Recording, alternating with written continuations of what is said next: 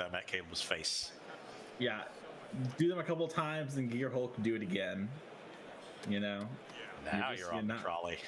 Yeah. As Chandra Hope Beacons here, surely a beatable card for Caleb. Yeah, it's the third Planeswalker you have to deal with that also kills both your creatures. Tight play from Fanchan. We draw our cards, play our lands, and then we play our unbeatable card. That way Caleb doesn't feel as bad. If we'd done this in the opposite order, he'd be like, you had it all and you get to draw, and that would have made him sad. As we are going to see Walking Ballista to get activated, I assume. Chandra's Hope Beacon, by the way, does copy our first spell every turn. Surely a beatable thing. Ral could still be activated here. I'm excited to see how that works. Yeah. You could put 0 mana, destroy 2 target Planeswalkers in Caleb's hand right now, and he'd still be very far behind. I could give him the Elder Spell. Yeah, he could have the Elder Spell. He just can't. Yeah, I'll give him a Manamorphose too in these times. All right, this is his best card probably in the spot. Yeah, Invasion of New Phyrexia. Make some Knights. The Chandra gets to take out 2 of them immediately. And then the Ral makes another blocker. Also, Teferi can minus if it wants. Yeah, just on board, easy answers to this. Maybe if this was for like 9 might have been enough. 9, 9 would have been good. I don't know if it would have been enough, but it would have been good. that goes without saying.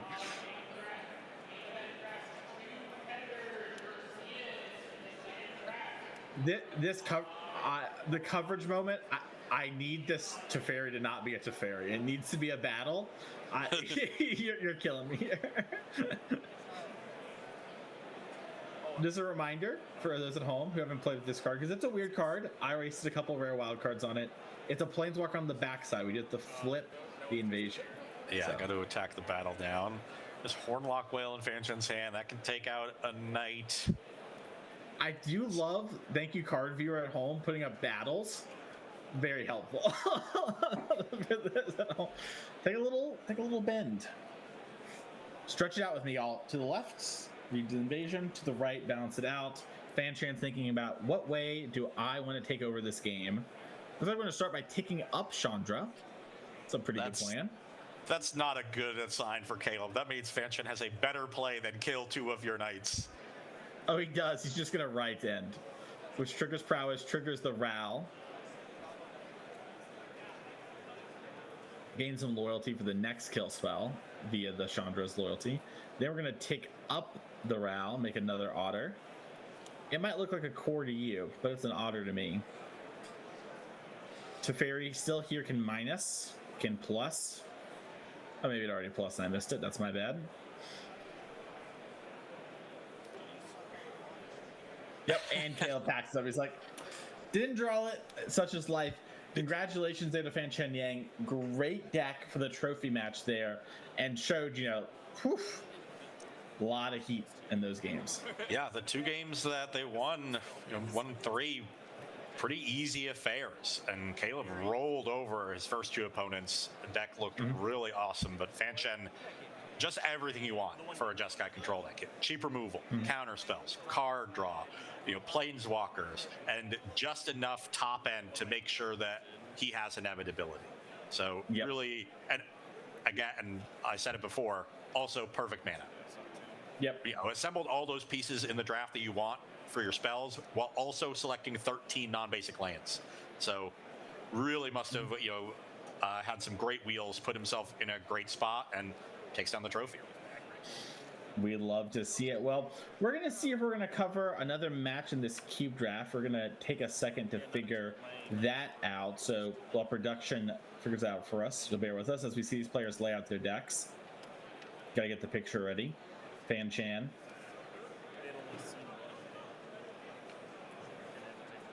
Let's see here. It looks like Caleb's still showing us the sideboard out in this matchup too. It's a little look for those at home. Both players want to show off their decks. What did you get? What did you get? Oh, you 2 must have taken this in pack 2. I wanted that to wheel. You jerk. Classic cube combos. Very much so. Give us 1 second, as by the way, we are still just trying to figure out what we are going to be doing here. All right, and we're just going to come to us really quickly here because let's be honest, Magic is great, but we're better. And it has been a blast so far to commentate all these rounds with you, Ross. We're going to take a quick second here, take a break, but before that, !donate if you want to donate to the charity on here. As you saw, there is a QR code you can also scan during our feature matches for that as well.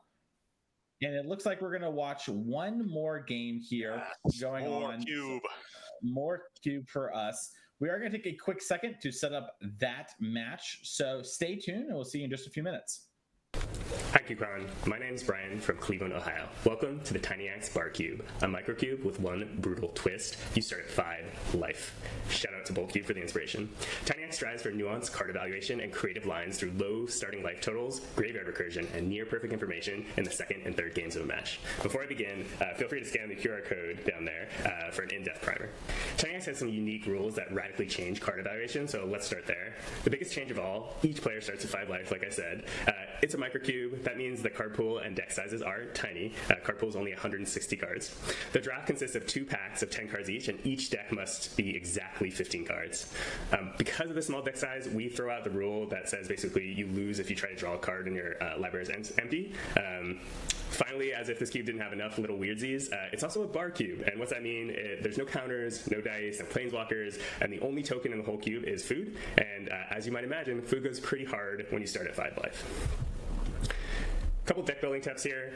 For 15 card decks, you really want to have 5 to 6 lands. Make sure you have enough mana sources to cast all your spells and use all your abilities, and think about how many times you might want to use an ability in one turn cycle.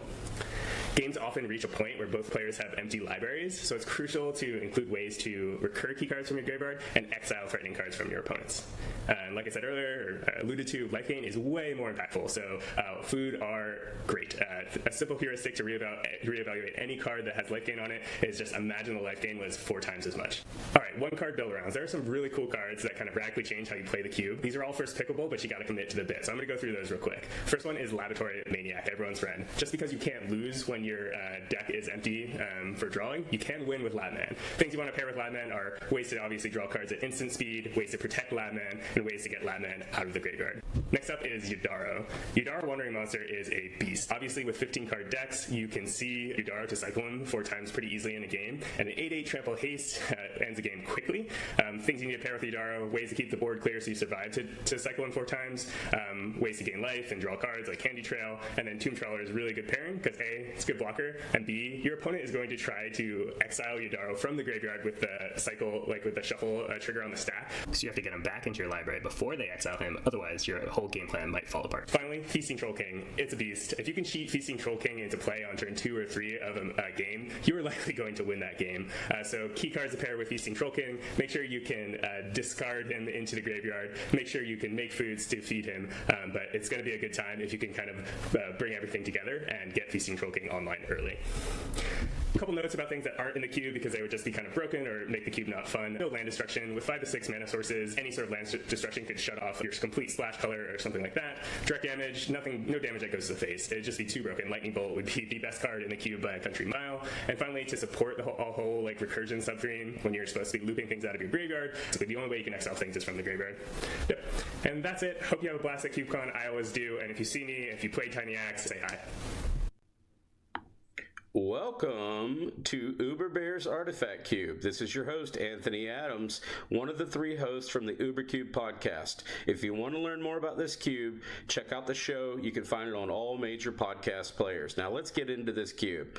So what you can expect this year for the 2025 main event, and this is the 4th run of this cube, is that every single year I go back and I take all of the feedback, I come home and I make this cube better. And one huge difference that I've had, one boon, is I've leaned more into the counterplay or the protection of the artifacts And this was a major feedback or criticism I received last year. So now you can expect, yes, you have a disenchant, but now you can counterplay it with certain things like giving your cards protection or indestructible. That's a major boon to protecting things like, say, for example, your birthing pod, or maybe you're attempting to do something like the KCI combo. So I've really listened and I've learned. What you can expect also is complexities, building machines, looking for things such as my good friend Stu has told me, which is the deck to beat. You can expect cards, say, for example, like Patrolling Peacemaker that leans into the counters decks. Things are going to get large, wide, and they're going to go tall. You can expect to deal with that, but you can blow them up with Requisition Raid, or you can put more counters on them. Or you can lean into what I believe is my favorite personal strategy, the Rakdos Sacrifice, where trash for treasure out that artifact to get something better, and then Whip of Erebos, the one you tossed in the yard. I love these type of complex playstyles. I hope you enjoy this cube. It has a lot to offer. Check out those sweet mech lands I've added, and don't forget this Titan cycle, which is just bangers in this cube, bombs. But thank you very much for checking this out. I hope you enjoy the podcast, and other than that, happy cubing. Hello, everyone, and welcome back to CubeCon 2025. I am your host, Mason Clark, and my co-host, Ross Merriam. And Ross, we are going to show you one last draft from the Pioneer Showcase Cube. But first, I wanted to give a big shout out to everyone who's donated so far. We had a big $500 donation come in. That was awesome. Thank you so much for that. And if you feel you're able to donate and help out this amazing fund, feel free to. There are some bonus rewards here as we see some of these names on the screen here, including, hey, Dana, we saw her in the feature match area. Thank you so much to everyone here. Shout out to Pioneer Cube. We love to see it. But we're going to head on down to our feature match as we have Kai on your left with the Esper deck we saw earlier, and then Warren on your right with a little bit of a new deck for us here, Ross, as we haven't seen much Warren. Yeah, Warren is on a Gruul beatdown strategy with a pretty notable high end. So sort of like beatdown ramp hybrid here. Curve goes all the way up to Vaultborn Tyrant. Fair. So starting off with the Lovestruck Beast is a nice one. Kai, of course, on a Esper control deck. Lots of removal, lots of planeswalkers.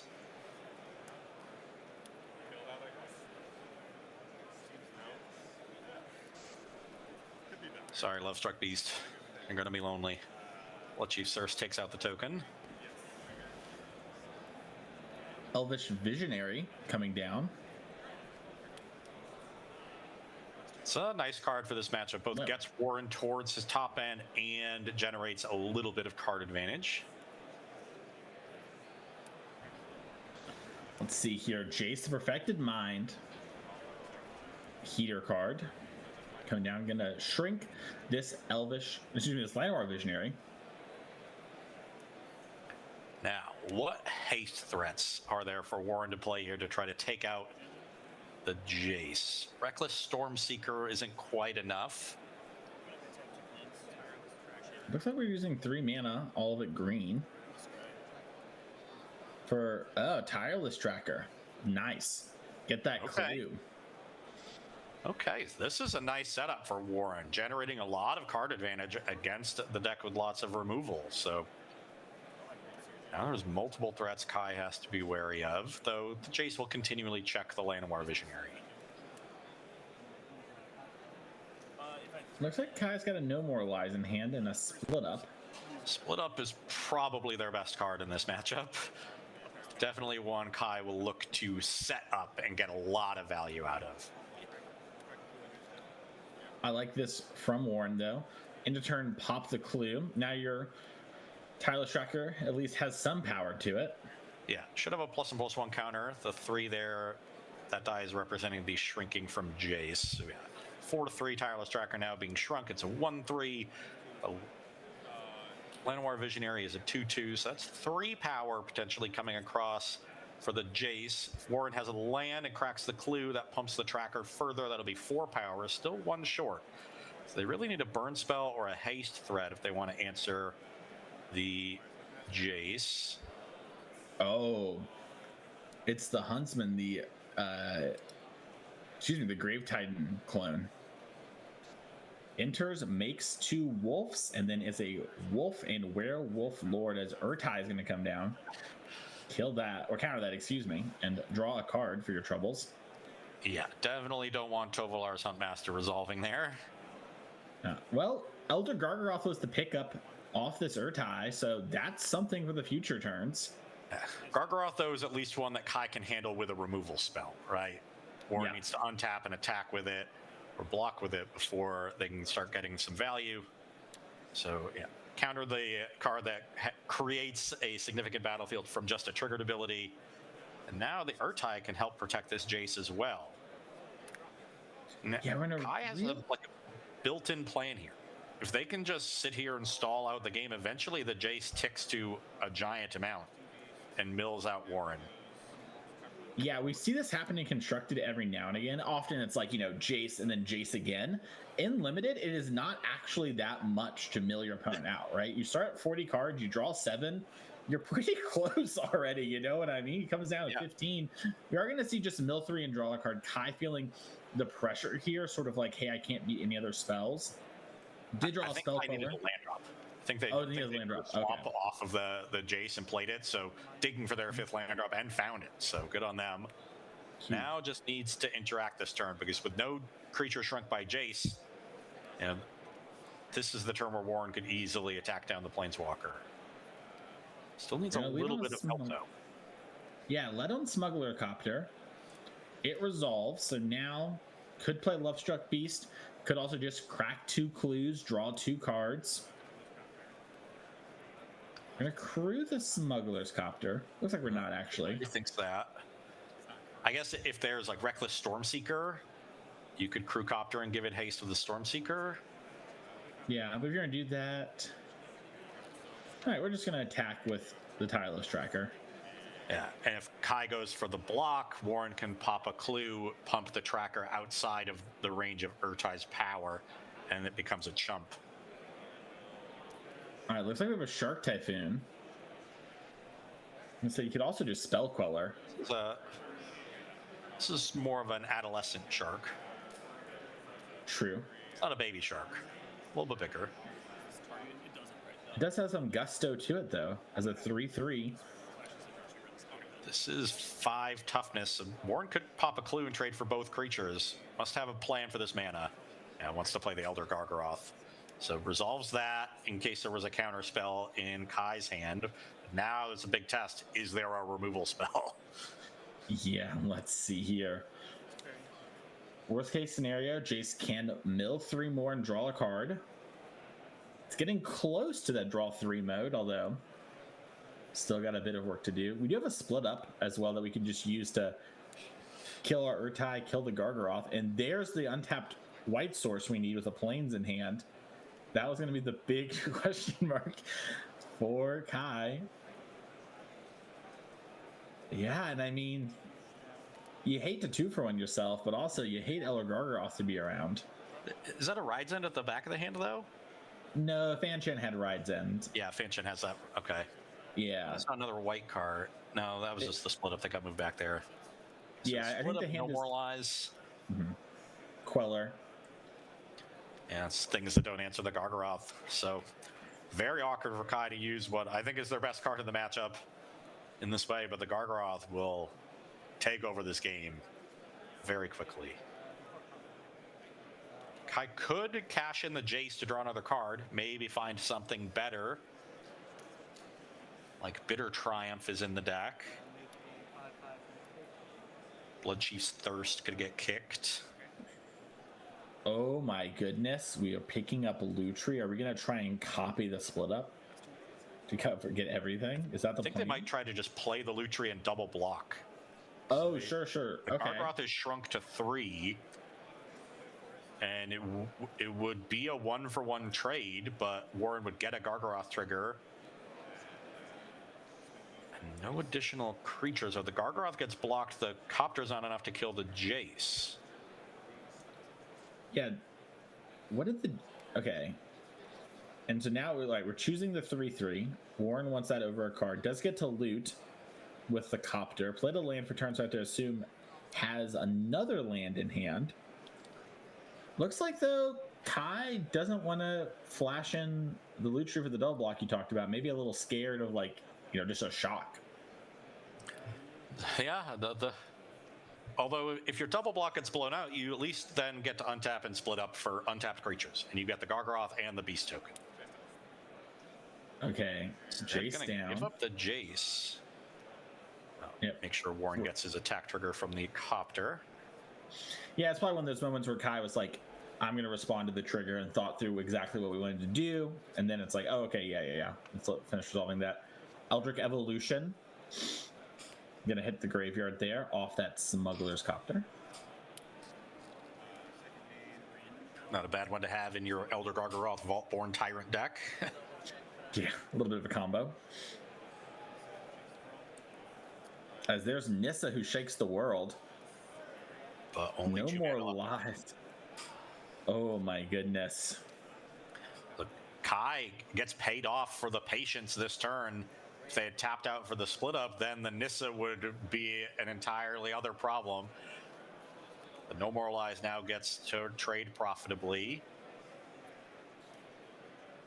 And there's Gix's command. I mean, you have the split up for this one, the Gix for the next. Guess you could just also Gix now, though I think you kind of want to hold. You can just buy back like your Urtai, for example, or do other stuff. Command kills their biggest thing, so that'll kill the Gargaroth, plus rebuy something, or plus kill the Llanowar Visionary if you kill smalls. You could also just 5-4 your Urtai. Like, kill your thing, make my guy huge. Yeah, kill your attack you. Gargaroth, go to a 5-4, yeah. I think Giggs' command was a great draw. That's a much cleaner answer to this Gargaroth than the split up would have been, and now the split up is still there. Does go for the pump on the Urtai. The attack, and this is going to incentivize Warren to potentially play creature, use that to crew Copter, attack with everything, and then Kai gets to untap and split up the board other than the Copter. Yeah, and that's a really powerful place. Warren here does have some clues left behind. Could have popped one on the end step there, a little bit. Okay. Yeah. Probably just announced it, but didn't carry out the actions. Yep, so now you get to draw for turn. I do see Vaultborn Tyrant in hand. So the hits keep coming for Warren Fish, just playing all the top end. Elder Gargaroth, Nissa, Vaultborn Tyrant. This is just a little bit too much beef. Yeah, and you can split up now if you want. Warren plays Mountain for turn. It's going to crew the Copter with the Beast only. So has some plans for the mana with Llanowar Visionary. Wants to spend 2 mana, probably. Yeah, it's got a clue. Yeah. Outcast Liberator going to the graveyard. That's too small ball for this stage of the game. We're looking for just draw 5 cards. drops. Yeah. Don't need that silly card for babies. Not for us. Not for us. As we've got a Spell Queller still in hand here for Kai. Just is not having a good Nowhere to time. run off the top. Yeah, that's not going to be much help here. Can hit the Copter, but at this point it's the Vaultborn Tyrant you got to worry about. I mean, Kai's Esper deck very much a Dimir base splash white, so the removal is more black heavy, which means not a lot of exiling effects. Oh my. Play. Okay, that gets Spell Quellered. All right, Ulvenwald Oddity. Quellered. We don't need to worry about it, everyone getting big and hasty. If Spell Queller dies, we will. Lovestroke Beast, by the way, still just hanging out in Adventure. Can come down and crew the Copter at any point. With the Queller in play, Kai has to be very careful with their split up, though. Don't want to accidentally lose that one and give back the Ulvenwald Oddity. And here's Verder's Gearhulk coming in, gonna crew the Copter in response to the trigger. Although I think you have to declare targets. I guess you can hold priority. Yeah, let's figure out what we're doing with the trigger, then the crew can happen. But I think what we're wanting to do, because that ability targets, right? Like you would want your thing to be a creature. Yeah, so you trying to can get pump the copter, but that is not going to be possible here. Yeah. The copter has to be a creature when the Verter's Gearhold trigger goes on the stack, since that's when targets are declared. So Yep. instead, So we could have done it with like the Visionary, but we decided not to. Yeah. So Vaultborn Tyrant gets pumped up because there is 7 toughness on Kai's battlefield, 3 from Queller, 4 from the pumped Urtai. So Warren pumps the Vaultborn Tyrant up to 7 power so that a double block is still a trade, and then the Tyrant would trigger and the Oddity would get cast. So not a great double block for Kai. Does Vaultborn Tyrant have an activated ability I don't know about? It has a triggered ability when it dies. Yeah, it has a trigger when it dies. You were talking about it again. Oh, I see what you're saying. You're pumping it. I misunderstood what you were talking about before. Pumping it with the Verter's Gearhold. Yes. I thought you meant itself for some reason. I was like, wait, what's happening? It's like I played this card a lot. I creativity into it. Nowhere to run in hand. Might be able to do some shrinkage.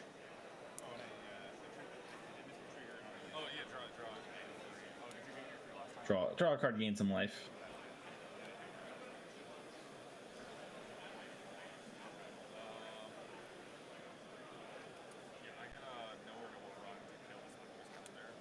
All right, and Nowhere to Run is going to answer Copter. Boom. Both creatures get in. This is still not a great double block on even the Beast token, since getting the Beast to 6/6 means that the Urtai can't trade with it by itself. The Beast just trades with Queller, then Warren gets back his Ulvenwald Oddity, and Kai doesn't really get anywhere. But now the split up has been set up. You answered the Copter. Most of your opponent's creatures are tapped. They will get one trigger, but it's not getting better. Yeah, this is the time for Kai to use the split up.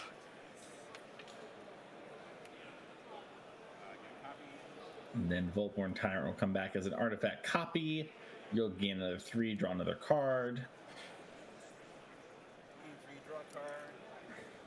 Kai is at 6, so this Vaultborn Tyrant is lethal.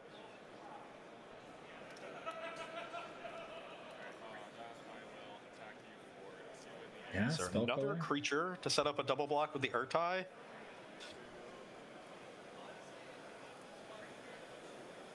And Warren has drawn a lot of lands this game, but eventually we will stop and we will just keep it coming. A lot of this due to Tireless Tracker early in the game. Yeah, but Warren has just drawn a lot of cards this game. Between Tireless Tracker and Vaultborn Tyrant, he's been the one generating the card advantage.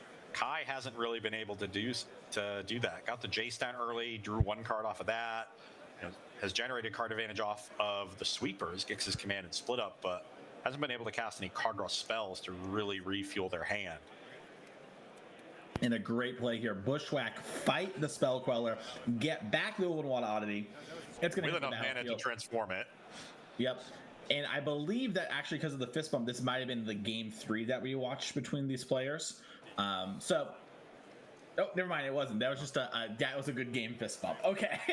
I was like, oh, okay. We watched game 3. No big deal. That's the CubeCon fist bump. Yeah, that's just, good game. And it was. Darkslick Shores, pass the turn. Donation link, top left. Consider donating. Draw, pass, forest. No elf.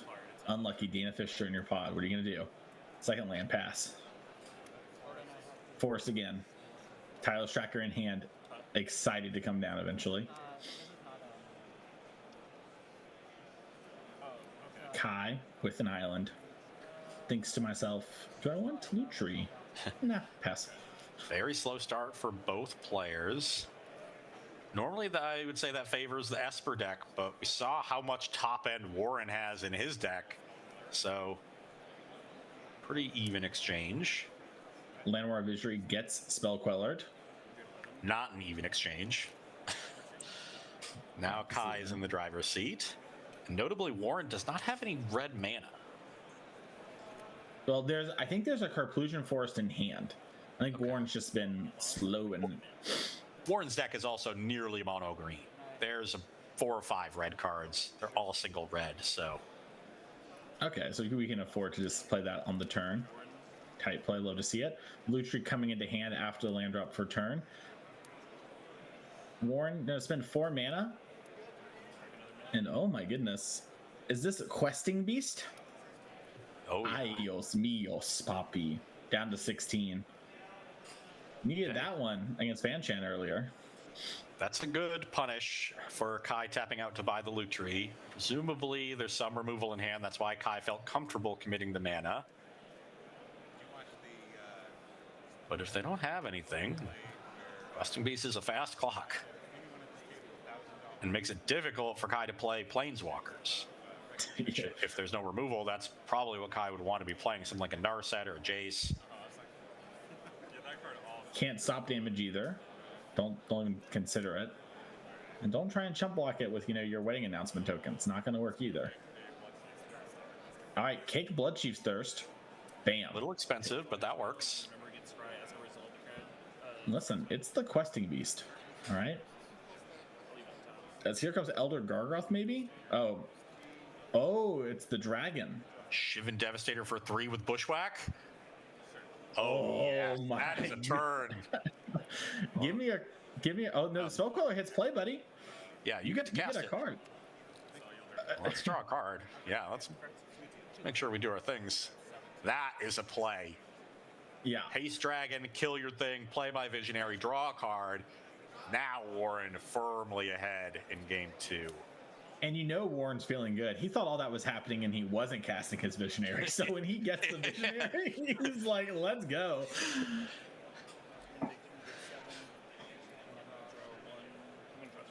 That's just a bonus, Mason. Nice little bonus. Yeah, I mean, it's just a good, clean time. Okay, Alondra the Dusk Rose, I believe, coming down here. Powerful card. Saint of Dusk, the new Oh, one. I see. My bad. That's the Much better than Dusk Rose. Yeah, the Foundation's Alenda. 4/4 lifelinker. Does not stop the Devastator. Here's the tracker. Here's the forest. Here's the clue.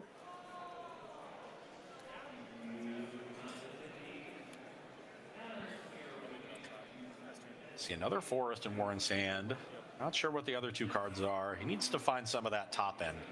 Because his mid-range stuff kind of loses out to this Alenda. I think his hand is Forest Gargaroth. Okay. Great time to use the Nowhere to Run, take out the tracker before it can grow out of range, and now your non-size dependent removal can target the bigger creatures like that Elder Gargaroth. All right. Attacking for 4. Kind of a swapping going on.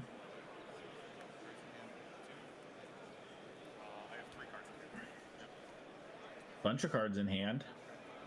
No play. Probably nothing to worry about. It's not a ton of instant speed stuff for Kai. They have a lot of big creatures and planeswalkers, so Scavenging Ooze in hand for Warren. Pretty good pickup. okay. This could be Shark Typhoon. This could be This Town ain't big enough. This Town would be nice for Kai. Pick up that Nowhere to Run. Take out the Devastator. All right, Verdurous Gearhulk after the Scavenging Ooze. Looks like Skoos is going to get 2, and the Devastator is going to get 2. Devastator now trades with Shark Typhoon token. And I imagine if the card in hand for Kai was This Town ain't big enough, that would have been used by now. So if there's something here, it's probably... Oh, no. Okay. Stop. Are we stopping this? Yeah. Yeah. Does look like we're stopping this. We're going to bounce 1, Nowhere to Run. Yeah. Can we loot tree 2? Yeah. That's pretty good. Play Lutri, play This Town, bounce Lutri plus creature, bounce.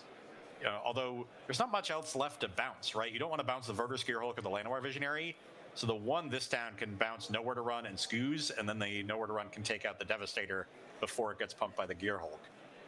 So as cool as that play would be, it doesn't actually get you anywhere better than just the This Town.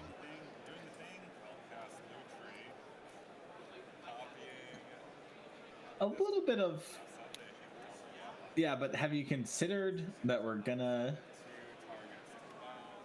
get them?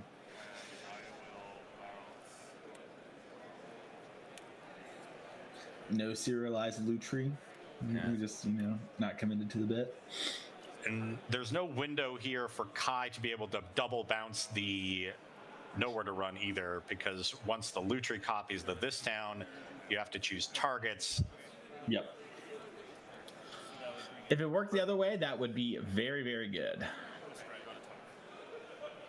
Okay, eat the spell queller.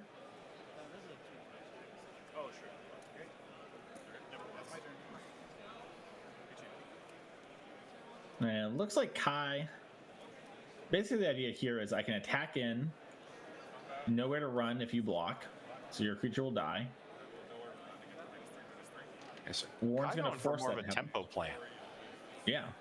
Oh, and we ripped Thoughtseize. That's going to answer the Devastator.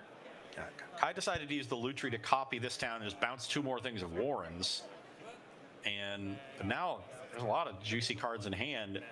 Kai needs to try to end this game. Sees the Elder Gargaroth. I imagine that's the take, but Devastator is a problem, and Skoos is a problem. Yeah, I think Kai drew Thoughtseize. Probably thought, okay, I'm going to answer the dragon. Life's good.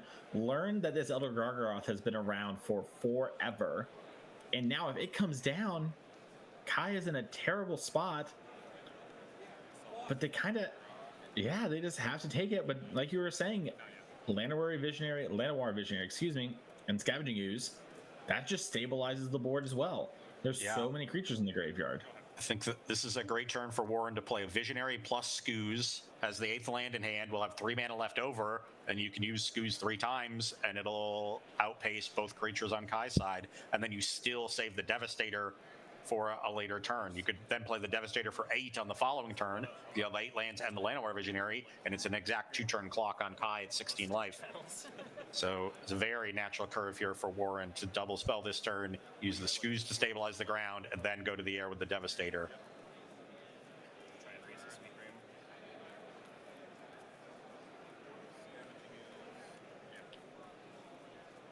Perfect. No nuts.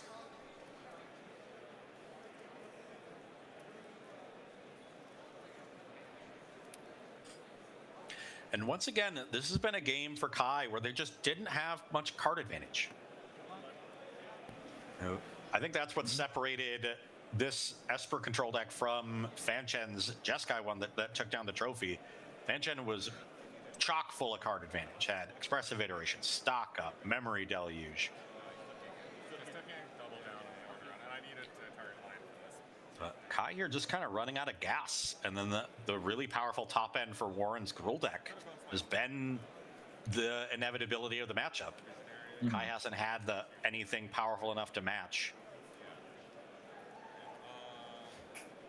Threats get it done. At this point, even the Scavenging Ooze is a major threat as a 2-drop. Shivan Devastator is a huge threat. So Warren also with some mana sinks that can scale well into the late game. It's a nice little green deck. Yeah. Life total buffered up here as well, up to 12 now. And there's Sunspine links. Can't quite cast that one yet, but great way to swing things here. Yeah, that one came in out of the sideboard.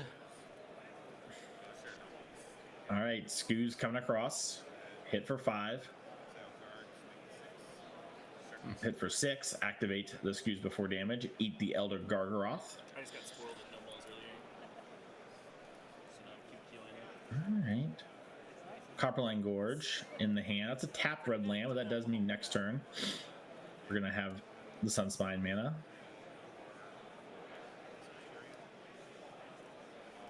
Zika's Chariot. That is a Seeker's Chariot. If, the Shivan Devastator stuff wasn't an issue, the Sunspine wasn't an issue. Here come the cats.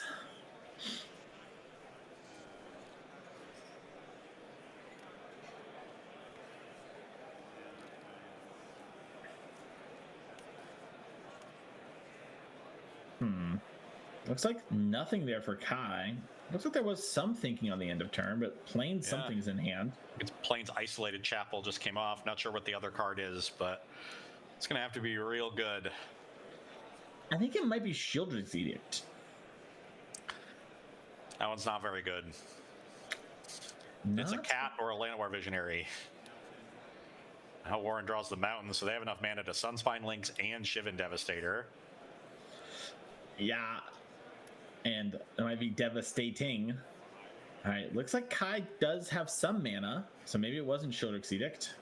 I think they're just separating the lands to do the Lynx count. Oh, sure, yeah. It is 5 Edict, non-basics yeah, to 2. So Kai down to 5, Warren down to 11. And now just the Devastator should be enough here. There's 6 and- lands still untapped and the Llanowar Visionary. Yeah, Sunspine Lynx is also turning off Lifelink, even if there was some way to block.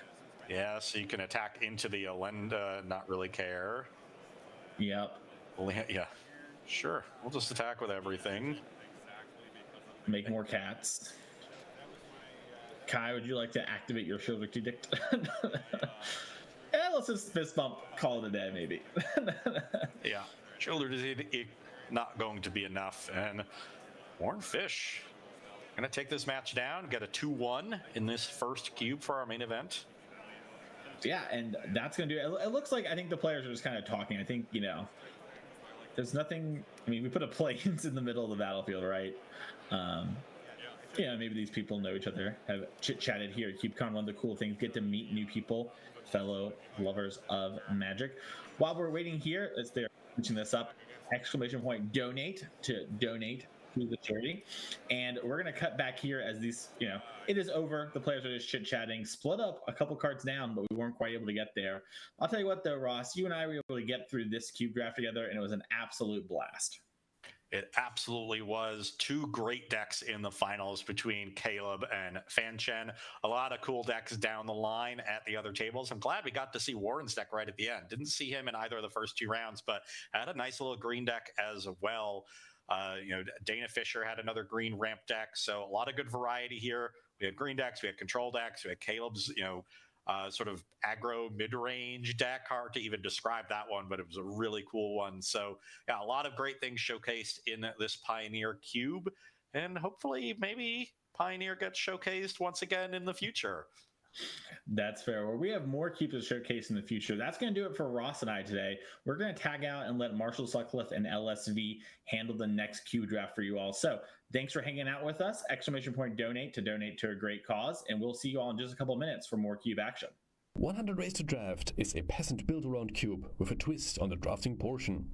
During the draft, you will start with 3 packs of 15 cards, as well as a Clockwork Librarian. This card allows you to pick 2 cards from a pack. When you do, you have to put the Librarian into this booster. This introduces a new dimension to the draft, and you're able to pick up Librarians from future boosters, ensuring later picks are rarely dead for players. To prepare you for the cube, here are a few tips before your first draft. This cube heavily focuses on build-around strategies. While drafting, use your Clockwork Librarian to ensure you can pick up strong card combos from a single pack. You can also pick up multiple Librarians and use more than one on a single pack later. There are no classic color pair archetypes to draft. This approach has eliminated on-rails drafting, and you have to evaluate your picks during every stage of the draft.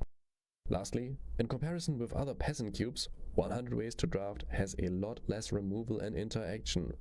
Playing and drafting removal comes with a high cost, as it will slow down your own strategy. Here are some possible strategies. Counterbalance. Persist combo. Teshar. Sword combo. Builder's Talent. Arcbound Aggro. Cast not from hand. Discard. Self-mill. Leave the graveyard. Big spells matter. Check out the full list here, and I'm looking forward to seeing you during this year's CubeCon. Book sale, book sale, book sale, and a Brooding Saga here at CubeCon 2025. What can you find in a Brooding Saga? Fetch lands? No way. Power 9? I don't think so. Alright, what about traps? Any card with a subtype trap? Nope, not in this cube. How about bad fixing? This cube got bad fixing? Nah, this cube is sick fixing. Creatures? Yeah, it's got some good ones. Look at this guy. Kills your opponent's board. Alright, sagas? Yep, you got a lot of those. There's this one, and this one, and this one, and this one, and this one, and this one, and this one. Alright, who's this cube for, though? That's a great question. I'm glad you asked. People have to do a lot of reading. Bring the reading glasses. Gonna need them. Thinking caps? Yeah, bring those. Gonna need that. Definitely. Alright, non-singleton nature? Yeah, of course. Gotta get that gameplay consistency. Loops? Yeah, you got those too. You got this one, and this one, and this one, and oh yeah, that's just infinite turns. This one's the best, though. You got this card, and this card, and this card, and oh, that's just a beatdown curve. Never mind. Well, you can still play 95 out of the 360 cards cube. Those are sagas. Yep, got those. And these two, those are bangers. 5 color. Put them in your deck. Get all the sagas. Do the thing. Come play with the best card type in a Brooding Saga. Trauma Medicine for encountering Fable of the Moonbreaker on turn 3, sold separately. Not intended for children under the age of 13. Please use responsibly.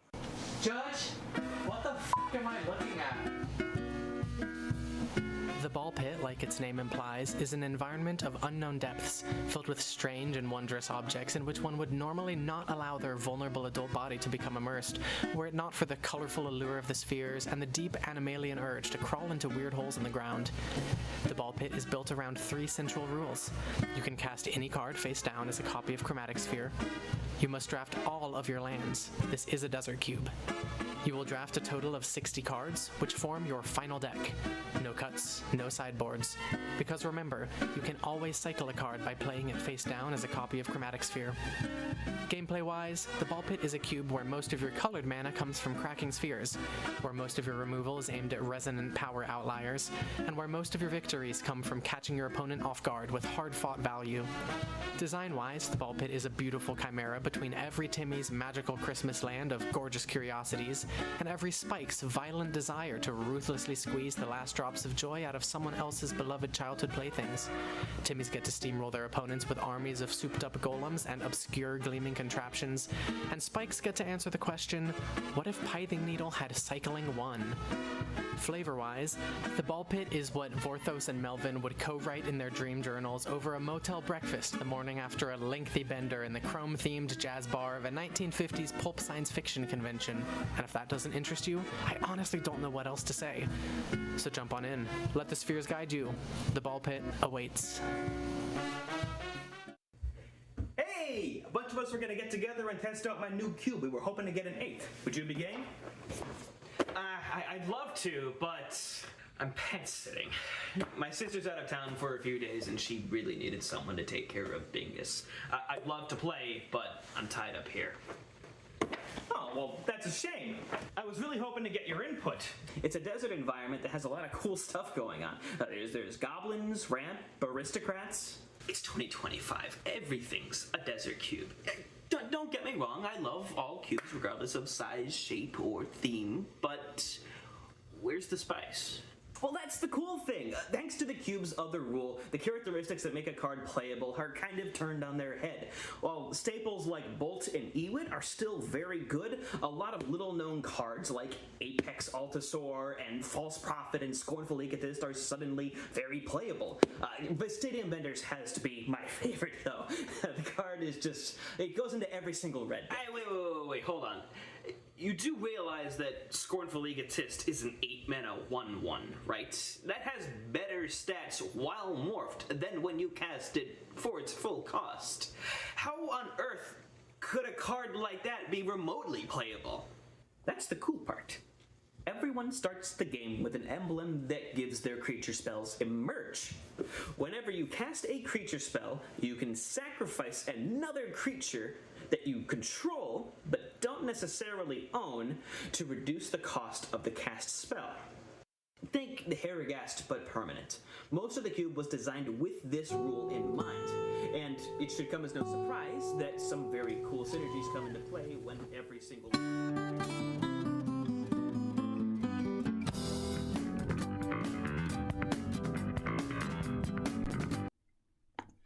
Welcome to the FemCube. This is your host, Anthony Adams, and I am one of a trio from the UberCube podcast. This cube has been an absolute passion project, and I want to start out by thanking May and my mother. All right, we are here covering CubeCon. Luis Scott Vargas sitting in Denver, Colorado. Marshall Sutcliffe here in Seattle. And Luis, we're keeping it old school, man. We're covering some like paper magic, remote style here. The two of us in the booth. It's Cube. I mean, I don't know. Couldn't really get better in my opinion. No. Rashad reached out and we're like, yes, we're going to cover CubeCon, of course.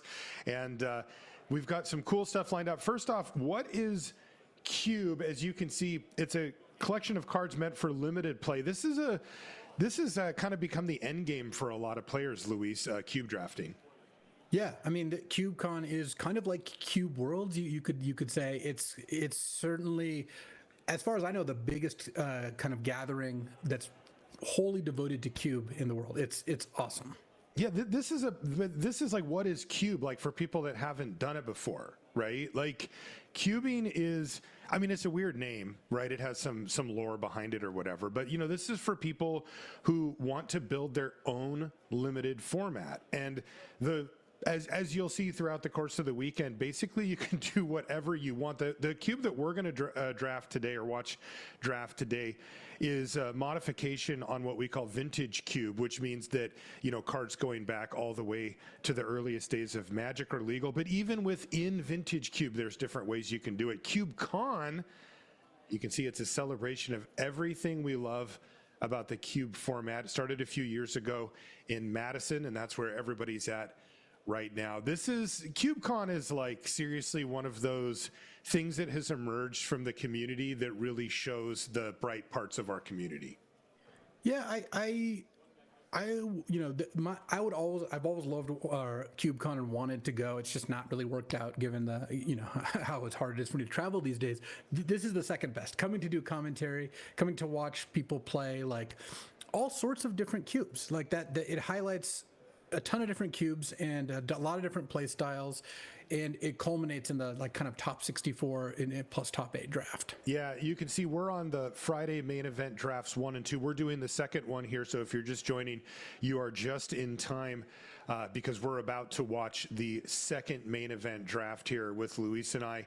And as you can see, the events will continue throughout the course of the weekend. Tomorrow they'll do 2 more of them, and then on Sunday, as Luis mentioned, there's the final drafts as well. Take a look at our full coverage team here for the event. Lots of happy faces out there, and I mean, this is where the hardcore cube players come together, right, Luis? I mean, this is like, this is like the deepest of the deep when it comes to limited and cubing. Yeah, I mean, it's not easy to get a lot of these folks back into coverage, but Cube has that appeal. That's why you're here. That's why I'm here. And a lot of these folks who wouldn't normally make an appearance in the booth, it's like, it's kind of hard to turn down Cube, isn't it? Yeah, I mean, even Commander players like Brad Nelson, it's true. He's taken a break from his preferred four-player format to cover some 1v1 Magic. Right. Content creator Brad Nelson. Also, we want to remind you to donate. This is also a fund, right? You can see right on your screen here, actually, there's a QR code as well as some of the things that you can get from donating. We obviously encourage you to donate, to the cause that we're going for here today. Would be much appreciated. You can see we've got $1,085 already with a goal of $5,000. So if you can help make that happen, certainly a good place to donate to. So Luis, the cube that we're going to be watching today is a vintage cube, but it's a little bit of a reimagined one. One of the things that you'll hear in the hardcore cube trenches are people talking about some of the cards that are from supplemental products like Commander products and things like that coming in. Maybe they're meant for multiplayer, or they have kind of weird mechanics that don't play as well 1v1. But most vintage cubes say, hey, if it's legal, we'll take them, and they'll start taking those really powerful cards in. This cube, though, kind of reimagines a world without those type of cards in it. Yeah, this is, It's similar to a retro cube, but it doesn't Yeah. cap itself at a specific time.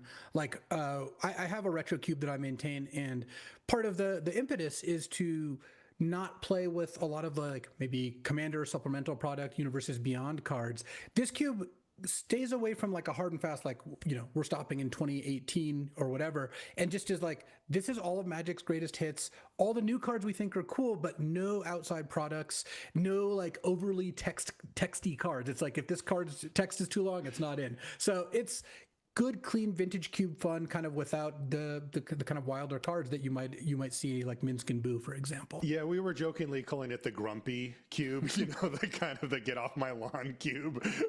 So we'll see how it goes, though. And it sounds like we're ready to watch our feature drafter here. We are in for a real treat, Luis.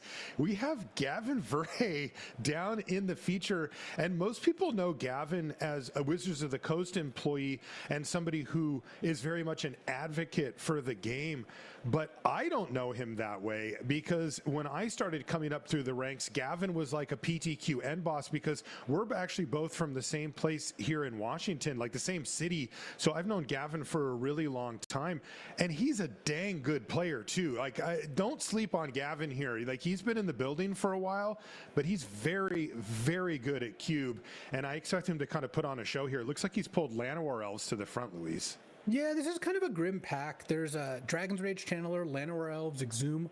I would take Urza's Bauble. I think that's quite a bit better than Llanowar Elves as a first pick, but I'm also famously obsessed with Urza's and Mishra's Baubles. Also, some players would certainly slam Mother of Runes here. I think that's respectable. Yeah, but, Exhume is also interesting. This era was very amenable to Reanimator. Well, I think Cube is a lot of a choose your own adventure, and I would say that you could take Elves, Exhume, Mother of Runes, or Bauble, depending on kind of what direction you want your draft to go in. And if it looks like Gavin's deciding between Exhume and Elves, I would say Exhume is a more powerful first pick. I think that there's a lot of Elves in the cube, but if you want to stake your claim, if you want to be like a green ramp or green aggressive deck, then yeah, sure, take Llanowar Elves. This is not a first pick you're happy to make regardless. Yeah, I agree with you. I think Exhume maybe has the highest ceiling of the cards here, and this type and Bauble and Cube, and this era of Cube definitely rewards going big. But this was also a time when green was much more playable than it is now, especially this sort of low to the ground Elves based ramp deck. You could actually get away with that if you were the only player in it. There's so many redundant Elves in a cube like this that you can end up with 3, 4, 5 of them. Yeah, go for the Exhume. Come on. I think Exhume is a much better pick than Elf, just because, like you said, it's got a higher ceiling, and obviously I don't know exactly how this deck or this cube plays out, but Reanimator I think tends to be a little bit better of an archetype than starting in green. Green, even in this cube, is just by far the worst color. So starting in green, like, yeah, if you have a plan and that's what you want to do, it's certainly viable. Like, I do expect there to be 1 to 2 green decks at every cube table, but it's also, I typically wouldn't want to put myself in there to begin with. That said, Exhume is much narrower, so if you take Exhume, there's a good chance you don't play it. All right, he went with the Elf. The coward Gavin Verhey decides to go with the Elf. Let's see where he takes it from here, though. Ooh, and he gets followed up with a Thoughtseize and Grizzlebrand. Oh, man. But you know what? It's early, right? We don't want to commit. Wow. There's like 5 good black cards here. I mean, the Mother of Runes enjoyers would be really happy to just take Containment Priest. And this is partly why I don't really like first picking Elf. It's like green, there's not that many directions to go, and and if you had taken like Exhume or Bauble or Dragon's Rage Channeler, and you would be pretty nicely segueing into Thoughtseize, or Bauble into Retrofitter if you have the brainworms about artifacts like I do. But yeah, he takes Thoughtseize. It's the best card in the pack. I think a totally legit pick. My guess is you're more likely not going to put Llanowar Elves and Thoughtseize in the same deck, but we'll see how he goes. Oh, I see an old school favorite. Oh, wow, Jace the Mind Sculptor and Library of Alexandria in this pack. What was the black card? Oh, Recurring Nightmare, sure. And there's a Tinker. There's also Tinker and Grim Monolith. Wow. Let's just say Retrofitter into, or Bauble into Retrofitter into Tinker would have been a nice start. Yeah, but you always count on getting Tolarian Academy. Like, I do. Yeah, you have a certain, like, you know, habit of picking it up in somehow pack 3 after you've already drafted around it, and not everybody can pull that off.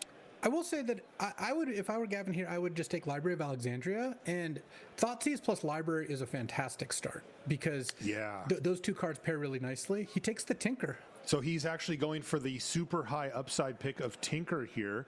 This is kind of funny because there's some cards in this cube that are no longer viable and in many cases no longer in the vintage cube. Bitter Blossom's one of them. Yeah, but here there's a Mystic Confluence, which I think you pretty much have to just take to go with Tinker if that's the direction you want to go. Oath of Druids is kind of pulled Oath to the front, Luis. Is he thinking about it?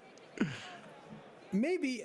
In my experience, Oath of Druid is going to be in the pack 90% of the time when you see it, maybe higher when you see it in the first 3 to 4 picks. Mystic Confluence, I think, is a pretty nice pick. Is that a Verdant Catacombs as well? I did not see. I see Thundering Falls there, but... Yeah, there's a bunch of kind of undesirable lands. Fast lands, yeah. This cube, by the way, that's another thing that's interesting about this cube is it doesn't have the tri-lands. So the mana bases in this cube are more restrained. Oh, it's a Blooming Marsh. I would not, at this point, consider Llanowar Elves to be part of my stack, basically. When you have Thoughtseize and Tinker, and Llanowar Elves, Llanowar Elves is kind of the odd one out. It doesn't go with either of those cards well at all. So... But I mean, Mystic Confluence seems legit. Nice. That's just a good card. Because also, even if the Tinker doesn't work out, you could be kind of like blue-black control. Is he going to do it? Is he going to take the Oath of Druids? I mean, I can tell that he's thinking about it, but I think what you said is true. He has a decent chance of wheeling it, and I don't know. Yeah, that's how you do it, Gavin. Takes a Mystic Confluence. Raw power. You know, one of the strategies that people will take, there's Dark Confidant there early in these cube drafts of Powered Cube is just to take the most powerful stuff over and over and kind of see what develops. You really don't have to commit early. Yeah, which I think would have led you down the path of taking Exhume or Bauble most likely. But I understand that most people aren't nearly as interested in Baubles as I am. I just find them to be very good. Use Quarry Steel Cutters in the cube. That's a good combo. So now there's Dark Confidant and Survival. I think Dark Confidant's a legit pick. It doesn't really go in Tinker decks. If he really wants to hold on to this Llanowar Elf, he could take Survival. Survival and Tinker in the same deck is not usually going to be easy to pull off. You kind of have to pick one or the other. I will note here, he did open up a Mirror Battlesphere in the first pack, and maybe with that Tinker, he's considering if he could wheel that as a potential target. Yeah, I could see Mirror Battlesphere being legit in this cube. It's not quite up to snuff in typical vintage cubes in this day and age. Not anymore. But this cube's power level is obviously lower than a cube using all the cards in Magic, but still very high. This is a powered cube. It's a lot of important, really good stuff going on. Right, Power 9's in here. Yeah. All right, I like it. He's going to take Survival.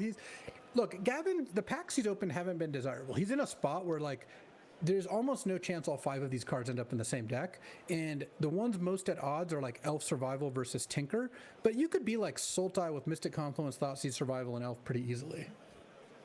Yeah, I'm curious I wonder how much he's thinking about what he could wheel, right? The Oath of Druids is still floating out there. I wonder how much he has his mind on those type of cards when he's making these picks. Nexus, there's Big Garrick. Or is that old school Garrick? Counterspell? Mm-hmm. That goes nicely with Mystic Confluence. Wow, that was the quickest pick that we've seen from Gavin so far. Well, it's by far the best card in that pack. So I like Counterspell here. If he doesn't take the Talisman, he's moving away from Tinker a bit, I would say. But Counterspell, Mystic Confluence, and Thoughtseize... The cards that seem the most likely to be played are just the 3 generic good cards. Thoughtseize, Counterspell, Mystic Confluence. I don't think you're typically going to want Counterspell and Survival of the Fittest in the same deck. You could maybe make that work. Tinker could still be live here for sure. There was a Blightsteel Colossus as well that likely will come back if you have the Tinker. No one else really wants to play that card. Dark Ritual. Dark Ritual is a very strong card. Ritual. You see Oust, he's pulled to the front. What else is in this pack? There's Big Teferi, Overgrown Tomb, Gaunty, and a Crater Hoof. I'm a little scared of this Overgrown Tomb because that might give Gavin the desire to play all of these cards in the same deck, and I think that's going to be difficult to weave all that together. Look, I put Mishra's Workshop and Gristlebrand in the same deck, so Cube does let you do stuff like that, but trying to fulfill the requirements of Survival of the Fittest and Tinker and Counterspell at the same time, with Thoughtseize in the mix is going to be challenging. So Man, yeah, it's crazy because it feels like these packs are like every one jumps out with a different archetype. Like this one has Crater Hoof he in does it. not have an easy seat. Right. To He's like, hey, take the I'm Crater not saying Hoof. that there's like Yeah, a clear place to go. Right. Taking a white card here would surprise me. If he takes Teferi or something. I mean, maybe he looks like he could take Teferi and go Esper. I think taking Get Lost is worse than Oust, so it's like I don't think you want to make that pick. I think Oust is excellent. I think Get Lost is like acceptable. Yeah, Teferi goes nicely with Counterspell, Mystic Confluence, and Thoughtseize. He could go into Esper. There's that Crater Hoof. Yeah, he's got, because he can end up being Esper mid-range with just a bunch of really high-quality value cards, or he could go with the Elf Survival Crater Hoof package and kind of just forget Tinker and that kind of stuff. Yeah, it looks like he's okay. I like the Teferi pick. Get Lost, I think, would be a little tougher one to manage. There's no way he takes Get Lost. Yeah, he's thinking about it. I know. It makes me nervous. There we go. So I think that the best path to victory for Gavin at this point in time is to just mentally exile Survival of the Fittest and Llanowar Elves, and then don't prioritize Tinker at all. Oh, Inquisition of Kozilek, perfect. Nice. Yeah. Yeah, he slams that. Finally, an easy pick for Gavin. He actually has a path to a good deck now, which he was looking a little tricky in the beginning. Could he wheel the Exhume? I mean, he could. It's the next pick, I think. At this point, I'm not looking at green cards, and I'm not really looking at Tinker. I mean, obviously, if a pack comes where like the best option is an artifact or whatever, that's totally fine. But I think being Esper control, like basically, Mother of Runes wheeled out of his opening pack? Mother of Runes wheeled Battle Ball and Blightsteel Colossus. Well, he correctly takes the Blightsteel there. Because that's a 1-2 punch with the Tinker. It's much better than Battle Ball. Battle Ball just doesn't really win games in my experience. Blightsteel can win games. Blightsteel is a higher leverage card, or like it's a higher risk, higher reward card. A lot can go wrong with Blightsteel, whereas Battle Ball, it's kind of hard for anything to go completely wrong. Yeah. But my experience is Battle Ball just doesn't really do it. Yeah, I didn't see the Blightsteel in the pack originally. Wow, this is a gift. Baleful Strix is huge. If he wants to do the Tinker thing, which it looks like he does, and he wheeled Blightsteel, he could do that. I personally would be more inclined to just want to still be Esper control, but I think that here's the thing: Deep Cavern Bat and Baleful Strix are pretty comparable, and he has 2 discard spells already. So I like Baleful Strix in either world. I'm still like let's say I'm sitting in Gavin's seat and have these exact pile of cards. I would mentally be like 20% to play the Tinker, because I don't think you need to contort your deck around it if you're not already artifacts. But I would be pretty happy to just be Esper control here, despite the fact that you kind of burned a few picks on the way. But that's the way those packs were. Yeah, and it's not like you're going to be short playables in a cube draft environment like this.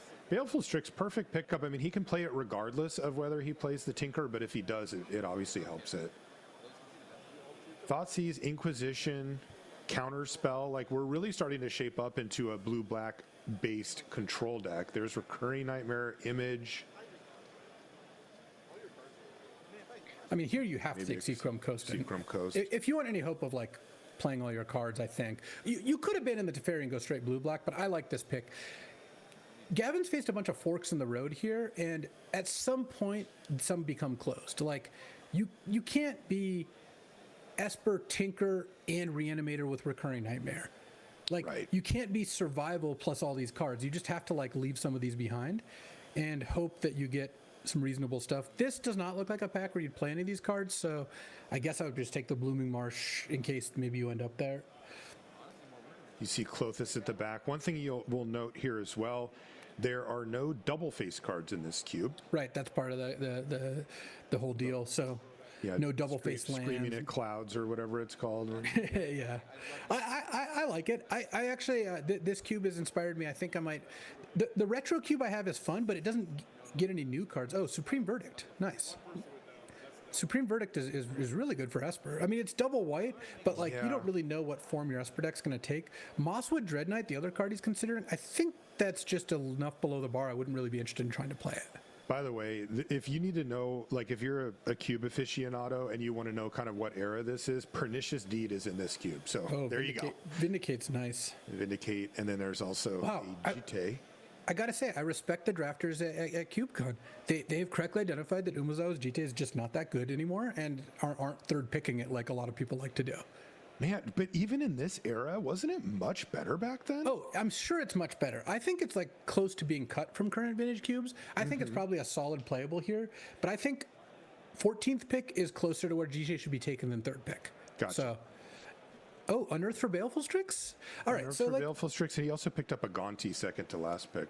Look, and that's totally legit. I think Gonti's solid. So here's where I think Gavin's at. He's got Tinker Blightsteel with a Baleful Strix as the only other artifact. Maybe he does that. But he has a lot of good control cards. Supreme Verdict, Gonti, Vindicate, Teferi, Counterspell, Mystic Confluence, Inquisition, Thoughtseize. Like, his main weakness for the Esper deck is no lands so far. He's got 1 Seachrome Coast. It's going to be challenging to play all these cards. You want black on turn 1, double blue and white if you want, especially double white if you want to play these Wraths. So the priority, if I were Gavin here, would be to pick up lands. Obviously, you're going to first look for really powerful cards. Like there's Fractured Identity and Godless Shrine. Fractured Identity. Oh, but look, there's Scrubland and Godless Shrine. The odds that there's 2 black-white players aren't the highest. There's also Duress too. Here, though, I think I like Fractured at this point in time. Because once you have Thoughtseize and Inquisition, the 3rd discard spell becomes a lot lower priority for me. And it's the worst of the 3. And Fractured. Remember Fractured in 2020? Yeah. Like, oh my God. Yeah, but this is a great pack for Gavin to open, besides the fact that he doesn't have a piece of power, obviously. But like, right. Because I think no matter what he takes here, he's going to wheel another card. Right. Like, one of those lands is likely. Probably not Duress, probably just a black-white land, but a black-white land is great for you. Yeah. So yeah, this I think would be a close pick, and most of the time I would take Duress in this archetype. But he has 2 1-mana discard spells. The 3rd one is just not worth that much. Like, you'd play all 3 certainly, but it's really important to get a couple and less important to get your 3rd. I mean, just diminishing returns. You don't really want to be drawing discard spells on turn 6 that often. You really want them in the opener. But we'll see. We'll see. I feel like he's going to take the Fractured. I believe in Gavin here. I do too. I think he's going to take Fractured. It was so unbelievable for a 2-3 year run after it first came out. The one argument against Fractured, though, he does have Teferi and Mystic Confluence. Those are 2 good 5-drops. That's true. Like the 3rd 5-drop also has diminishing returns. So I would take Fractured. I don't feel super strongly that you have to here. There's my bauble. Yeah. My goat. But well, let's see what he ends up on. Oh no, he's going for the Duress. The Duress is in prime position. The top card. You is don't the know. Maybe he's just reading it. Maybe he hasn't seen it in a while and wants to know what it does. It's true. Nope. Now the Fractured's in prime position. Yeah. No, Gavin's like an encyclopedia of Magic knowledge. It's absolutely incredible. I mean, they've done social media series where they quiz him, and he's like you, Luis. He has that incredible. I was going to say, I feel like me and him have to go head to head on this. Yeah, that would be. I would watch that. I would moderate that he's or taking the Duress. I can game show it. Oh no! In a late breaking. He's really working us here. All right, what do you think, Luis? Is he taking Duress? I think he's taking Fractured. I think he's taking Duress. Come on, Gavin. But I want him to take Fractured. Yeah. This is great. This reminds me of when I would be in the sea. You got it. He took it. This reminds me of when I would be in a PT draft and you'd be covering me, and I would no end of them of the things I would be doing, and because I knew you were watching. Totally, you would always mess around, and I always knew what you were gonna do. Yeah, I know you knew me too well for that. He has Vendilion Click, Toxic Deluge here. This doesn't seem like a Yogg-Will deck. There's also a Wrath of God, but here is this a click? No, era? Absolutely. Well, the click might be fine in this format. What else is there? Absolutely, An underground you cannot river? take click here. You got to take one of the lands. Like you got to take or Undercity sewers or Tundra. What is the sewers? That's the Surveil land, the blue-black okay. Surveil. I also love Snuff Out more than most. Not as much as Mac, who cubes with me a lot. He thinks it's the 30th best card in Vintage Cube. But wow. Yeah, I know, that's crazy, right? But I think Gavin's at a point where he's got a bunch of removal, he's got a bunch of discard. He needs to start taking lands. I don't have strong feelings about the Surveil versus the Tundra. I typically take the untapped duels first, but I think they're both going to be really good for him here. Prismatic Beast still looks excellent.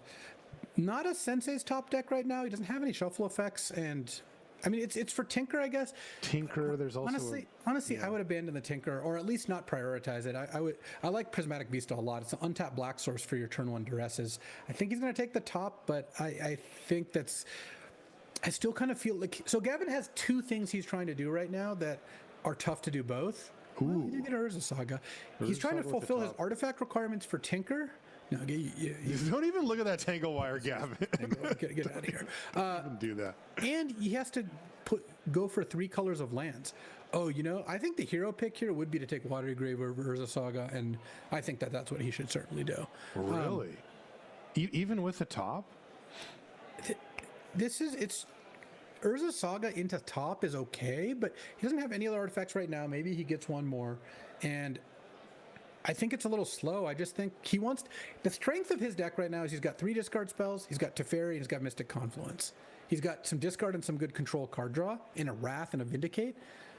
I would want to be leaning into that more than the artifact stuff. And like Ancient Tomb in your triple 1-drop black spell Supreme Verdict Teferi Vindicate deck seems a little hard to manage. So I like this Watery Grave pick a lot. Gavin, don't even look at that tangle wire. Yeah, there's a certain group of people who love tangle wire.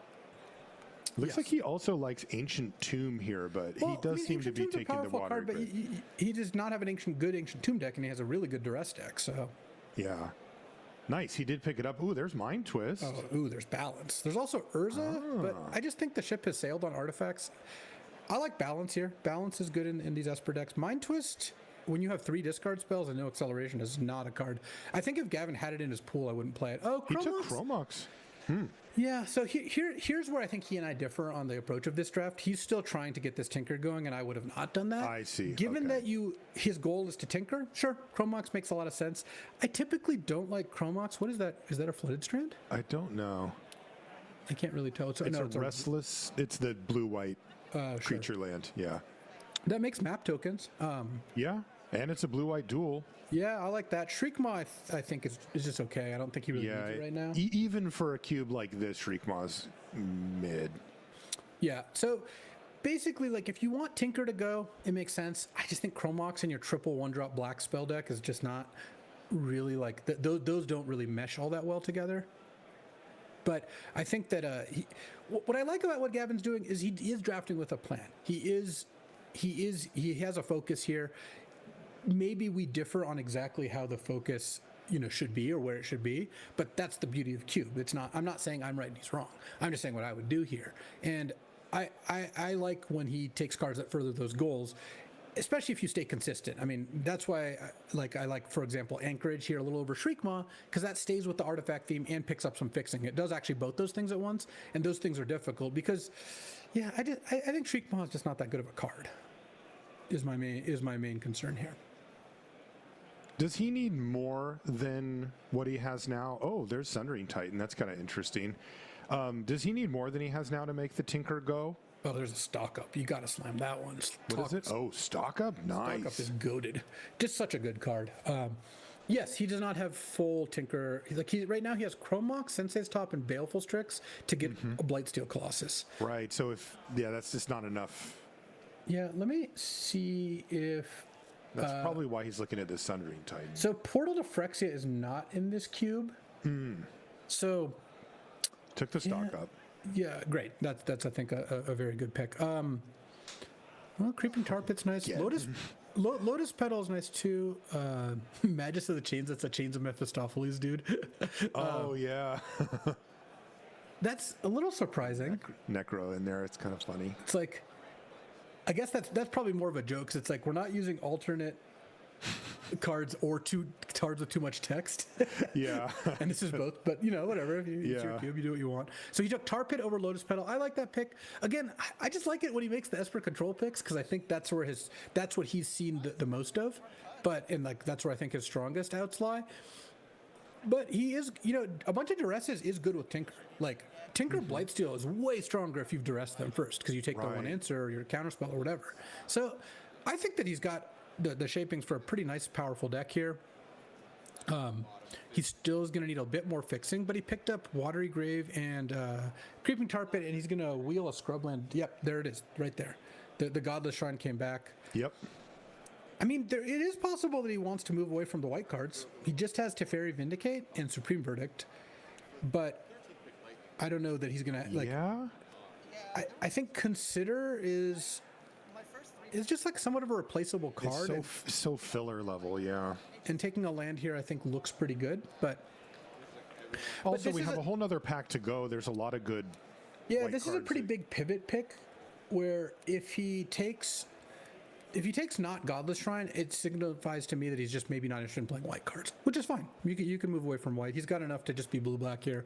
He's got 2 blue-black duels, because then the mana becomes less of an issue. If you're going to be blue-black and have 2 duels already in a Chrome Mox, you don't need another duel. You can just play that, and you'll end up with like 9 or 10 sources of each color.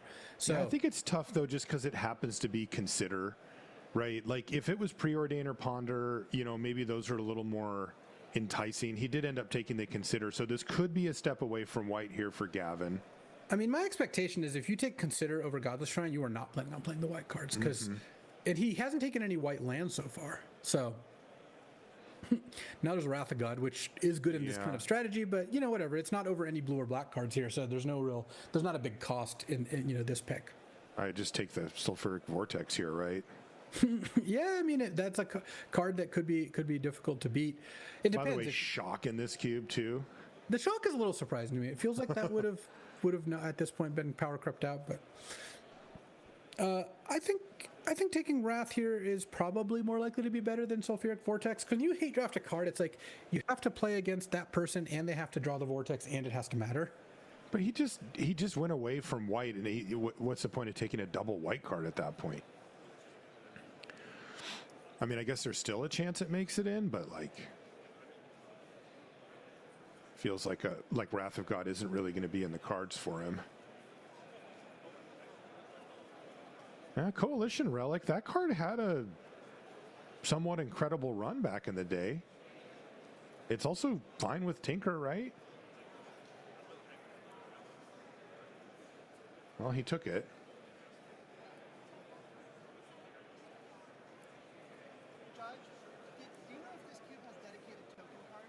Looks like we're having a little bit of a technical issue for Luis here, but he will be back shortly. And there's the Tangle Wire, by the way, it wheeled. Everybody has one player in their one friend in their group of players who is the Tangle Wire person. The diehard Tangle Wire enthusiast. And it looks like it's going to be Gavin here. He's going to go ahead and take it. Luis's audio isn't working, Rashad.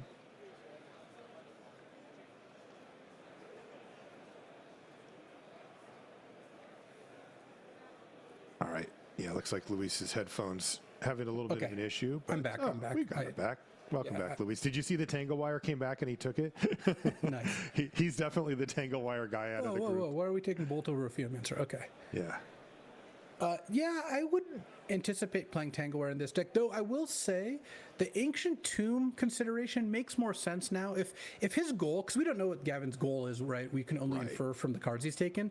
If he was already on the page of, I'm going to be blue-black artifacts, or like blue-black Tinker, like blue-black control with Tinker, not like full artifacts, Ancient Tomb makes a lot more sense. If you're not playing white cards in your deck, the Ancient Tomb is pretty justifiable. Okay. But I don't think taking a card you're not going to play over an Geomancer, which is fine in a blue-black deck, makes a lot of sense to me, but he could do it. What do you think about the Coalition Relic pickup? It's a solid card. He's going to want to play it in his Tinker deck. It does make Esper a little bit more of a dream, but I don't think he's that locked into Esper at this point.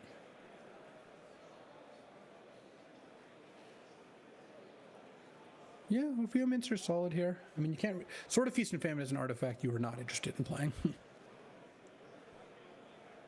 All right, he's going to take the Geomancer. As you said, perfectly fine playable. Also totally decent out of the board if you end up heavy on playables and you just face a creature deck, green deck, anything like that. Geomancer's nice. Okay, winding down pack number 2 here. We're watching Gavin Verhey play at CubeCon. He is drafting... Oh, there's Tameshi. Card we got to talk about a lot at the Pro Tour a couple weeks ago. yeah, in the like Lotus Bloom Charbelcher deck. Yeah, that's right. Yeah, Gavin, of course, very well known as which is the Coast employee and ambassador for the game, but make no mistake, he is a very real player, and he is a cube enthusiast to say the least. I've been playing against and with Gavin for years and years now.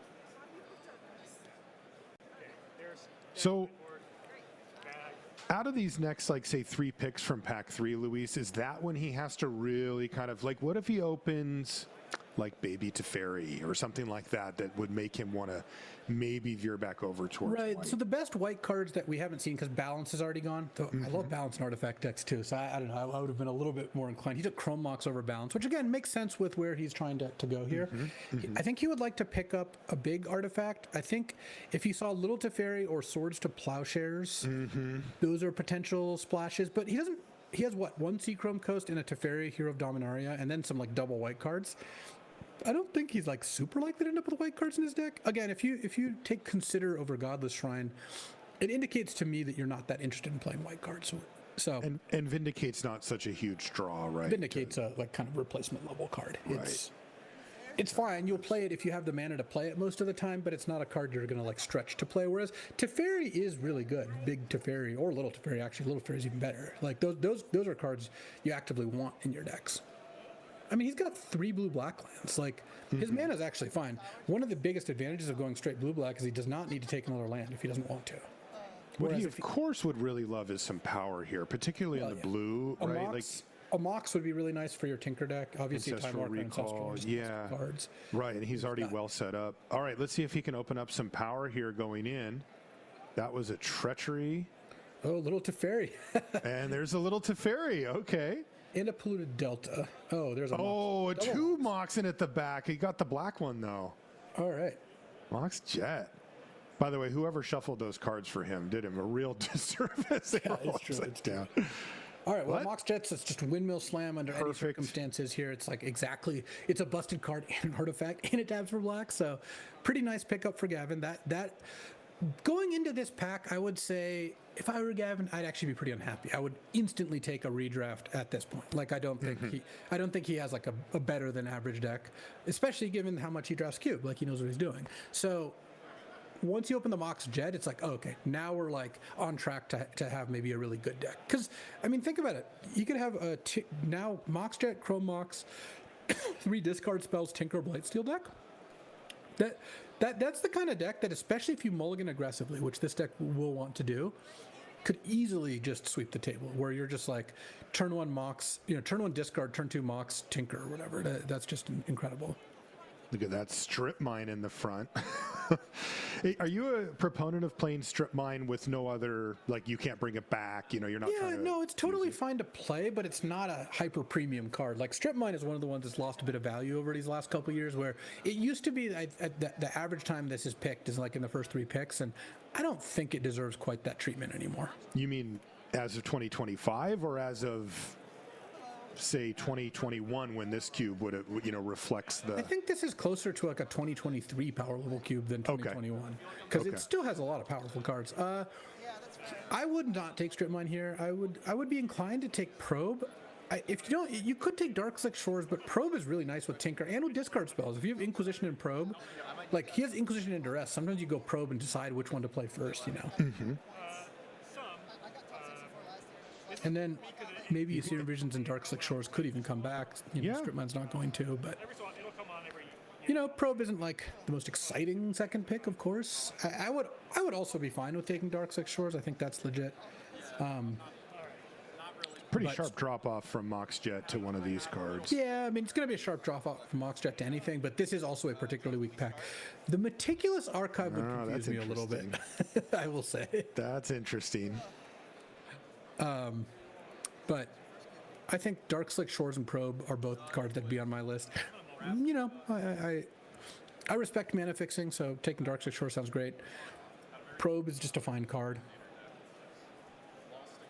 Looks like he's running the Dark Slick. Yeah, I guess if he takes Dark Slick, he has a chance of wheeling maybe one of the cantrips. So those do tend to go. Well, I don't think whether you take Dark Slick or Probe affects your chances of wheeling Serum Vision very much, because Probe's just not wheeling no matter what. Right. I like the Probe pick. There we go. I would take Probe, yeah. And his deck really is, like, I mean, this is the way he's drafted his seat. His deck is going to be very reliant on Tinker. He does not have another way to win the game right now. Right. Unless he splashes Teferi, but... For what it's worth, I think Strip Mine is also a legit pick here. I'm not going to argue with that either. Because, like, in a blue-black deck with good mana, you can afford a colorless land. And Strip Mine goes nicely with the Tinker plan because it's just like, if you tinker fast enough and you get to Strip Mine them on the way, you can slow them down maybe. Like, turn 1 Duress, turn 2 Strip Mine you, and then turn 3 land Mox. Tinker or whatever. The Moxes have a big part in this. I would be the most tempted by Strip Mine. I have a hard time passing that card, but I really do want to have at least the idea that I could do something busted with it. I think the Crucible's is there already a Crucible? gone. Yeah. I believe I saw it. And that's really the only thing you'll get because there's no... In this cube, there's Ice-Tail Explorer and Ramanop, so like you can kind of go off, but not in the colors that Gavin's in. Yeah. I think I would take Gataxian Probe over Strip Mine here. My order would be like Probe, Darkslick Shores. Wow, that's discipline. It's reasonable to take the one. Good for you, Gavin. That's some vegetables right there. Knight's Whisper. There's Channel. There's Path. There's Force of Negation. Oh, and Force of Negation too. There's also Bloodstained Mire, but it's kind of funny that... Like, initially, he passed on a few lands where I was like, oh, man, Prismatic Vista. But now it's like, he's like, taking lands when I think he's, like, actually over on mana fixing. He really doesn't need the 5th blue-black land. That's not necessary. Especially when there's good stuff here. I mean, Force of Negation can be super Force good. is so good with Tinker. He is a little light on blue cards, I will say that, but maybe he can pick those up. That consider helps here. Because turn 3 Tinker and then force their, like, Parallax Wave on the next turn is awesome. You've had enough vegetables for one day, Gavin. Yeah, I mean... Have a little main dish here. I think one of the strengths of going blue-black and eschewing the white cards, which appears to be what he's done, is you don't have to take the lands that high. So yeah, I like the Force pick.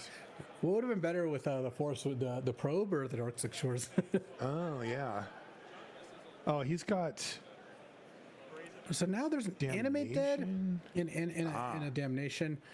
I kind of feel like his deck just needs Damnation more. He has no targets for Animate Dead and doesn't really have much hope of like making his deck into one that like supports that, I don't think. Right. It is a powerful card though, and it's good with discard. Thoughtseize into Animate Dead can be really brutal. You Thoughtseize their 5-drop creature and they animate it or whatever. Yeah, he's got some removal. It could be a thing. I like Damnation. Damnation Blightsteel is really nice. You tinker for Blightsteel, then you Damnation and attack. Yeah, also Damnation really does solve the problem. Okay, he's going to take Animate Dead here. He may feel that he could wield the Damnation as well. Yeah, that is totally legit. Here there's a Talisman, which is just nice in your Tinker deck. Was that the blue-white? Yeah, blue-white Talisman. There's also a Memory Jar, but this isn't really a Memory Jar deck. I also personally am pretty low on Memory Jar just as a card. I find that unless you have like something like Hull Breacher or Shieldred in your deck, I typically am not that interested in playing a 5-mana suspend 1 wheel, basically.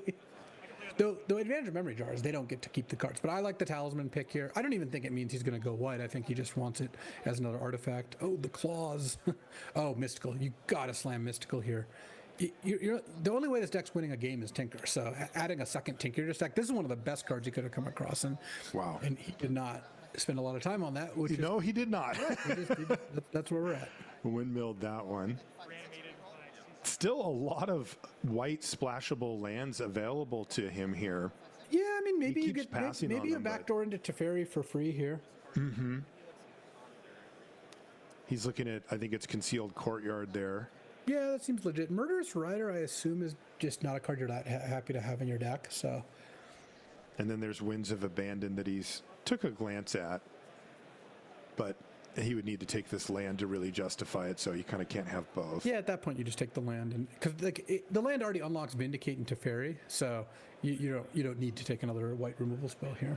Yeah, I wonder how important Teferi is in Gavin's mind at this point as a potential. It's a good card to win if you cast a bunch of Duresses, like it's a card draw spell, you know. And now you have 2 lands and a Talisman and a Coalition Relic. Probably swing it if you wanted to. The Vindicate I'm a little less excited about, but this pack has been good for him. Picking up a Mox and a Mystical Tutor and a Force Negation is pretty huge. Yeah, that the Tinker sub game plan here has become the main event for sure. It's actually the only thing. I think literally it's the only way he could win a game is with Tinker. Like, barring Ophiomancer and Baleful Strix attacking to death, which doesn't seem particularly plausible. Yeah, and I think if I'm on Gavin's seat, that's why I'm interested in really trying to get that to Fairy online if I can. What did he find? Oh, Intuition. Not an Intuition deck. It's just kind of, that's a cool card. Yeah, I mean, there's like Thraben Inspector and Blade Splicer that both make artifacts for Tinker. Yeah. But you don't really want to splash either of those cards. But he's not really a Doomsday deck, so I don't think whatever card he takes here is going to be super relevant on the final outcome of his deck. Like, I would probably just take Thraben Inspector, and maybe the mana works out. Maybe you pick up some free white lands later. The Thraby baby. I love that card. He is looking at the Blade Splicer as well. I think Thraben makes more sense, because if you're tinkering it away, you'd much rather play the 1-mana creature that you can tinker a clue away. Yeah, he took the Splicer. On the other hand, splashing Splicer is better. There's Treachery. Treachery's still got to be good, right, at this point? I think so, yeah. I think it still was like on the tail end of its heyday, but still definitely a card that you're interested in. He also has passed a lot of the pieces for a Reanimator deck, and he will want some way to combat that. That said, Mesmeric Fiend can bolster the discard thing, but the 4th discard and in the form of a creature isn't that good. Yeah, I like Treachery. I think I would Treachery too. Fiend is tempting, but Treachery also gives you a legit way to win a game. It's a win con. That isn't Tinker. Yeah, I know. I mean, one of the things I would like to see if he's lucky enough to pick it up. Oh, there's the Crucible. It wasn't earlier in the pack. Oh, interesting. Meticulous Archive also came back. He didn't end up taking the Strip Mine though, so he just takes the Archive here. I think Archive over Go for the Throat Murderous Cut makes sense, because, like, again, if you play the white cards, you get Vindicate. That's just a removal spell anyway. And I think that it makes sense. Now he's got 3 white lands, Coalition Relic, and Talisman. He's just going to play the white cards, and that's fine. Yeah, so Teferi provides perhaps an alternate win condition. Oh, Night's Whisper's got to be a nice little pickup. Oh, very nice. What is that? What is the blue Forensic card? Gadgeteer to go with Assault Monolith, but he doesn't have the Monolith, so, and I think it's already even gone, so. So just take the Whisper. I mean, you could put this in your deck, but he doesn't really have enough artifacts to make it work, in my opinion. I would just take Night's Whisper. That'll make the cut though. Like, Night's Whisper is a nice playable at this era. Yeah, totally. Duress into Night's Whisper is fantastic. Right. The main drawback of Night's Whisper is it doesn't affect the board. You lose 2 life, so like you're taking a turn off to cast something that hurts you. But if you go turn on Inquisition and take their 2-drop and they do nothing on turn 2, and then you cast Night's Whisper, that's a perfect setup. Totally. It's also good mid-game where you can Night's Whisper like into another 1 or 2 mana play, which he's got quite a few of. Good with his box. Yeah, I like that pickup.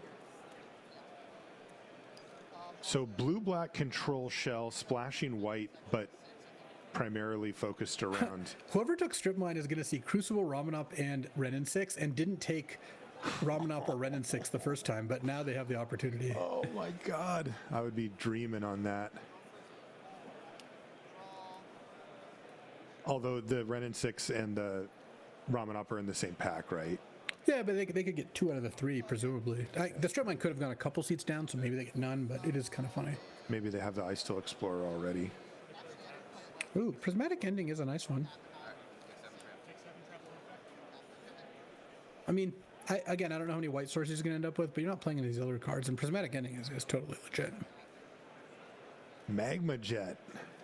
This is a nice nostalgia hit. It's not like when I was a kid nostalgia, but it is a different era. Like these cards, many of these cards were prevalent in Cube for a very long time, and more recently have been booted out, so it's kind of cool to see some of them. Although no Venser is like kind of cool. Oh, that's egregious. No, and no Riftwing either?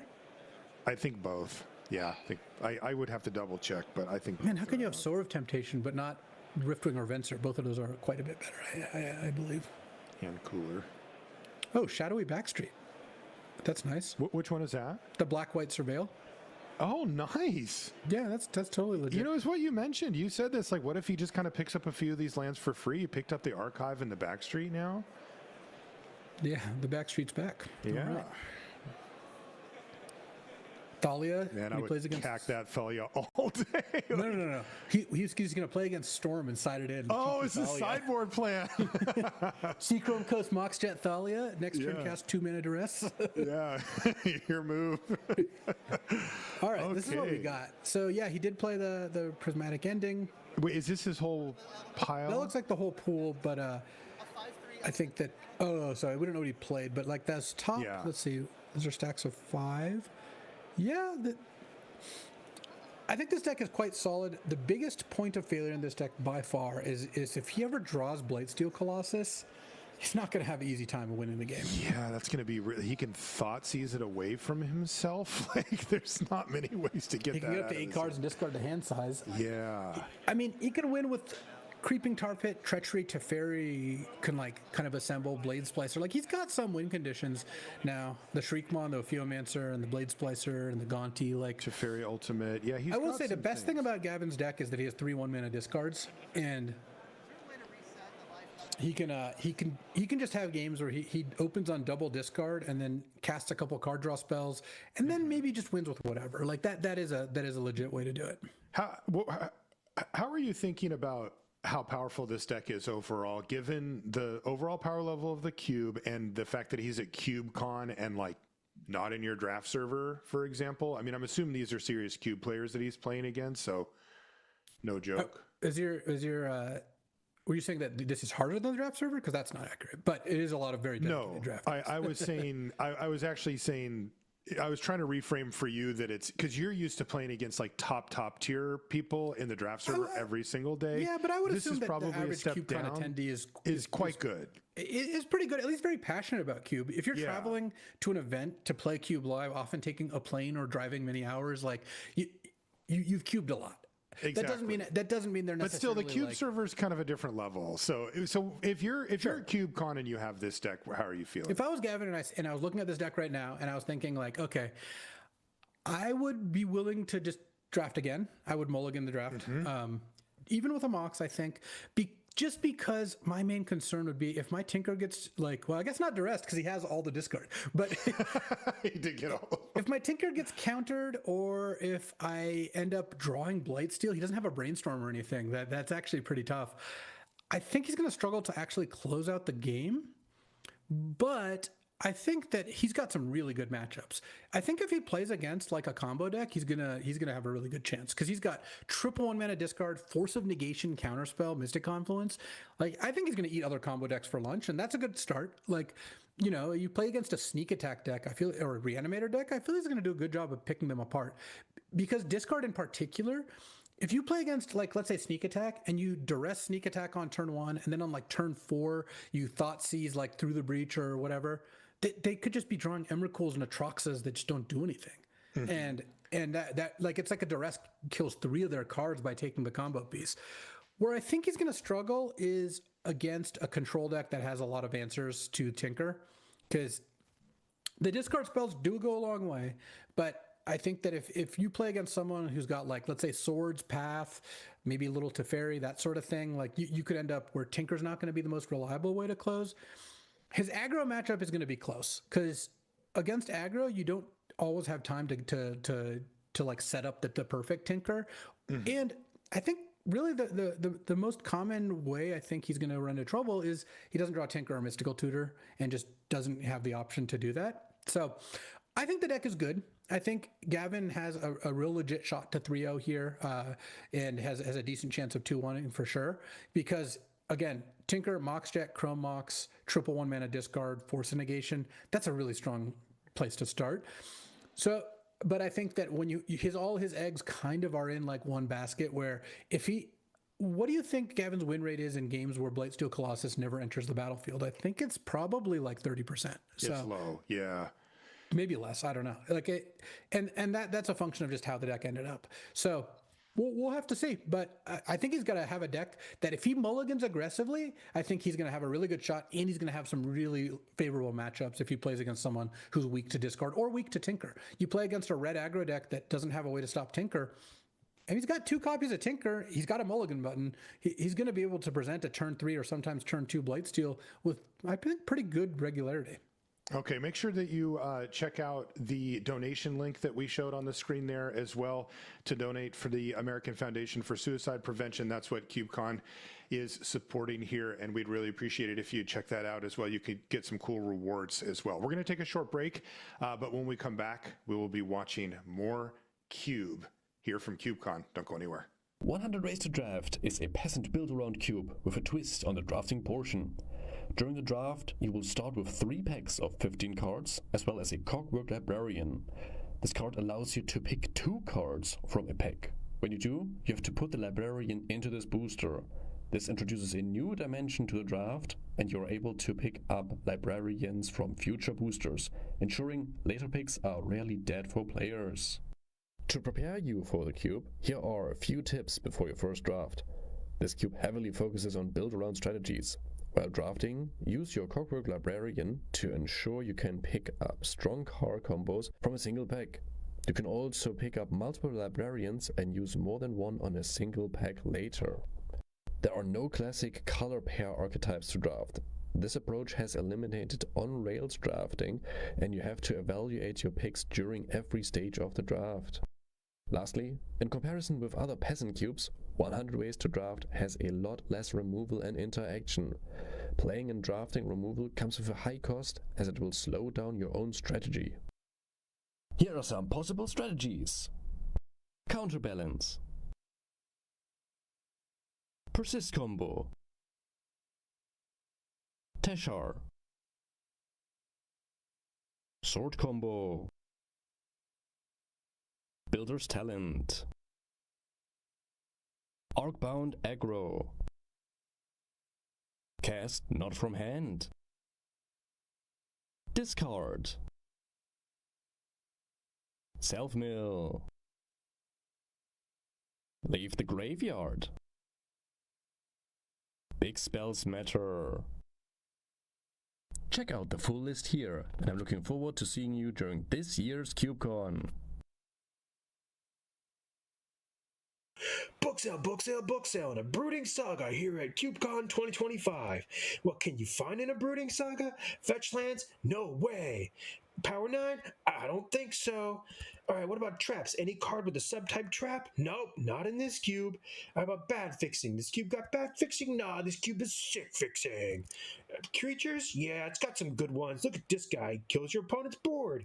Alright, sagas? Yep, you got a lot of those. There's this one, and this one, and this one, and this one, and this one, and this one, and this one.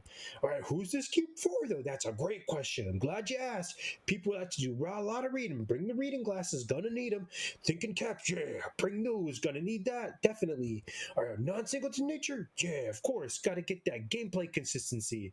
Loops? Yeah, you got those too. You got this one, and this one, and this one, and oh yeah, that's just infinite turns. This one's the best. So you got this card, and this card, and this card, and oh,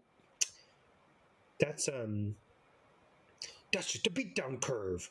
Never mind. Well, you can still play 95 out of the 360 cards cube. Those are sagas. Yep, got those. And these two, those are bangers.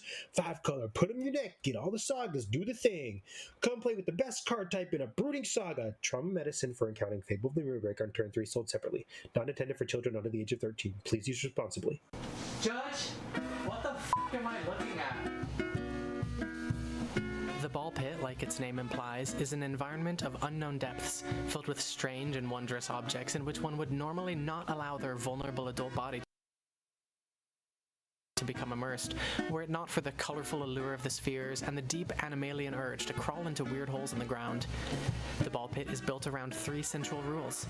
You can cast any card face down as a copy of Chromatic Sphere.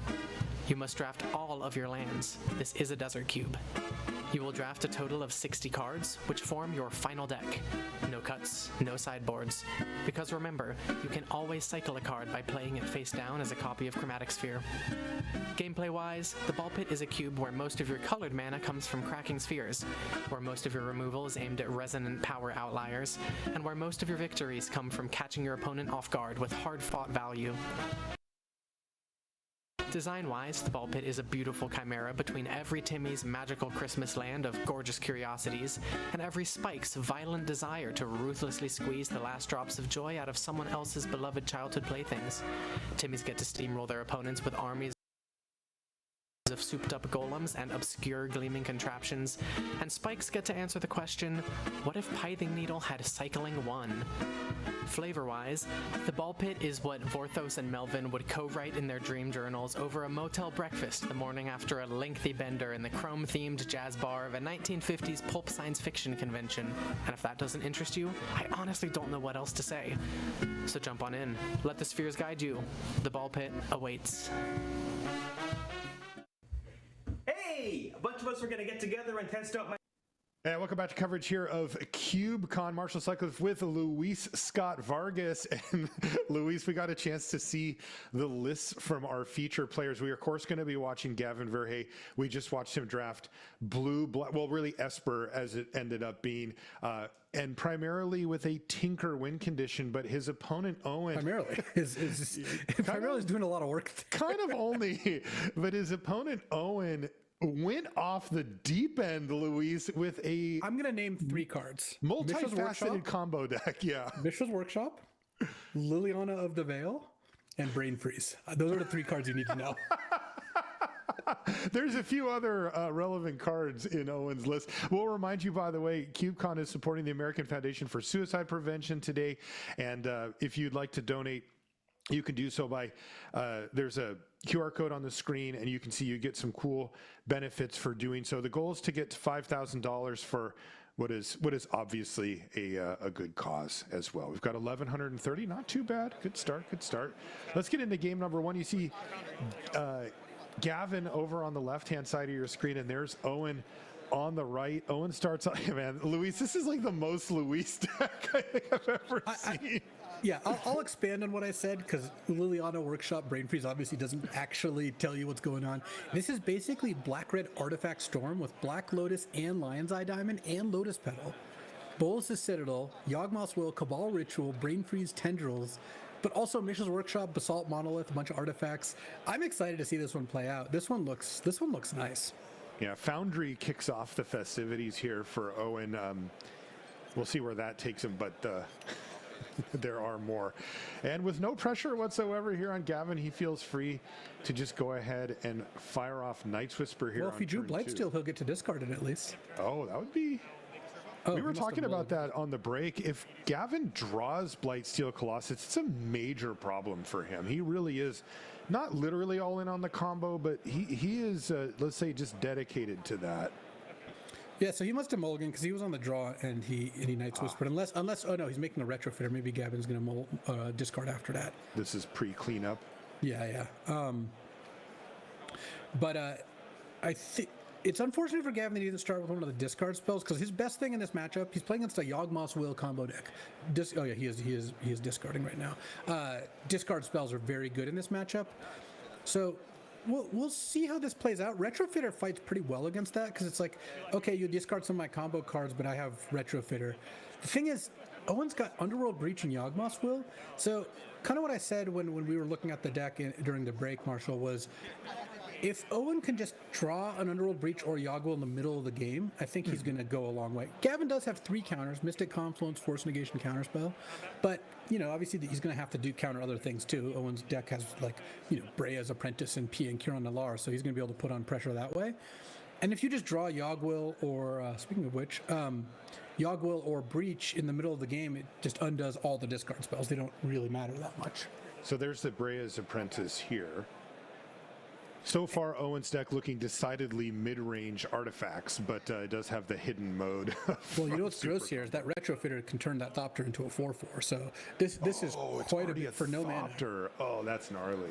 Yeah, so Gavin did end up playing the Wrath of God in his deck, but the discard spell now, he's going to take a lot of damage this turn if he doesn't have anything.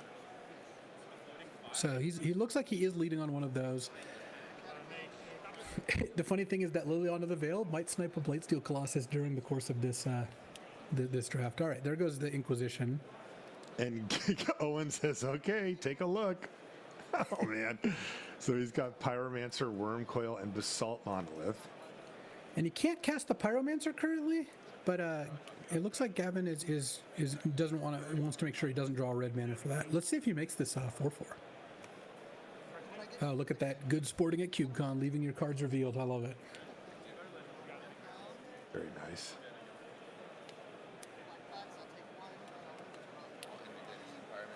Oh, well, animate dead. Was that actually. animate dead on your pyromancer? Sure.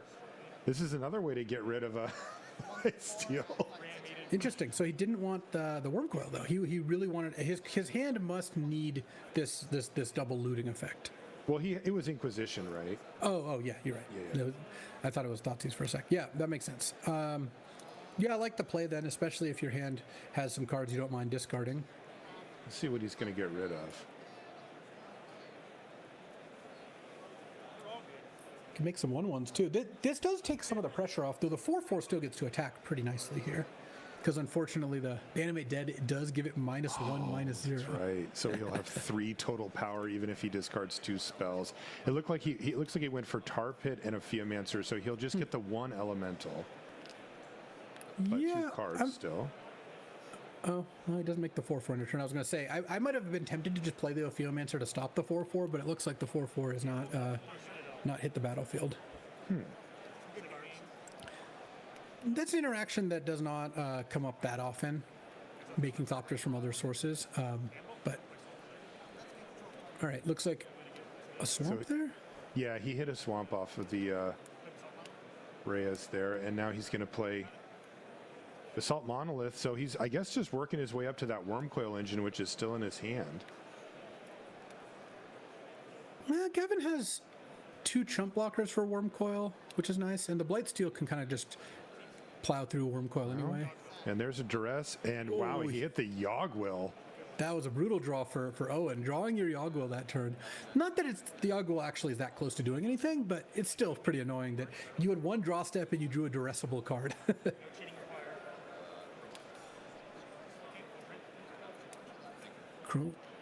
Okay, no imprint on the Chrome Mox. Here comes the Blightsteel. Oh wow! Right. So he just runs out the Chrome Mox into Blightsteel. There we go. This is what Gavin's deck was trying to do the whole time. So that also explains why he ran out the Duress there with only 1 unknown card. Yeah, I mean, he was ready to roll. It's not getting better. All right, so Owen here can't even Liliana the Blightsteel because of all the other the Season Pyro and the token in play. Very nice. Might end up cashing in this Thopter. Needs to find, like, if he finds Bolus a Citadel or something, that would be pretty good. But Worm Coil's not a great answer for the Blightsteel. No, you can block the Slows it Blightsteel. down. You take 5 poison and you make 2 3/3s, and then next turn you could double block the Blightsteel and take another 5 poison. You have to put something else in front. Right. So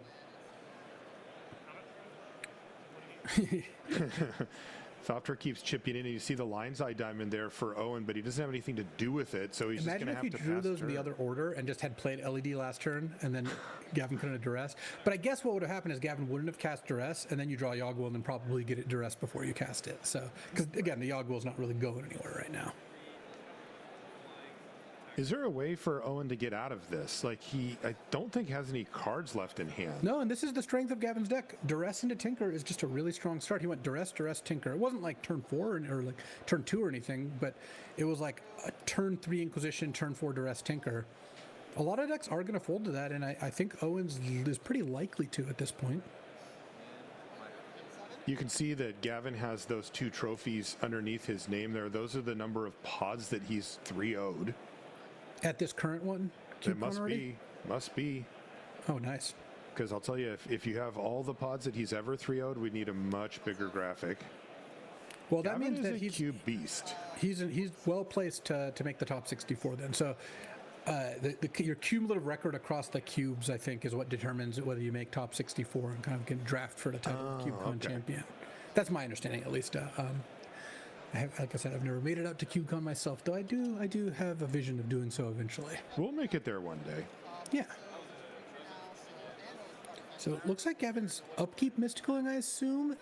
I wonder what he gets here. Is this just to protect, is this like a counterspell of some sort? You could just get Force of Negation. That wouldn't be a crazy thing. You are winning the game on the board right now.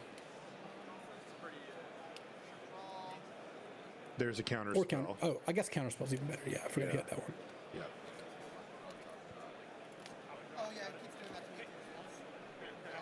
Yeah, I mean, this is pretty much a lock. Like, Owen does get to survive for a few turns. So he's going to make it into a 4/4 and then block. I guess he did know he could do that, but chose not to a few turns prior. It's a little surprising, I guess. Kind of interesting. So he takes 7 poison. 7, yeah.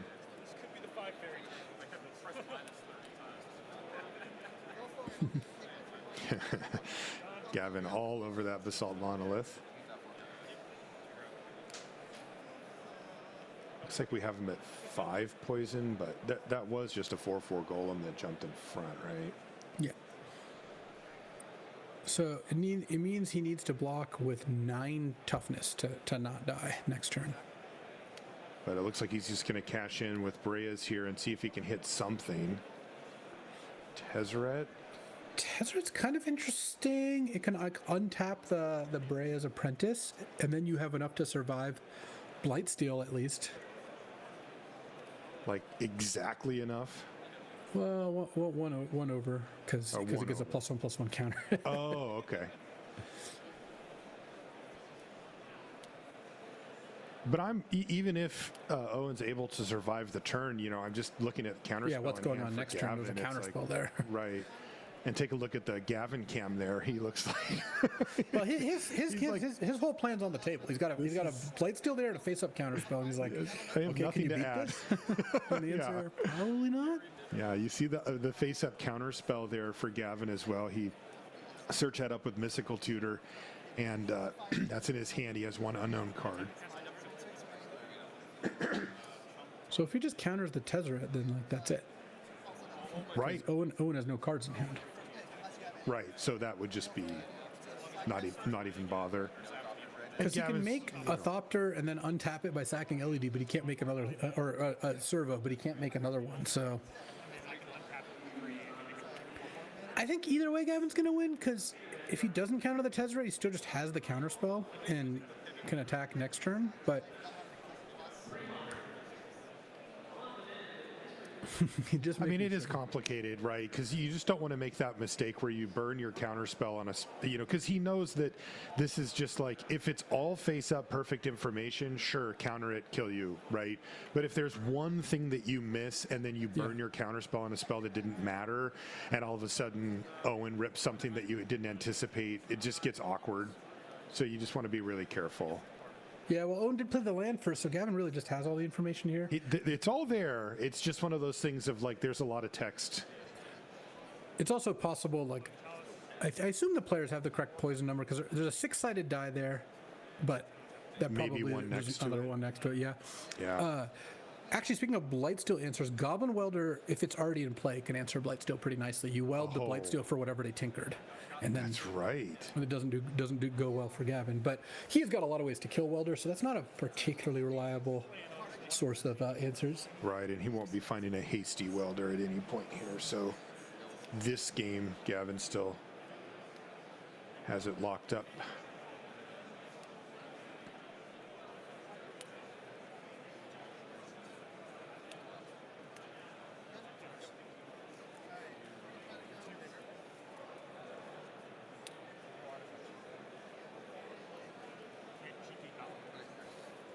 He just says sure.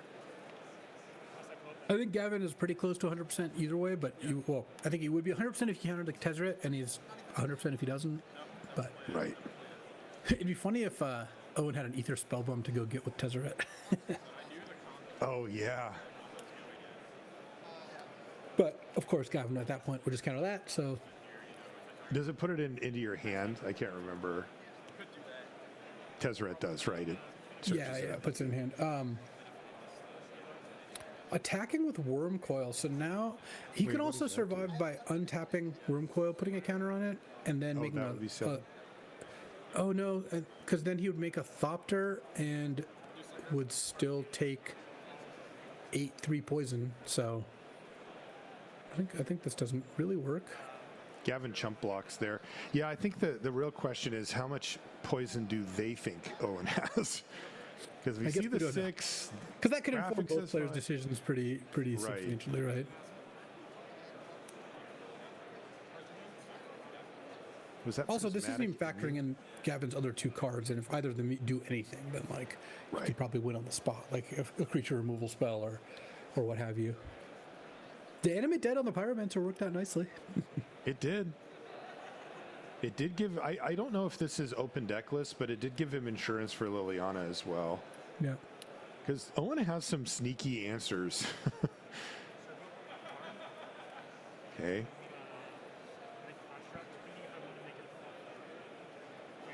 So that's 8 toughness. Yeah, and that means 3 comes over, and he's got 7 poison, so... Yeah. Presumably that does it? Yeah, one of the things I did like about Gavin's draft is... For the draft not going super smoothly, right? You know, like he opened packs where he took Llanowar Elves and stuff like that. He did draft a deck that has a really linear plan with a bunch of backup, and that's a good way to win games. Like, I would rather have a very focused deck, even if like the entire deck isn't perfect, than an unfocused deck. So it looks like they just got the poison numbers Yeah, wrong. that's must right, have been what it was. Yeah. You know, is what it is. It makes more sense about all of the thinking and the game planning now. Yeah. This does very marginally open the door, because at this point, he can search something up with Tezzeret, but he really would need something like Ether Spellbomb to search up in order to actually win the game, because Gavin's going to counterspell the first thing he plays, or anything that he plays that will do something. Oh, he's going to go big Teferi or something here. But if you were able to present 2 threats, maybe I don't really know how that could look. But is it Prismatic Envy? Yeah, he's killing the Tezzeret. Okay. Which means that Owen at this point, I mean, he does get the Ethereum Sculptor or the Brea's Apprentice, so like. Yeah. Technically, he could draw a gassy card and then exile your top card, draw another one, and maybe present something here. It's going to be a little harder without the Tezzeret, but it's definitely not over. It just is mostly over. They have him at 9 poison. Yeah, I think at some point. We have him at 10. But. Yeah, well. I don't believe the outcome of the game will be separate. Right.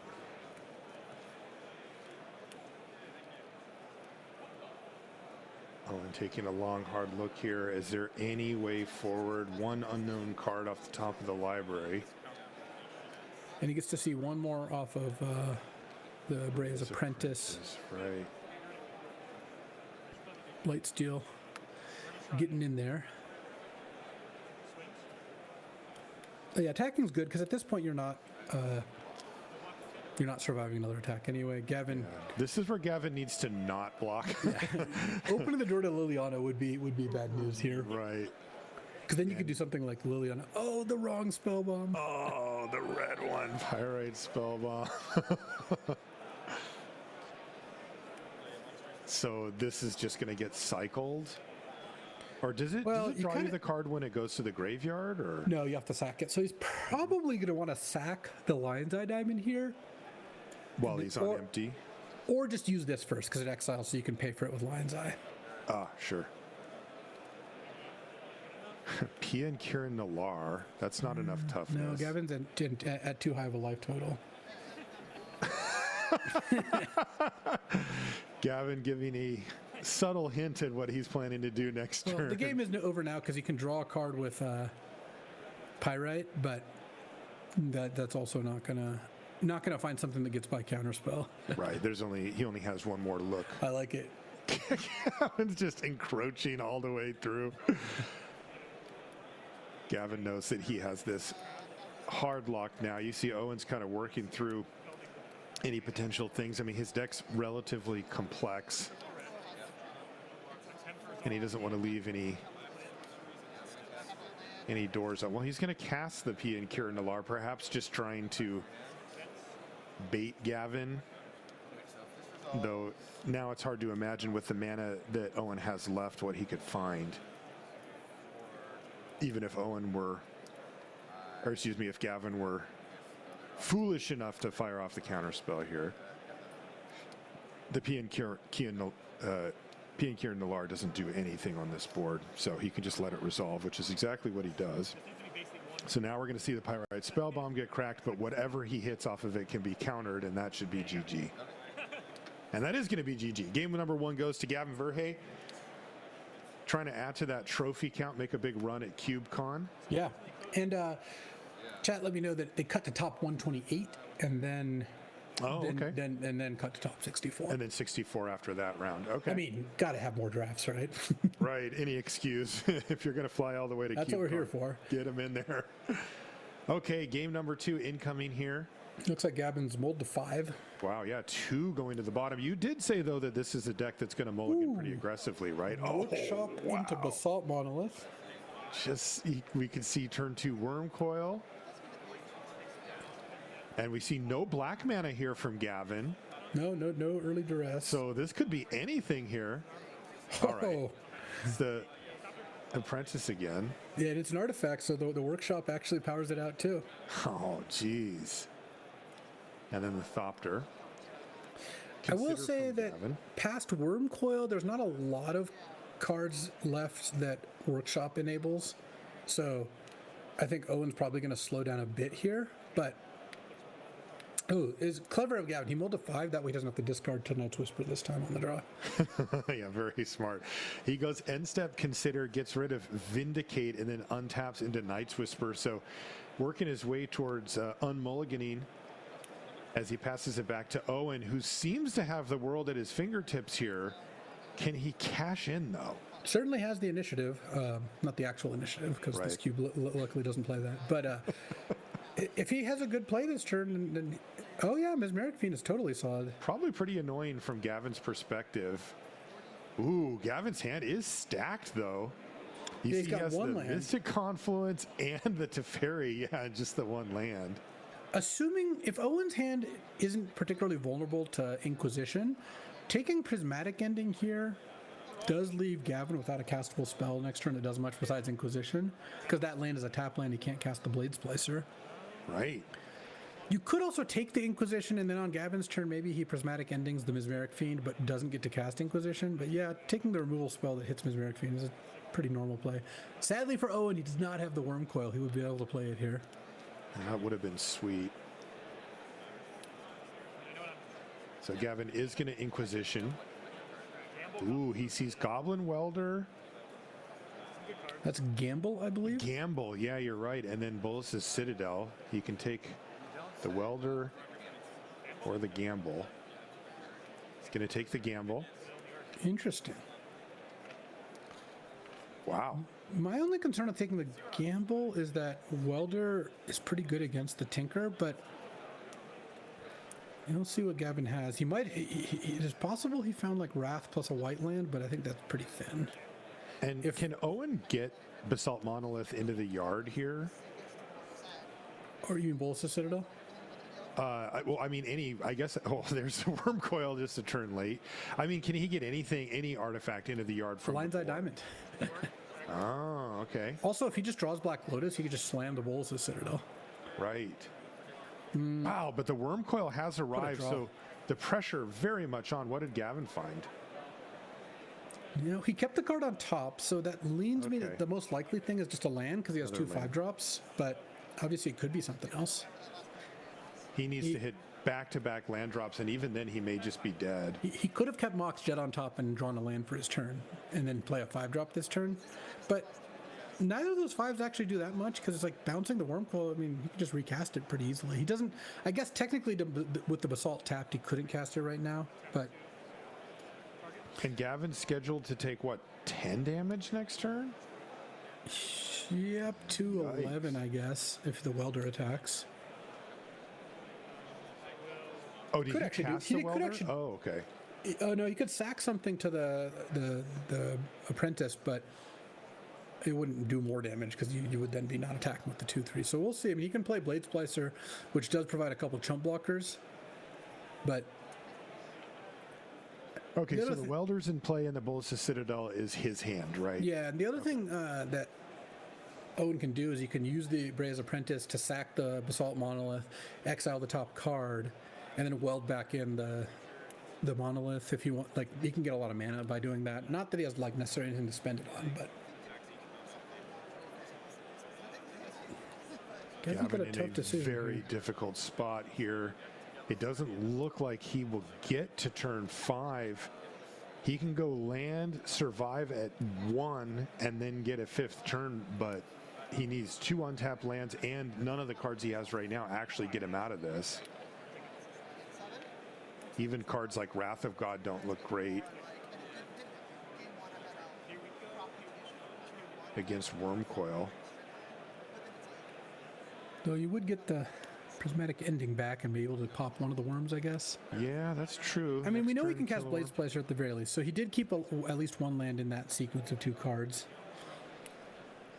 Blade Splicer, actually decent here, right? That means he could take. You still Like don't untap one? Assault Monolith. There we Yeah, go. he's optimistic.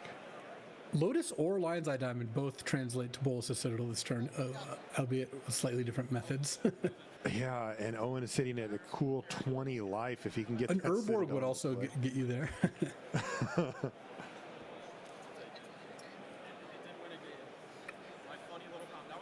I imagine Yeah, Blade he's Splicer's only taking one jumping. here. Yeah. But now you can like sack Wormcoil to the apprentice and then weld it back in. Yeah, you can. Also, that's going to be Owen going up even more in life. He should be at what, 26 now? Guess he's at 24 for some reason, but that's a lot of wiggle room on a Bolas Citadel if he can get Yeah, it in and play. he drew a swamp. He played a swamp this turn, so he's just 1 black source away from doing that. He's Back going to over wait to Gavin. on that. Does Gavin have an drew- untapped land here? He might have a Wrath. Wrath would be nice. Oh, it's Gonti. All right. Gavin's fighting. Look So at the what top would that top 4. I think the top card would have been Tendrils if I tracked those correctly, so I guess using the apprentice wouldn't have done a whole lot. Okay. 2/3 Death Touch. That will actually slow Owen down. If Owen draws like Mountain or something, Gavin gets a lot of leeway here. Yeah, but Owen gets a bunch of looks here. He gets to untap Monolith end of turn. I guess you're just not going to use the Braze Apprentice, and then next turn he gets to draw a card, then use it, and he has 2 looks for a black source. Oh, take a look. It's Tendrils and 3 lands. Oh my god, he you know why he's showing us that? He's showing us that because he's like, this is he's his like, this bad is so beat. unlucky. Yeah. Why me? Yeah, if you look, Gonti says you may cast the card, which is different from play the card, meaning you can't use lands. So he's got a Tendrils under there. And Maybe his last Gavin can card find a combo kill. is not a land, Oh, he doesn't have land number 5. Okay. so he untaps the Basalt. Yeah, I mean, using Apprentice Welder would have basically meant you just got a free token and a free card. So it's a shame not to Yeah, not to utilize the artifact synergies here. right.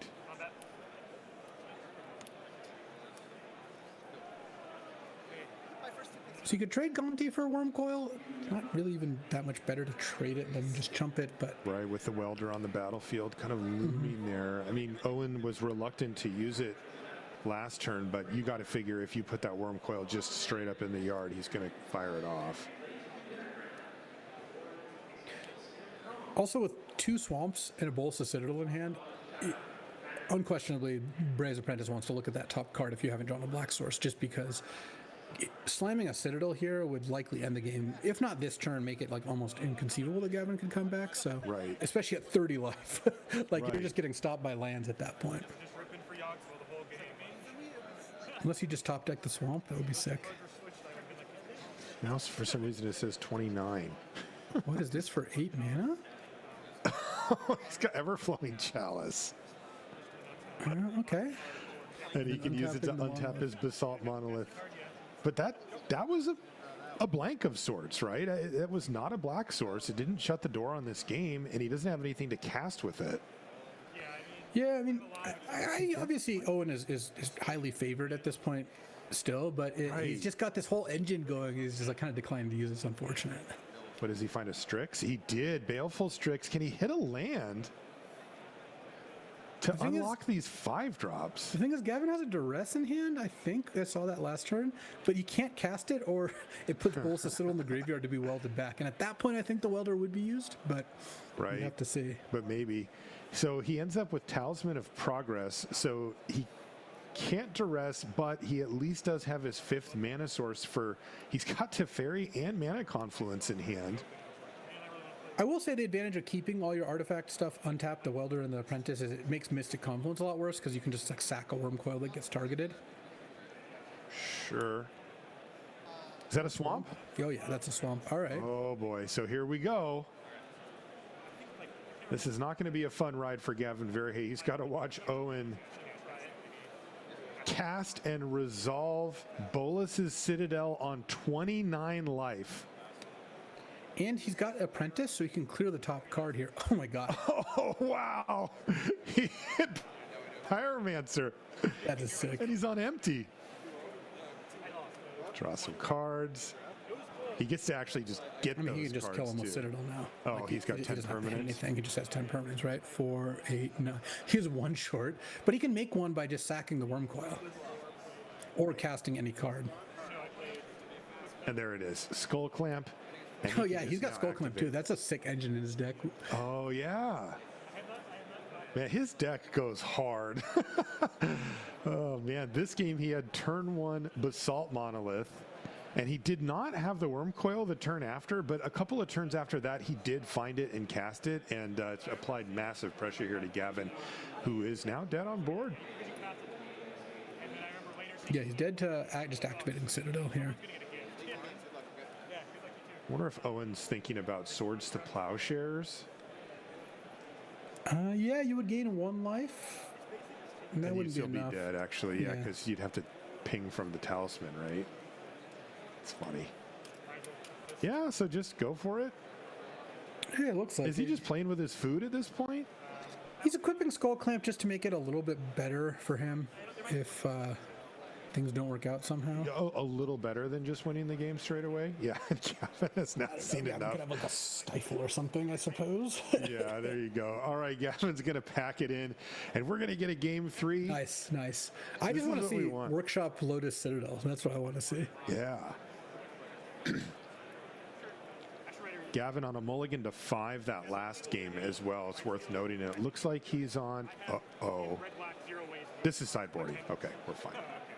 Yeah, you thought it was a mulligan to 4 or something. I did. For a second there, I did. All right. I've got a prediction. I do too. Turn 1 duress from Gavin. He does have to take a couple of damage from the Watery Grave to fire it off, but this is very nice. Being on the play with duress against a combo deck usually means that you can stumble them back. He only has 2 options here, and he's going to take the Tezzeret instead of the Pyrite Spellbomb. Yeah, Welder's nice. Welder's good. Gavin's not going to oblige him by putting a artifact into the yard for him already. So Gavin has a couple ways to kill the Welder, so it's not the end of the world, but it does stop the Blightsteel. Like, having Welder in play means you just can't tinker for Blightsteel because whatever you tinker for just gets welded back in. Yeah, he's going to have to take care of that business. And Yeah, he's got he's gonna- Inquisition. Ooh, and it was Lion's Eye Diamond that he drew, but Doesn't now matter he's which in a one he very takes now awkward because of the position. Welder. Right. Probably should take LED just because it costs 0 mana at that point.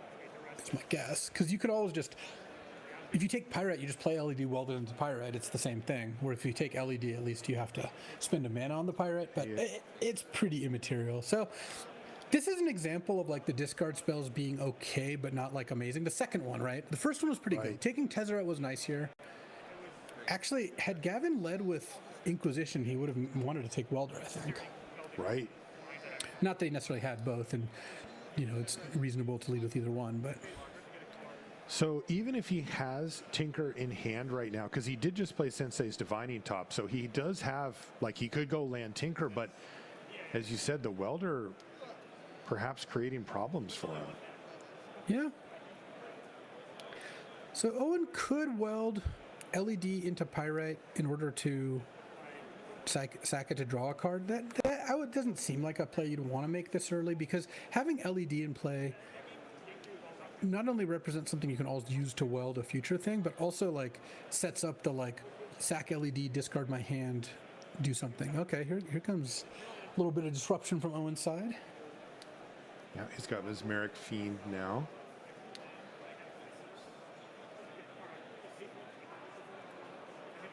Gavin does have 2 blue mana available, and he had Counterspell. He just chose not to play it here. Revealing Vindicate, Treachery, and that counter. So why would you do that? I guess you would want, like, if Owen takes Counterspell, you can later Vindicate the Mesmeric Fiend. Yeah, it doesn't have white right now. Probably figures you do he get can to spin find top it. this turn, Right. I guess. But Exactly. yeah, I don't know. It's interesting. I suppose So if you Gavin's end up thinking wrathing or that- something. Right. Maybe he just feels that he needs to find a Wrath at some point in this game, because that would clear up some major issues. He'd get a Counterspell back and get rid of the Goblin Welder. The thing is, your Vindicate wants to point at Welder anyway. Right. But I guess the thing is, Mesmeric Fiend is just a 1/1, so yeah. if you don't care about that, then like you're losing the Counterspell anyway. Maybe at some point you kill the Fiend, get the Counterspell back, and that's better. It's a reasonable play for sure. Makes sense. There's the Baleful Strix. So he topped the last turn, which means if he's not playing a land here, he saw Baleful Strix 2 other spells, and now maybe he's going to spin the top and hope to see a land, because he knows the top card, but the next 2 he doesn't. And he may just that looks like a sigh from Gavin. That looks like look good, not a land. This might be, if there is a land, he just activates top to draw it this Especially if it's like a Seachrome Coast or Meticulous Archive that come into play tapped. You really would want to play them this turn. And with But Treachery in sometimes- hand, getting to 5 sometimes- mana would be nice. Right, and it's really tough because sometimes you spin top and there's not good news, and Gavin is not heavy on fetch lands, right? Does he have any? No, he doesn't have any. Right, and he is spinning the top, so that means there has to be a land there.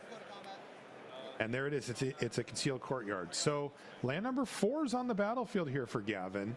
Oh, please draw Citadel and go animate Restless Vents, discard Citadel, weld it in. Oh, wow. Liliana of the Veil. So he's Oh, is it plussing Citadel? Liliana.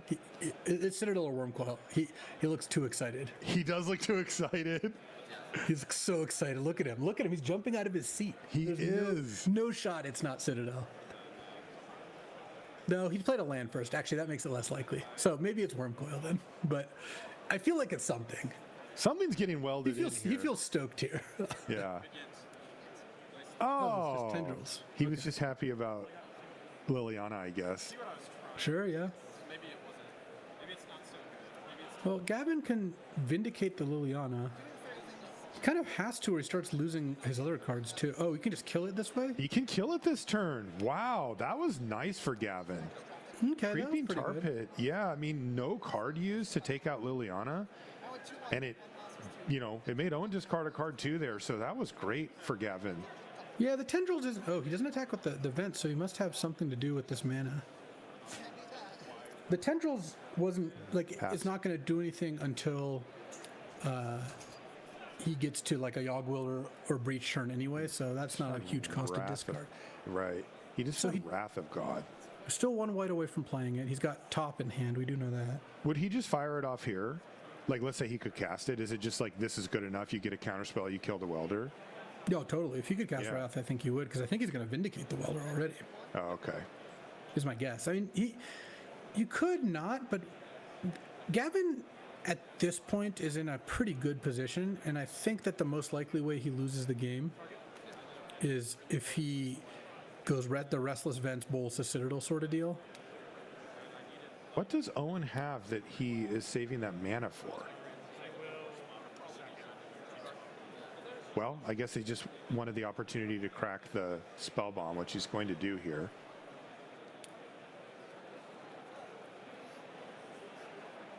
Yeah, because Vents again could do something here. Decent or this looks spot, like a though, for Karn or a Gavin. Pia. Oh, or an Everflowing Chalice for 2. The thing about Chalice for 2 that's nice. Oh, nice. And the Vindicate's gone? And the Vindicate's gone, so the Foundry's going to be very problematic, especially for with the blue-black Chalice. space deck, yeah. I guess he could find Prismatic Ending. Yeah, that's a long-term problem, though, for Gavin, for sure. Yeah, I mean, he has 6 mana on the board right now. No, 7 mana. 7 mana is a lot to work with this this retrofitter. He like makes a token. Something else. Oh, and he's got Tinker here. He found the Tinker. Okay. The Liliana's already gone. And there it is, the one-shot robot. Is there anything Owen can do currently that we know of? Yawgmoth's will. Yawgwill. Yawgwill's incredible here. If he goes Yawgwill, he probably wins. See what he finds. Doesn't have a lot of draw steps because he can chump here and survive one turn. Yeah, with retrofitter stuff. Yawgwill to replay. I mean, Yawgwill might actually just win the game with Tendrils. I don't know if he has enough spells in the graveyard. I don't think he quite has enough. But at the very least, it would allow a replay of Liliana of the Veil. Let's see. So if he goes Yawgwill, all right, 7 mana, and he can go Tendrils, Welder, Pyrite, LED. Plus the Yawgwill is Tendrils for 10. No, we're not like super close. Gavin doesn't know the top card of his library either, right? Because he just tinkered. Yes, that's right. But he could like cold rip for. Oh, Restless Vents coming in. He just wants to get rid of this mountain. And he's not dead here because he can make another retrofitter token and block. Did Gavin not block, or does it have Menace? I think it has Menace. Okay. But yeah, this looks like a tough spot. Tinker is gonna ultimately be what closes out these games. It looks like Treachery can steal the Mesmeric Fiend, but that's not super ideal. Wow, what a game here for Gavin. I mean, look, his deck he drew Duress, Inquisition, Counterspell, and ultimately Tinker after casting like a Vindicate. Like that's kind of what he's trying to do. If he finds Force Negation here, I think the game is over. Didn't look like he found that, but I did see a Night's Whisper there. He had Animate Dead, I think, is what he found, and there's not a lot of targets for that right now either. But hence the graveyard check. I think so.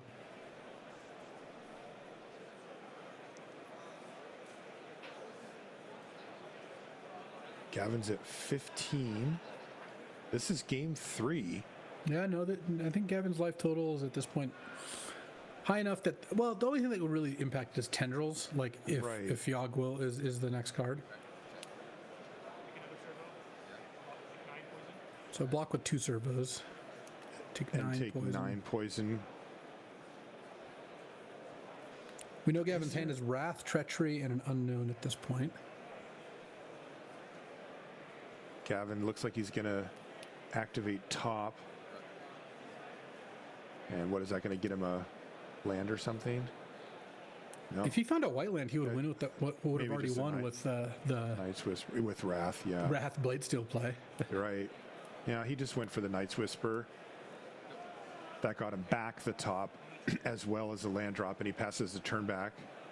He has cards in hand plus a Treachery.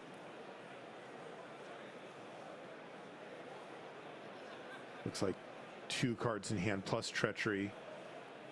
So can Owen still rip here? Oh yeah, Yawgwill will I think still wins him the game, but I think he's going in with the Vents, though. He keeps tapping down to red, I guess hoping to draw Underworld Breach instead.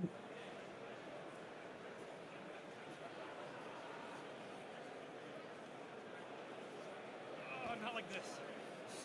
Oh, and he had the Bolus of Citadel, but that is going to be Gavin Verhey picking up the 2-1 He was 1 card off victory. the Citadel getting cast that turn. He had the other Swamp in hand. So maybe he drew the Swamp that turn, so who knows. All right, well, yeah, Gavin's deck worked as intended. He cast a bunch of Duresses, had a Counterspell, and cast a Vindicate, and then tinkered. Yeah, really good stuff there from Gavin Verhey picking up the victory.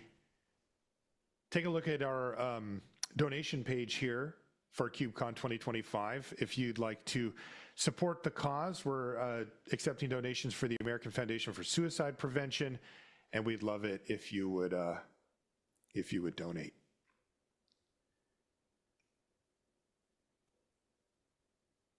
Okay, I think we're just gonna A bunch of us were gonna get together and test out my new cube. We were hoping to get an 8th. Would you be game?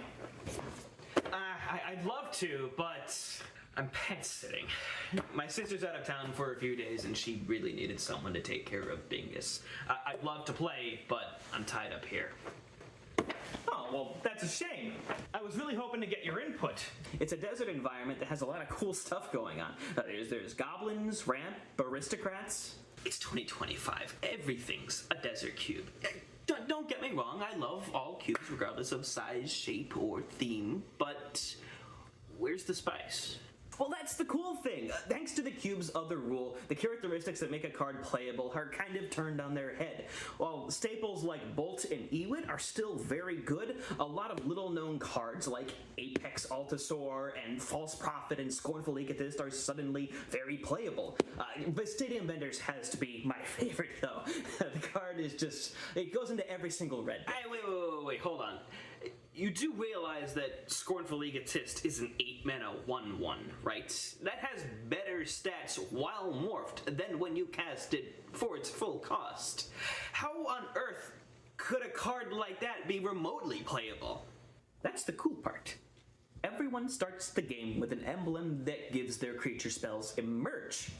Whenever you cast a creature spell, you can sacrifice another creature that you control but don't necessarily own to reduce the cost of the cast spell. Think the Harrogast but permanent. Most of the cube was designed with this rule in mind, and it should come as no surprise that some very cool synergies come into play when every single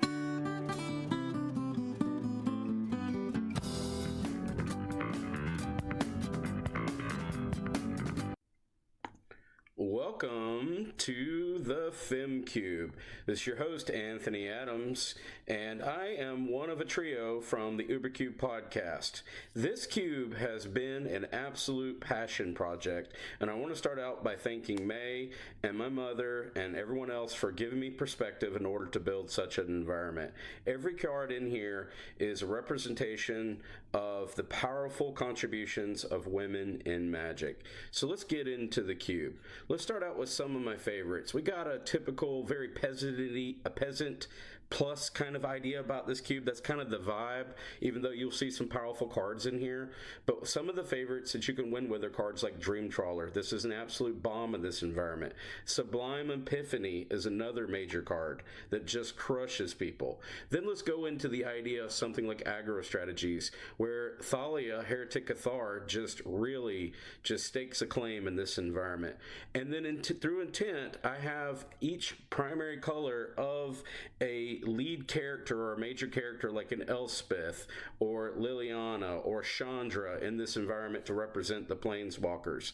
Then we have kind of your mid-range control where you can go do stuff like Samut or Vivian or Halana and Alana Partners. These cards, especially that one, absolutely just crushes people. The one card that I've been dying to get in this environment is a young Pyromancer. I'm really looking forward to a woman representation of the art for that card. But Izzet Spells Matters is very powerful in this environment. You can also lean into like a Stacks and Taxes type of environment, which I love. There's a mid-range tokens. Then we got some ramp mid-range control with stuff like Bonnie Powell or the Goose Mother. This environment has really grown, and it's been through the feedback and the perspective of the community. I want to thank everyone for really supporting this. This is a passion project, and thank you so much for checking out the cube. Happy cubing. Hi, my name is Mike Bergman. I'm from Galesburg, Illinois, and I am the creator of the foil Modern Horizons cube for CubeCon 2025. I know that when most people hear the word Modern Horizons, they think of Modern Horizons 3 and all the broken cards that came from there. Don't worry, I feel you on that. I cut all the broken cards that came from that set. This is focused more on Modern Horizons 1 and 2. There are some 3 cards in here that make the draft overall a lot better. But some of the ones that are broken that I cut, for example, are like Psychic Frog, Ocelot Pride, all the Flip Walkers, etc. If you want the full list, you can go to cubecobra.com. This draft is focused more on synergy and the draft mechanics of Modern Horizons. One last thing I want to mention is the mana fixing is very good here. I did add shocks and surveil lands after I went to CubeCon a few years in a row, and most of the cubes that I've seen that people like have shocks and surveils no matter what the set or theme is. So the mana fixing here is very, very good. But thank you for listening to me, and I hope to see you at CubeCon. Hi everyone, and welcome to my Pauper Cube for CubeCon 2025. Thank everyone who voted for this cube to be in the main event. I hope many of you get a chance to play it. Had a lot of fun keeping this together and up. Hello there, welcome back to coverage here of CubeCon. Marshall Sutcliffe with Luis Scott Vargas, bringing you coverage of a modified vintage cube from CubeCon, and we've already had some spicy lists going, and we've got even more to add to that here as we work our way into round number 2. And I'll remind you before we get into that, donations are accepted. CubeCon 2025, you can see on your screen right now. You get some cool bonuses for donating, and of course, this is a great cause. It's for the suicide prevention. So something that's obviously very important and touch a lot of people's lives. There's a QR code on the screen there, and you can hit that up, and we'd love it if you would be so kind as to donate. Let's get into game number 1 between James and Bryson. They've got some interesting stuff here. James is on a black-green, kind of like a rock style deck, old school, and Bryson's on a blue-red tempo deck. It's actually just straight up Jeskai. He's got a couple white cards. Possibly because of that Mox Pearl. Okay. He also has a Mox Sapphire. So Bryson certainly has the capability of having some pretty nice draws. I'm a little confused. James led with Nurturing Peatland, which is usually a sign that you have like no other lands in hand. Or like you really have a good reason to lead with like a painful land. But now has Verdant into Bayou. So he's got his both players have their mana set up. You got straight up Jeskai mana on turn 1 thanks to Volcanic Pearl, which is a great start. And now two black green lands. So I want to see how this goes. Usually, I would say that the black green is actually one of the decks that's kind of at its best against the Jeskai decks, because if you've got enough decent removal spells, you can really slow them down. That's him. Oh man, this is old school. This start so far really does highlight the difference now between this cube and the philosophy behind it and the more modernized versions of vintage cube. I mean, Young Pyromancer being something that you can do here is already kind of a standout, but now we see him hitting Ponder and Lightning Helix. Yeah, that's a brutal spot, because I would imagine that Bryson was really hoping to cast that Ponder at least, and then would have been able to follow it up with a Helix.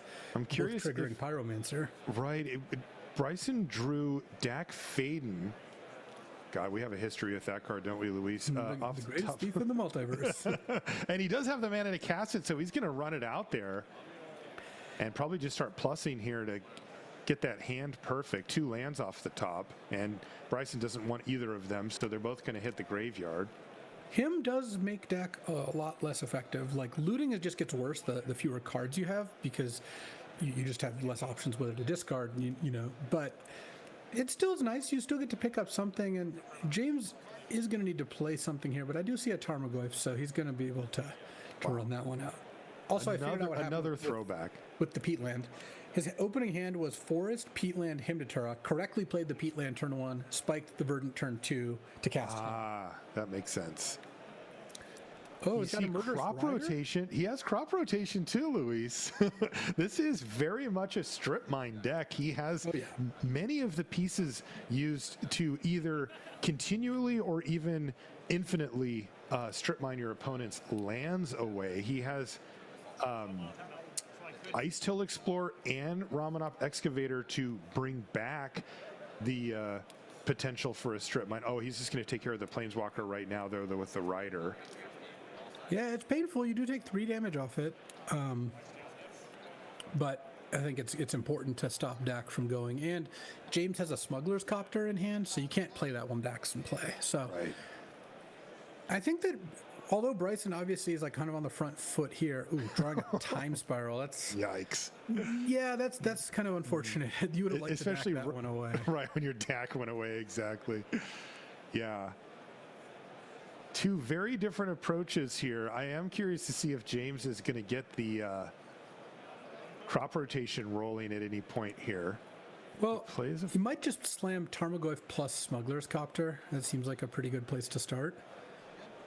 Though it's possible he wants to crop rotate and strip mine that Volcanic. Just kind of strike while the iron's hot. Bryson is on 3 mana, had 2 cards in hand, didn't play either of them. It's so tempting. You could make an assumption that maybe he's got a 4 mana card in hand. But getting Smuggler's Copter out is pretty good, so... There it is, Smuggler's Copter. He's going to use up all of his mana here. And then Bryson has no plays here. And I think that was a Mishra's Bauble, but I'm not sure. Which is unfortunate because Third Path Iconoclast would have triggered, but Young Pyromancer, not so much. There's your Bauble.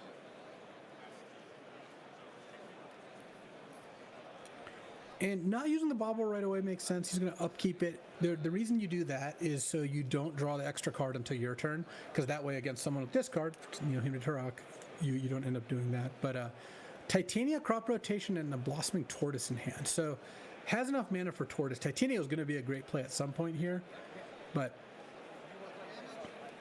he's going to run out the Tortoise first. Yeah, I mean, he's just had the opportunity to just use up all of his mana over and over again here, especially while Bryson's doing nothing. Oh, there's the strip mine. There's the strip mine.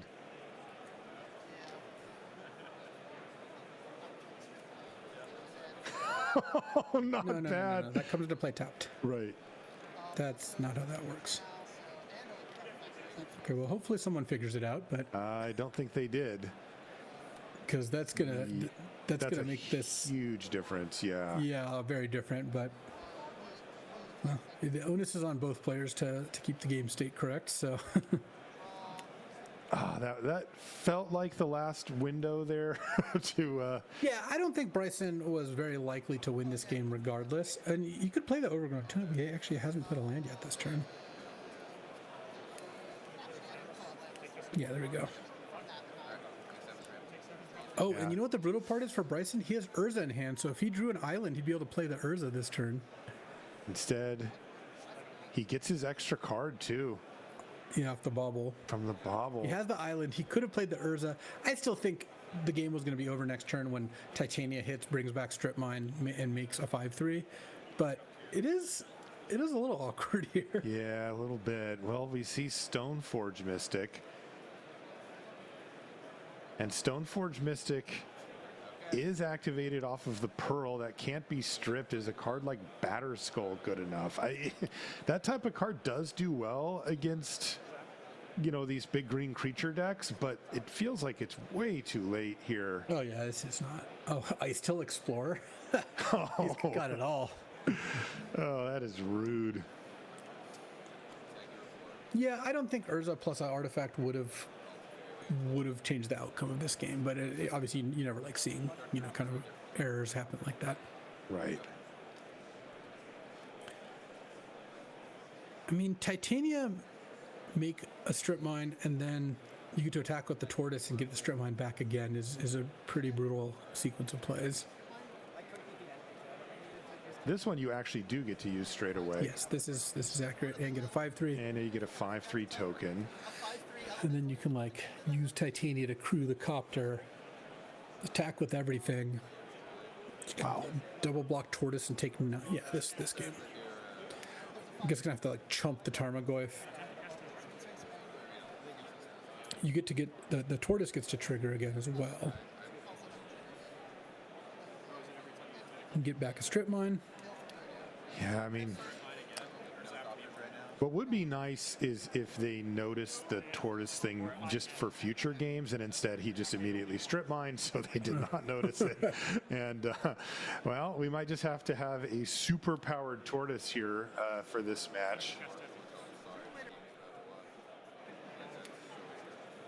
All right, well, a clean game there for James Martin. Strip mine plus a bunch of dumb green creatures just getting the job done. Yeah, but Bryson's going to have Eternal and Stoneforge Mystic on the play here. So Bryson's best advantage, of course, is that he's got double mocks. So really has to take advantage of that and have strong starts. The Hymn to Turok really was what ultimately slowed Bryson down too much. Because imagine the game where he just doesn't have him on 2. Maybe he just plays Tarmogoyf and gets like Ponder plus Lightning Helix the Tarmogoyf, probably not in that order, and then make 2 Pyromancer tokens, and it's just like such a different game. And now it's like, I have Stoneforge Mystic in play, getting Batterskull, and you're going to go land go. Because the biggest weakness for James's deck is that it's just kind of slow. He's got Fast Bond, but other than Fast Bond, is really not going to accelerate out that many plays. So it starts like this are fairly punishing for that. Yeah, this looks actually pretty good for Bryson. Very slow start here for James. Just having done nothing versus a Mox, like that is tough. Yeah, it has Scythecat Cub, but that's just not going to get the job done on 2. What is that one again? It's a 2/2, and it has Landfall, or 2/2 Trample. Landfall, put a ++1 counter target creature, but if it's the second time its ability is resolved this turn, double the number of counters instead. So with a fetch land, you're like, put a counter on, then double the counters, which the first time doesn't do anything different, but if you trigger it a few times, it starts really getting nasty. But there's a window here where basically any burn spell would kill it. Yeah, and just the Batterskull's still going to kind of beat it up for a little while, and it did look like Bryson had a miscalculation in hand, so he can protect. Oh, he's got the Lightning Helix. Yeah, so just kill that. There's the Germ token, by the way. Yeah, this looks very difficult for James here. Just being on the draw and facing down a Mox. And it looks like James Mystic being tapped is irrationally tilting me.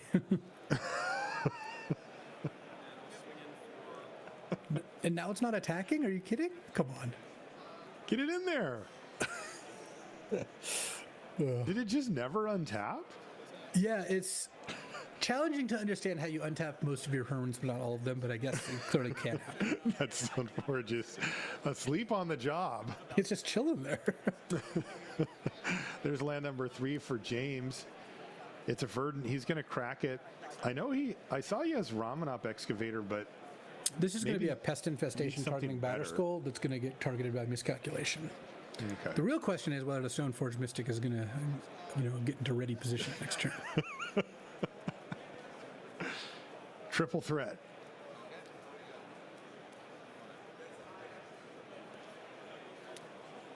I believe in Stoneforge.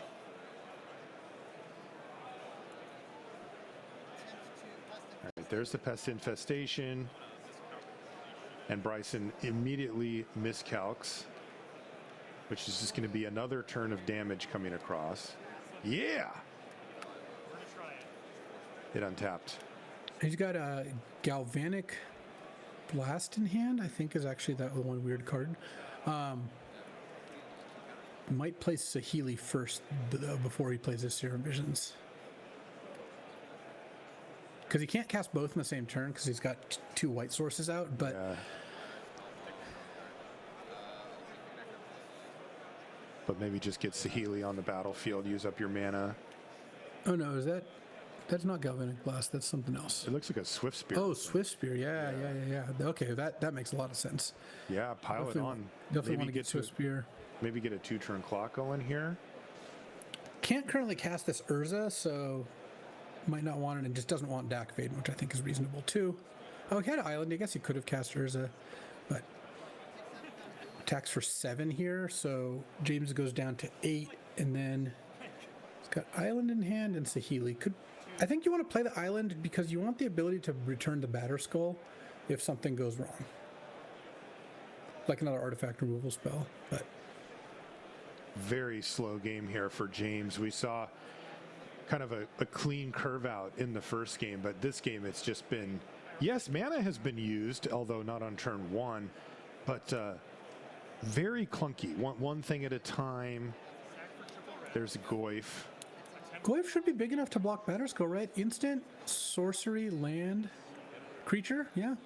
Block it once. Yeah. Well, you can also just equip Batterskull to Swift Spear now with this land. That is an option, though.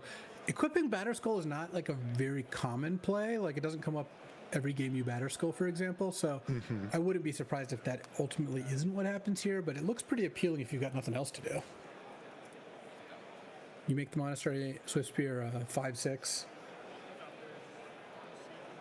needs to be basically 1 card. A seconds to drop. Bryson's surveying the scene here with. Really does not enjoy untapping his permanents, I feel like. No, it's on a delay, you know. Surprisingly close after Lays a land. And taps it right away. There's Saheeli. So that gets you a Swift Spear trigger. Turning something into a Batter Skull does not do anything. No. So James has a bit of a reprieve at least. He can just soak up the germ here. Yeah, I mean, at this point, I think Bryson probably just has to pass the turn. I don't think there's like a good maneuver here. Oh, yeah. Oh, or he's Wow. gonna, okay, yeah, throwing away the germ to deal 2 is reasonable. The only issue with this is then Saheeli gets attacked back, and like you guess you're in a position to maybe chump with Stoneforge.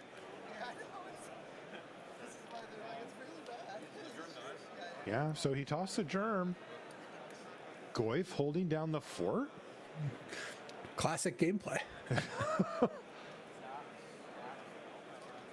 So from the perspective of Gavin, right, because that's whose draft we followed, who would you want to play against? I think you'd rather play against this black-green deck. Definitely. Like, Counterspell's so good against these decks. And just like, the deck's a little slower and does not appear to have a good answer to Blightsteel, whereas the Jeskai deck could be a little faster. Oh, Shieldred is definitely menacing. Yeah, 2 Moxen plus cheap spells for Bryson would just be very annoying for Gavin. Speaking of annoying, I still like equipping Batter Skull onto that Swift Spear. do you like untapping the Swift Spear or not so much? Yeah, I guess I'm going to assume Bryson primarily plays online, given the physical mechanics on display. Right. I mean, it's important just to do that, you know, so that everybody knows exactly what's going on. I mean, you know, there are cards that sometimes stay tapped for various reasons, and well, I mean, we just saw earlier this game he missed a point on attacking with Stoneforge because it was tapped, right? And the part that is tricky is like if you played a lot in paper, a decent amount, like it's hard to not like draw. Like, can you imagine untapping and not drawing for your turn? Like, it's really hard to do that, right? Your hand you get this muscle memory. All right, here we go. All right, Batterskull is going to jump on the Swift Spear. Yeah, it has Vigilance too, so it's going to attack. Now he has Death Toucher with Shieldred, so he could trade. James is at 6. Presumably this stack of lands are tapped as well. We got there. And he's got Dragon's Rage Channeler with instant sorcery in the graveyard, but is about to have creature if this dies, and then could sack the land. So the canyon. So getting to play Dragon's Rage and then attack in the air after equipping Batter Skull is pretty good.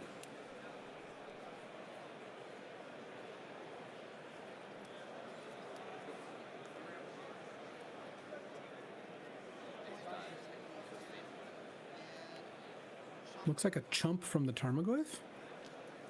That is what he did. He wants to keep that Shieldred on the battlefield, it looks like.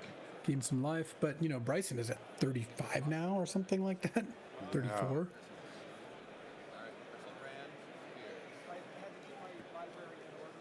Yeah, I mean, this is one of those spots where if James does have an answer for Batterskull, this could turn around.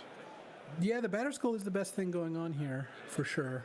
At some point, you also have the option of paying 3, returning Batter Skull, paying 2 more to Stoneforge. Right. To reset the germ if you want. Forgot about that. Yeah, But well, the shields are down. James is in a precarious position. Does he have an answer for it? Because this would be the time. Well, he kind of does. He has Titania getting back Verdant, which represents a 5/3. Okay. So that'll once again stem. It'll chump though, because the Right. the Swift Spear actually is really big. Yeah. I'll go back and watch the pod, hopefully hear commentary about how horrible. Yeah, I mean, if I'm in James's seat, you know. Yeah, exactly. Well, land lets him. Actually, he doesn't even need land. He can Saheeli make Oh no, he doesn't quite have enough mana. I'm trying to think.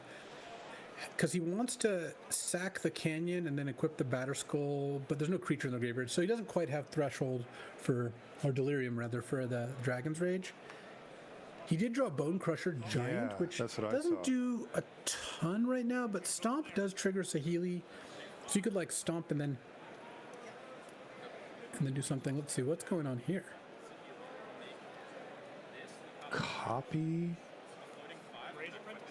Or turn a Mox into a Batter Skull.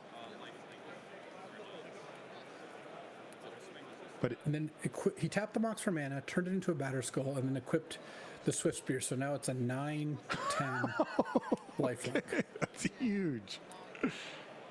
That's hilarious. Well, the Mox is still tapped, which is actually really relevant because he won't be able to cast Stomp. Yeah, that needs to stay tapped, right? It should. I mean, obviously, as a Batter Skull, it doesn't really matter, but it will matter at the end of the turn when it stops being a Batter Skull.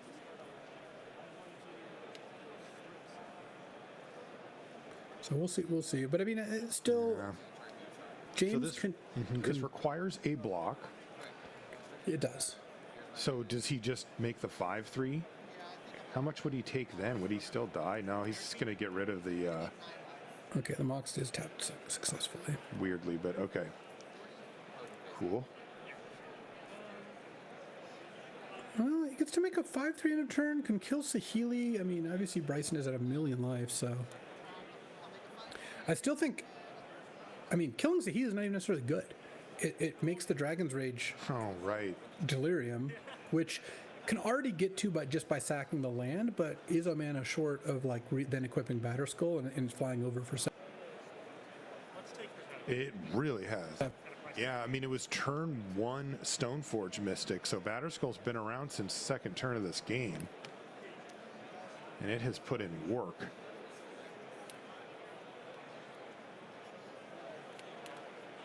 Gamble, Gavin, Citadel.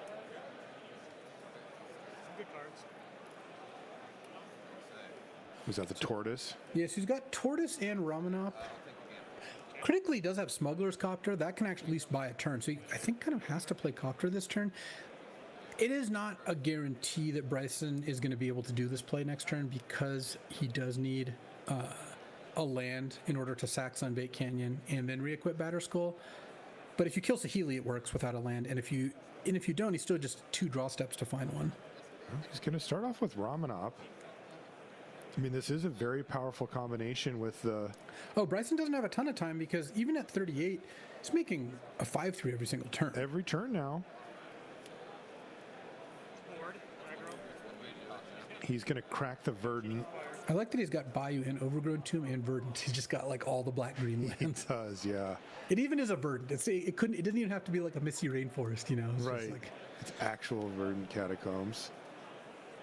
He also has him to Turok in hand. There's just that one card, right, for Bryson. Well, not anymore.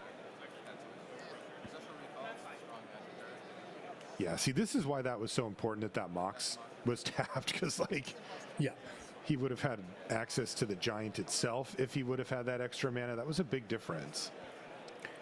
Yeah, I didn't think equipping the second Batter Skull accomplished a lot, but it did force a Childred Trump, I guess. It could have just been no blocks at that point, I suppose.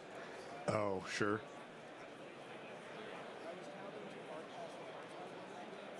Okay, let's not attack with a hasty Smuggler's Copter. We were getting there. There's a different aspect to paper than digital play, I'll say. There it is. All right, well, this means that the Dragon's Rage Channeler is on. So it is. Equipping Batter Skull to it is going to be critical because otherwise the Dragon's Rage Channeler will just attack and trade for Smuggler's Copter, and that's like way worse. It looks like he's going for it. I like it. And this is lethal? It's lethal and has Vigilance, so he has to chump with Smuggler's Copter. Yeah. And then Bryson gains 7 life. Goes up to 45. Yeah, like you said, the 45 is an impressive number, but it does feel like if James is able to stabilize this board somehow, that he could knock that life total down very quickly. Yeah, so he found a land. discarded it because keeping the Blossoming Tortoise, and then James has one draw step to find something because attacking for 17 damage isn't even going to do anything. So, all right, here it is. He needs to find. Oh, it was another land. Well, technically, he could play Tortoise and mill like a Nurturing Peatland, and it wouldn't come into play tapped based on game one, and then sack the Peatland to draw a card and find a removal spell. That is amazing commentary work. I think we're going to see something along those lines. You accommodated for prior mistakes. But it has to be exactly Nurturing Peatland. But are you telling me that that's not how that would go? That is how that would go. But he didn't hit it, so we didn't have to see that. That was unbelievable. All right, we're going to get a game 3 between James and Bryson. Bryson able to just get over the finish line there with his Batter Skull coming out really early in the game. And James actually had the answer, but a counterspell miscalculation took care of business, and he was able to ride that Batter Skull to victory eventually. All right, well, there's a Strip Mine in James's hand, and that is like probably the best card to see in his opening hand. Maybe Fast Bond would be slightly better against the double Mox deck, but he also has Deathrite Shaman. This looks like the kind of hand James needs to dominate these games. Turn one Deathrite with Strip Mine in hand off a fetch land, so the Deathrite's just fully fueled. Bryson needs a good hand to compete with this because, as we've seen, I think James's deck does have an inevitability with like Titania and Ice Till and Strip Mine and Ramen Up and all that. Like, if he gets ahead, if he doesn't get behind, Strip Mine lock goes pretty quickly. So, let's see if Bryson's got a Mox here. That's or a what way I'm to kill curious Deathrite. about. Yeah, he has nothing. 2 Mox in. He passed a turn back? He drew Scythe Cat Cub because now he can use Deathrite to exile Verdant, play Cub, and then play Strip Mine, get a counter, and kill the Mountain. That's almost unassailable. On turn 2, you've got a 3/3, a Deathrite, and a land, and they have no permanents. And there's the Strip Mine, exactly what Bryson did not want to see. And bang, it's going to hit the Mountain straight away. Bryson on 0 lands. It's turn 2. This would have been such a great game for him to draw one of his 2 Mox as well. I will say he had turn 1 Mox the last 2 games, so yeah, he did. Fair is fair. Can't really complain, I would say. Oh, he has Misty Rainforest. He's going to pass the turn back. This looks like a little mini Tarmogoyf plus a counter on the Cub here.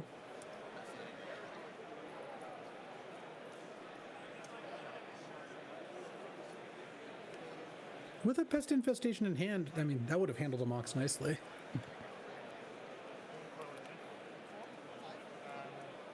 Yeah, that's true. So Bryson goes to 41 now. They'll get those life totals up to those are carryover. There we go, down to 17. There's the Goyf. As you mentioned, it's just the one. Oh, so Bryson has multiple fetch lands in hand, so he led with Mountain instead of one of his fetches, and actually it did not work out well. Yeah, really, really poorly for him. I mean, it's hard to tell that that's going to happen. Obviously, you know they do have a Strip Mine in their deck, but if there's good reasons to lead with basics, then like it's fine to do that too. Well, what are Bryson's paths to coming back here? The biggest issue I see is, let's say in best case you go like play a removal spell of some kind on that Cub. Now the Goyf's probably like a 3/4, and then you're still under pressure from Goyf Deathrite. James doesn't appear to have much left in hand except a Pest Infestation in lands, but doesn't need much else to win this game, I wouldn't think. A Mox off the top would still be pretty excellent, though. He found Dak Faden. He has Prismatic Vista. So he saved the Mishra's Bauble. He must have a third path or something. Oh, Corey Steel Cutter. Yeah, all right. Oh, man, this is just going to get Pest Infestation, though. Yeah, it is. And there's the Bauble.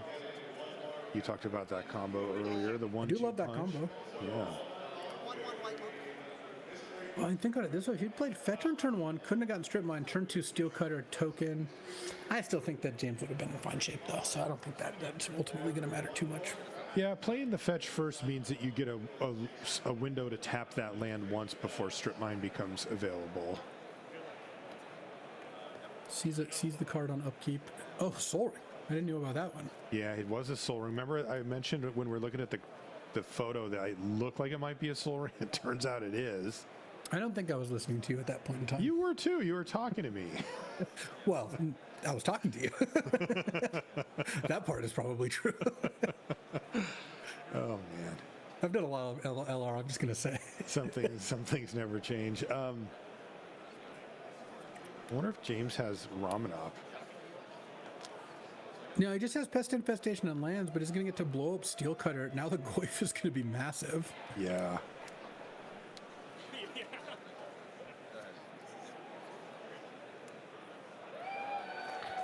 Oh, did we? Did he not do the counter on the cat? I don't think he's played a land yet. Yeah, he's going to play a land. There it is. Yeah, he was just accounting for the Goyf. The Goyf does not have 2++1 counters on it. It's a 2/3 Tarmogoyf. It's a 5/5 cat. A second here.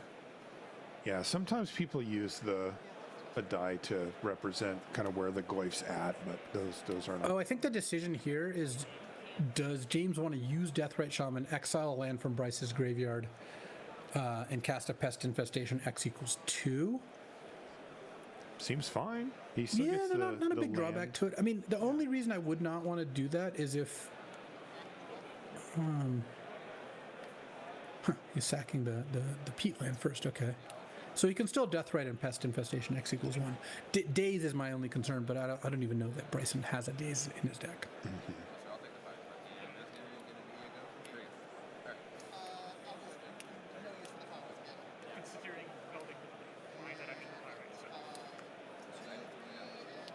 Okay, so he's not going to cast the Pest Infestation, perhaps wanting to wait to get something else here.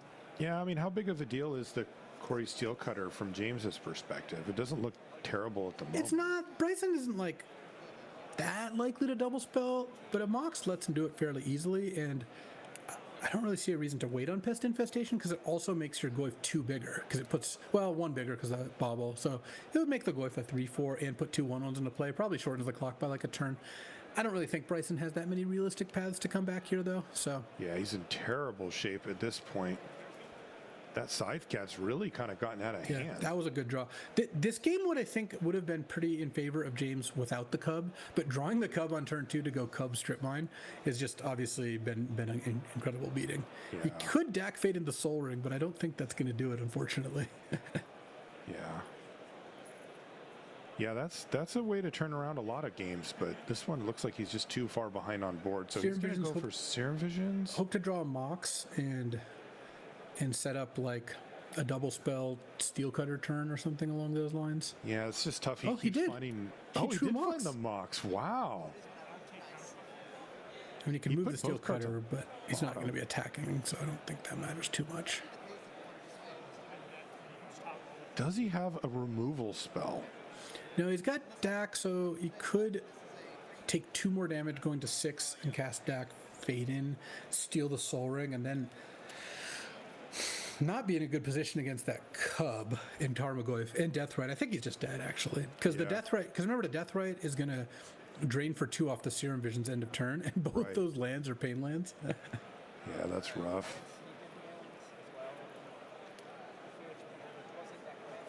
Is the Cub a Trampler? Oh, yeah. Oh, yeah. So, yeah, it's... What is that from? I've never even seen that card. Honestly, I don't know, which is kind of funny because the cube in the purest cube, yeah. But I mean, you know, you get to your cube, your rules. Definitely. So now down to 6 goes Bryson as James Martin puts the finishing touches on a nice victory here. Oh yeah. Delta is incredible here because it makes the Cub a 4/4 or 4 counters and then 8 counters, so it'd be a 10/10 trampler. Seriously, that card's busted. Yeah.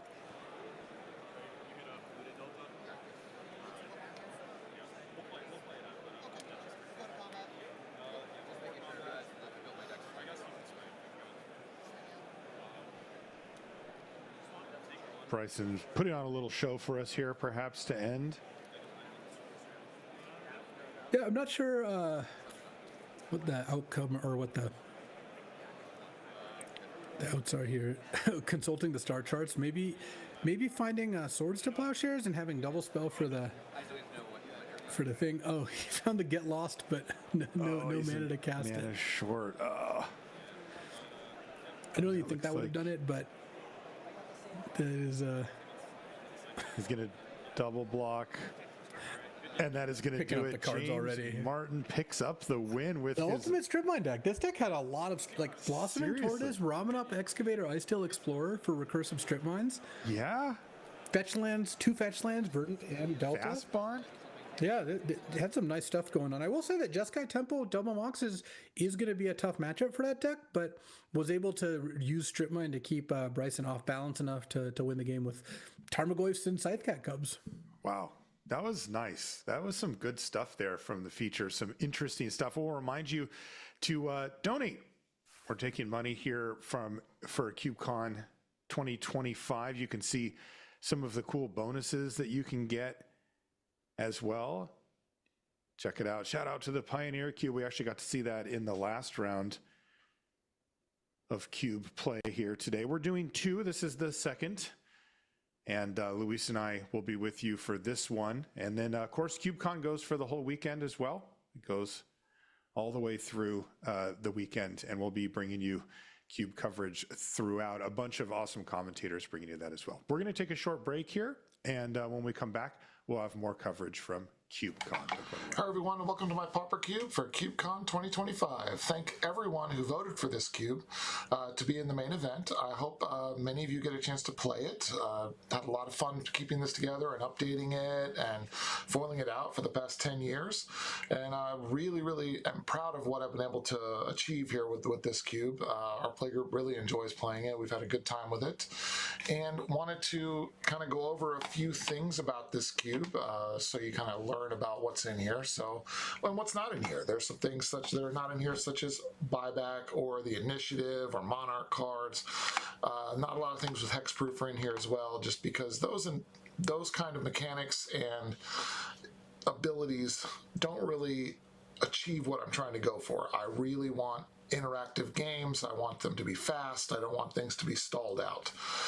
So just kind of going over some of the specific archetypes that are in here. We have a blink archetype. We also have flyers. We have some tempo archetypes over several colors, as you'll see.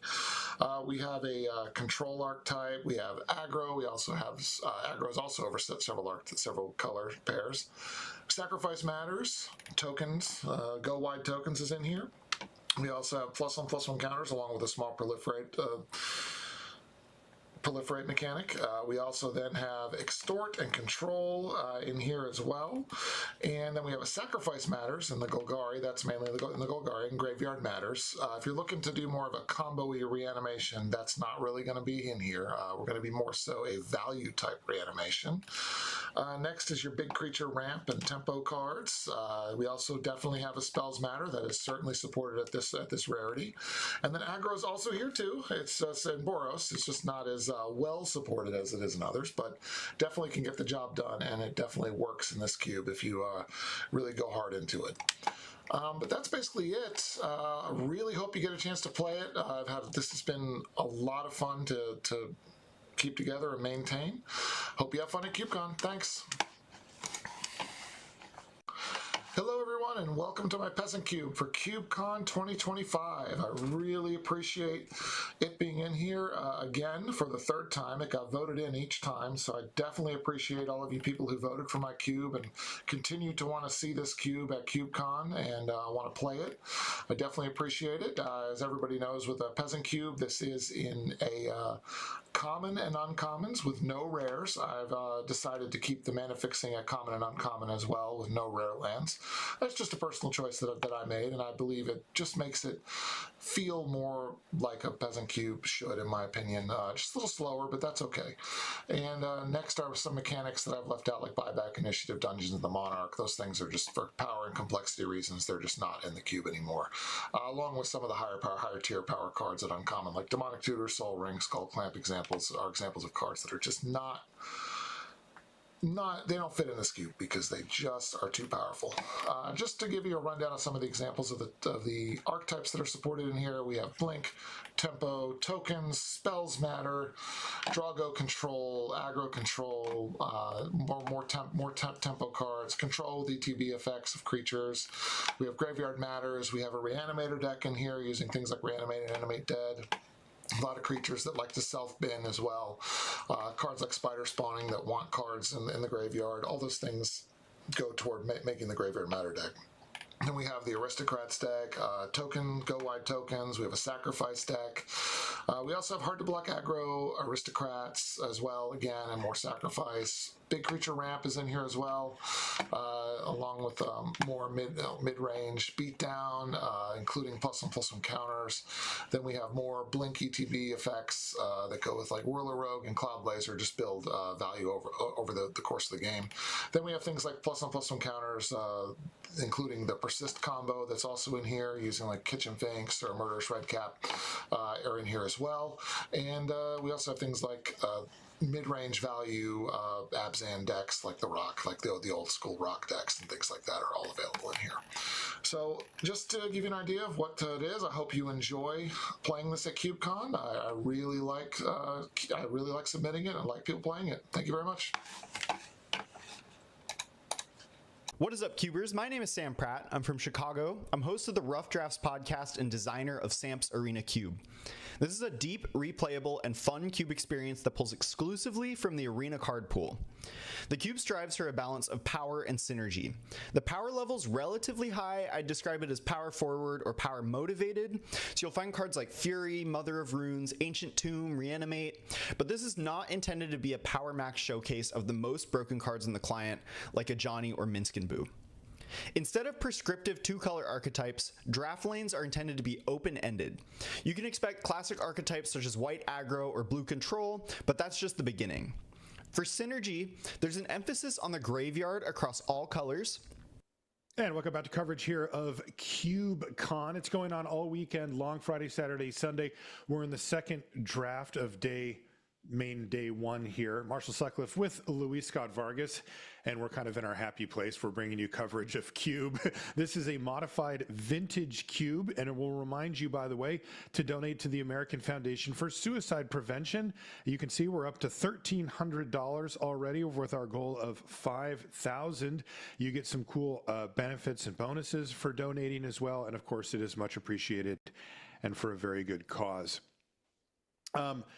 Yeah, so the cube that we're watching here is a modified vintage cube. Think vintage cube if for the most part some of the ancillary sets that are commonly used, that cards from them are commonly used, aren't there anymore, as well as some of the there's no double face cards, for example, right? Some of the cards that are a little bit more, I don't know, complicated or have a little bit more going on. This is a little more bare bones Magic, and we get a chance to see round two here. Once again we're following along with Gavin Verhey, who we watched draft just a little while ago, and he is going to be facing off against Bode, who is on kind of a cheaty deck. Luis, this is multiple ways to get in huge creatures, including reanimation, sneak attacking, and even Oath of Druids.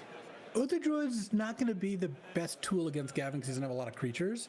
But, maybe oh, look at that. He surveilled a Blightsteel and to reshuffle it. That's so nice. Nice. Drawing that was a disaster. But I think the most important thing when we're looking at matchups for Gavin, from that lens, the most important thing is, do they have answers to Blightsteel? And Bode has Ashen Rider. So if he can sneak or animate Ashen Rider, that does it.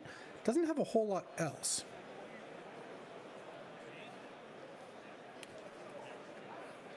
And of course, starting on Swamp is not really where you want to be either. Yeah, this deck is playing quite a few different colors overall. Definitely some green, definitely some red. We see the Talisman there from Gavin. And we're going to see Collective Brutality now from Bode. Discarding an Ashen Rider, so draining for 2 and making Gavin discard. And this is a matchup where Gavin's duresses are incredible. This is the exact example I used, the sneak deck. Yeah. So Bode can...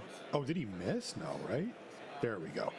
Because he can only take, what, instants and sorceries, non-creatures? I can't remember. Instants and sorceries, so you can take Consider. Gavin did play the Tanglewire. That's really funny. He what? Oh, he did end up playing the Tanglewire. I didn't notice it. I knew it. He's one of the Tanglewire people. Yeah, yeah. Animate Dead. This is so brutal. Hold on. Gavin's about to animate Dead the Ashen Rider, unless Bode has something here. No. He doesn't have his reanimate. That's what he needed. He has reanimate in his deck. If he was able to just go land reanimate Ashen Rider, the game would be over. Now the game will be over, but probably in a different direction. Oh, man. Oh, he's going to Tanglewire first? I guess if you put Tanglewire in your deck, it is to cast it. But now, how hold on. tempting would it be? Bode could have Necromancy upkeep. Oh, if he had Necromancy instant Ashen Rider, speed. that would have been so sick because he'd put it into play, eat a land, untap, eat another land, eat both black sources, and Gavin would be locked down off Tanglewire. Now he still has the mana. He's going to play Stock Up. Wow. What is going on? He really doesn't want to animate this. I mean, it also accomplishes the goal of getting it out of the yard, right? Like not only do you get it, but Bode doesn't have like top decks to find it. Yeah, I mean the Tanglewire stops those for a while. I will say Tanglewire looks like it's doing something, but it's actually, Bode might not have. He only has 3 swamps. He might not even be able to cast that much. Right.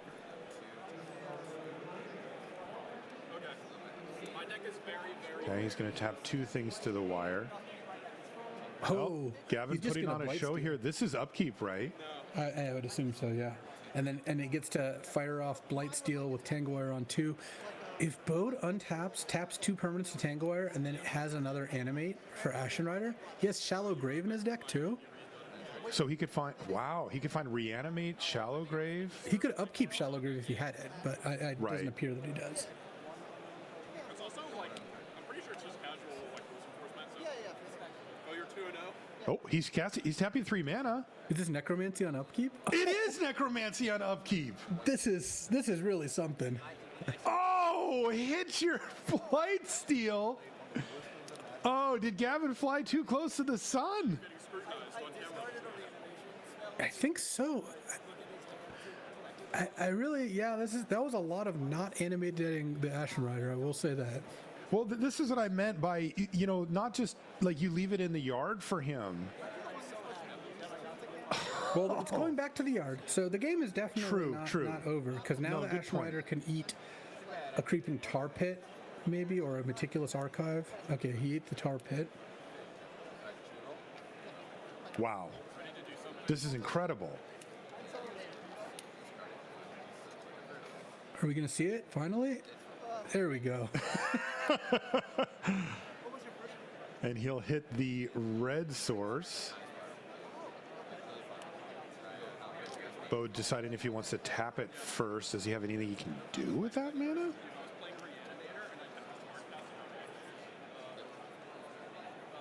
So now does Gavin just ride this rider to victory, or?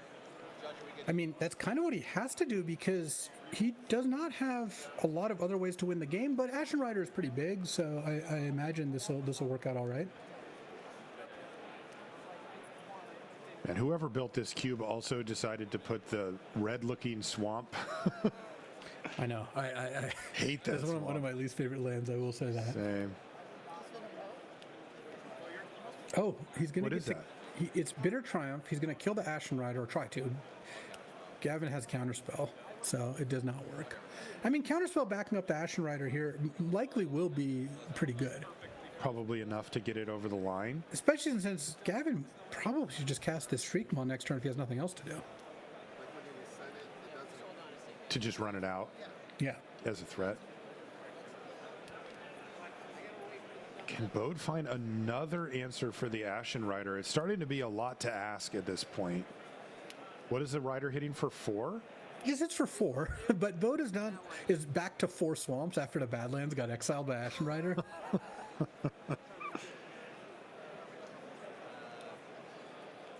it's Inquisition of Kozilek, and that's going to meet Entomb in response here. And Bode has Chain Lightning, Oath, and a Dark Ritual. What do you take? If he finds a green source for Oath, Oath is really the only card that does anything. Yeah, so. Does he have another burn spell that he could combine with the Chain Lightning? I mean, he doesn't even have red, no so red sources. It seems fairly unlikely that that's going to work out. Okay, so Grizzlebrand's in the yard, right? So another one more reanimate spell could do it. Though this is ending up being a fairly dropping.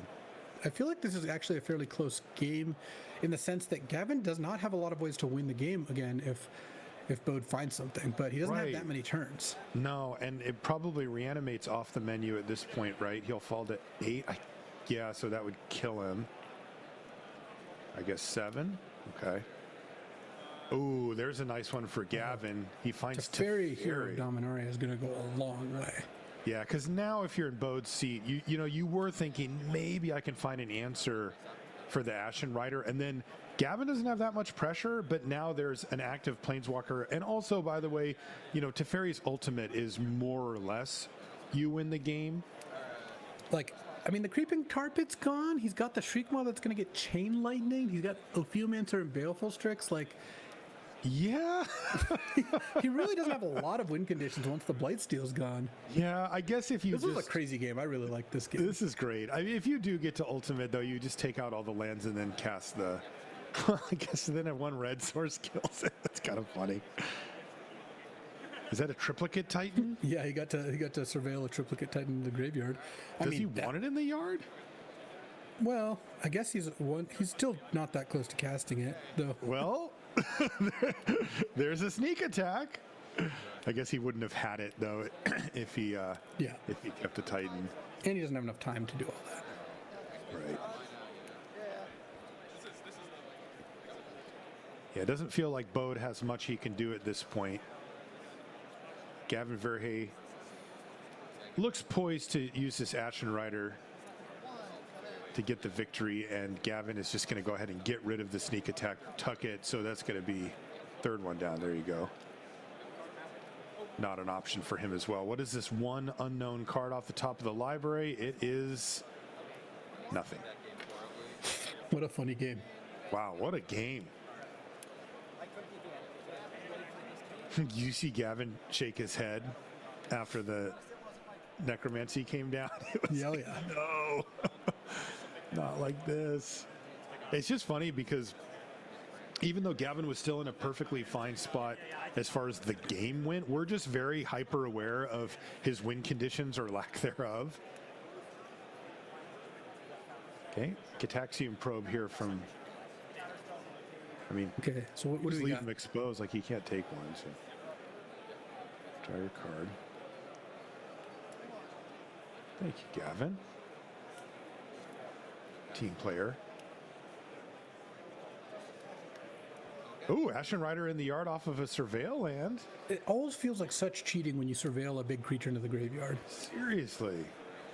I will say, while I would not have taken Animate Dead, Gavin's Animate Dead has actually done a lot of work for him, so that was a good pick on his part. It was a... He had a vision of some kind, and that vision involved Inquisitioning a Seasoned Pyromancer and, animating your opponent's Ashen Rider. Oh, that's going to eat the Force of Negation, but that's still pretty good. It's like you hymned your opponent of their 2 spells. Right, that's really nice there. Even better would have been Exhumed to Resolve, but now look at the hand here for Gavin. He's got basically a bunch of mana sources and a Vindicate. Yeah. He did find Inquisition. Oh, there's Necromancy, though. Oh, but look what else he has.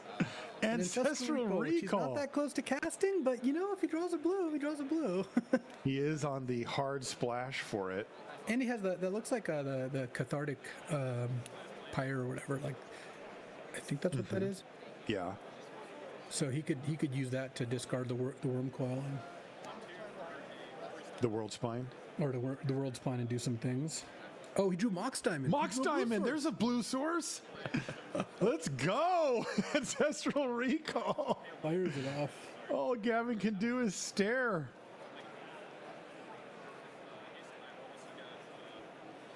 I mean, Animate or Necromancy and Exhume are both down, so we'll see what he finds here. Right.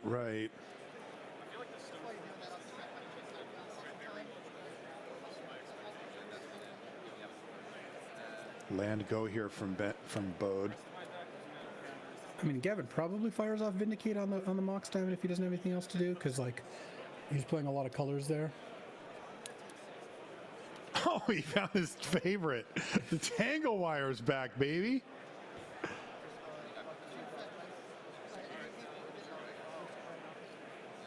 All right, he's going to cast the Pyre, ditch 2 cards. Not the World Spine Worm, keeping that, discarding Gristlebrand and Mountain. So he's keeping that for if he rips Sneak Attack? Yeah, I suppose so. Or, an effect like that. I think that is mostly just Sneak in his deck. Mm-hmm.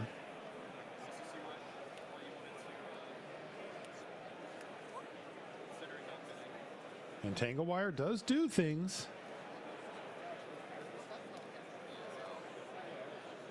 It stops Gavin from doing anything for a turn, but he doesn't have anything to do, and then he can follow up with a Vindicate afterwards, I suppose.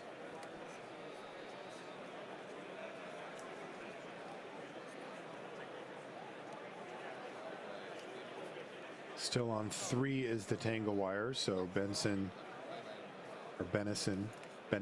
excuse me, is deciding which 3 mana sources to tap here. Well, he's not short on those. Maybe flooding out a bit. He doesn't have a lot to do here, so I think it's reasonable. But basically, we're in the waiting room for Gavin to draw Tinker, Benenson to draw like Sneak or an Animate of some kind.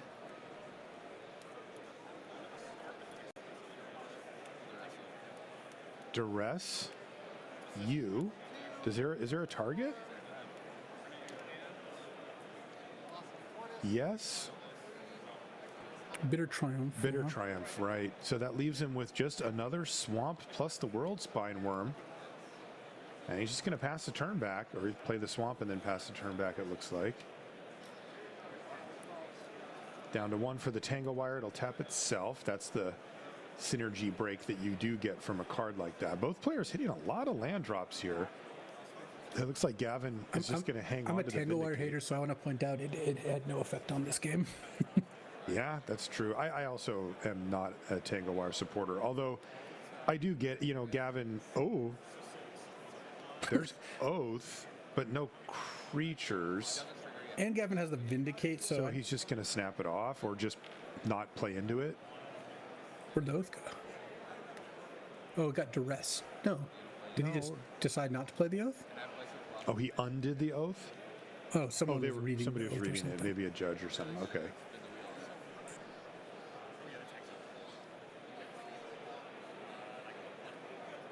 I mean, right now it just doesn't do anything, right? Like Gavin. Without a creature in play, it does not have any effect. So right. Gavin would have to play a creature and not Vindicate the Oath for that to be a thing. But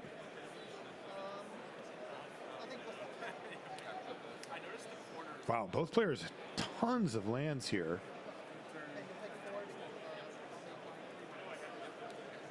And Gavin's just going to stay patient. I mean, he's looking at the Oath and saying, well, I don't even have that many creatures. There goes the Tangle Wire.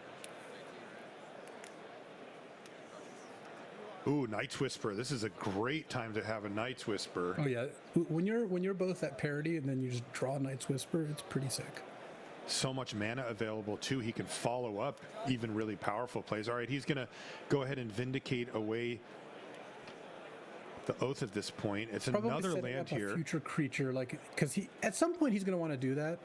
Yeah, he'll hit his Strix or something. There it is. Also, getting Collective Brutality'd when you have Vindicate in hand is brutal. So you really want to avoid that happening. And Blade Splicer. So he gets to follow up with a nice little set of creatures. Plan A here for Gavin? Yeah, I mean, I do think Gavin has like a pretty large structural advantage in this match in that his counters and duresses can leave Bode with a lot of dead cards, like that World Spine Worm sitting in hand, right. And Bode is getting to the point where can he cast it? I was gonna say if he had kept Gristlebrand. Ooh, Shallow Grave. What is that gonna hit? Gristlebrand? Oh, Shallow Grave for Gristlebrand. At 19 life? Yeah, that's where you want to be. That looks like things bode well Wow. for Benenson here. So, one player drew 1 in a black sorcery, draw 2 cards. And Bode drew 1 in a black sorcery, draw 14-ish, maybe more. Also gain 7, though. I guess the Strix maybe blocks the Gristlebrand. Oh, But sure. we'll see. I mean, this could easily be like sneak attack, put in 2 more things, sort of. Deal. Right. Let's not forget that World Spine Worm in hand. I mean, Benenson may just go now for even more cards if he hasn't found anything. Oh, Faithless Looting too. He is digging. He's kept himself enough mana to be able to put in 2 things off of a sneak attack if he finds it. We already know he has 1. Also, like, he could just pay another 7 life, assuming the Gristlebrand connects. That's not even a huge risk at all. Not at all. I don't even know how many cards are left because he did Ancestral this game. It's possible he's like risking decking, though. With World Spine Worm in the mix, that's not that easy to do either. Right. Yeah, I do wonder how much of this is really just about sneak attack at this point. Oh, interesting. He got rid of Chain Lightning. That's got to be a horrible sign for Gavin if one of the 2 worst cards in Bode's like 9-card hand or whatever is Chain Lightning. Chain Lightning.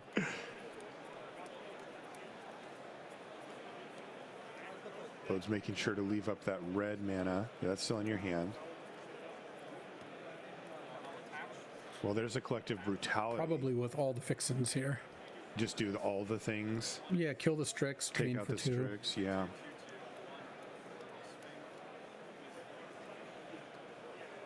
I do wonder about that library size, because if you don't have the sneak attack right now, wouldn't seem to be terrible to fire off another Grizzlebrand, because your mana is starting to get a little constrained. So drain you, -2/-2 that, and let's see what you've got. Oh, and look at this. He has the Blightsteel in hand. Let's see, 7 mana? No, we're not that close. Yeah. I have a really funny story involving Blightsteel. At one point, Martin Yuza cast a Blightsteel in a Pro Tour for the 1 less mana than he should, and when the judges were called, they're like, it's too late to back up, so he declined to attack with it until he could have cast it. Oh, wow. Yeah, it's pretty cool. Stand up. Not surprised to hear that. Snuff Out from Benenson. Now he's going to get in with Grizzlebrand, and it's even going to connect on Gavin's life total. But that thing is going away, so like what's the... Does need to find another threat at some point here, right? What does he have? Reanimate.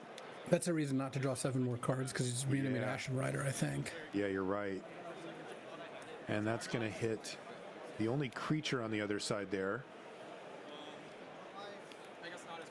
So what does that put Benenson at? 8 life.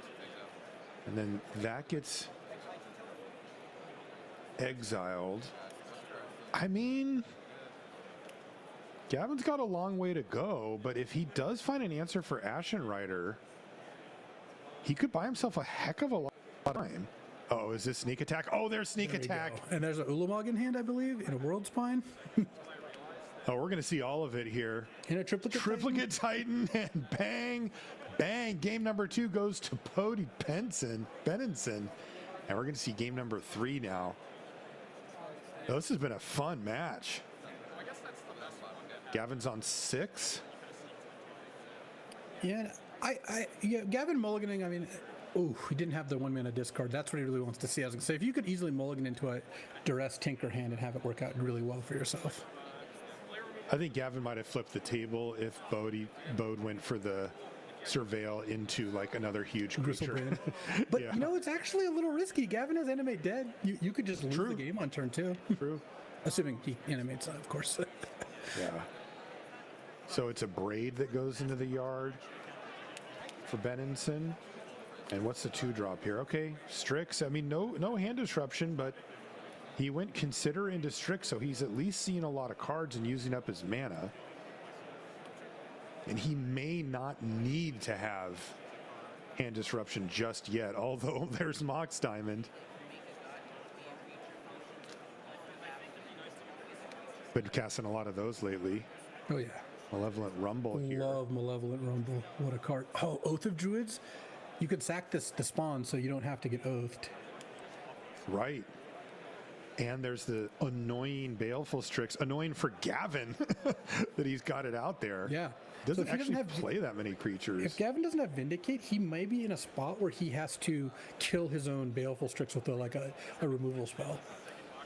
Though I don't think he has that many targeted removal spells, actually. Because Vindicate would just kill the Oath. Vindicate's one of them, yeah, for sure. Remember, the Benenson Oath did isn't not on play the a land on battlefield turn 2. yet. Oh, and there's one way to get rid of it. Tinker it away. That means that Oath is going to fire, though. No, not quite yet, right? Let's see how this goes. Yeah, I mean, because this could just be the one window Gavin needs to just close it out. Yeah, I think it is. Yeah. This is incredible. This is awesome stuff from Gavin.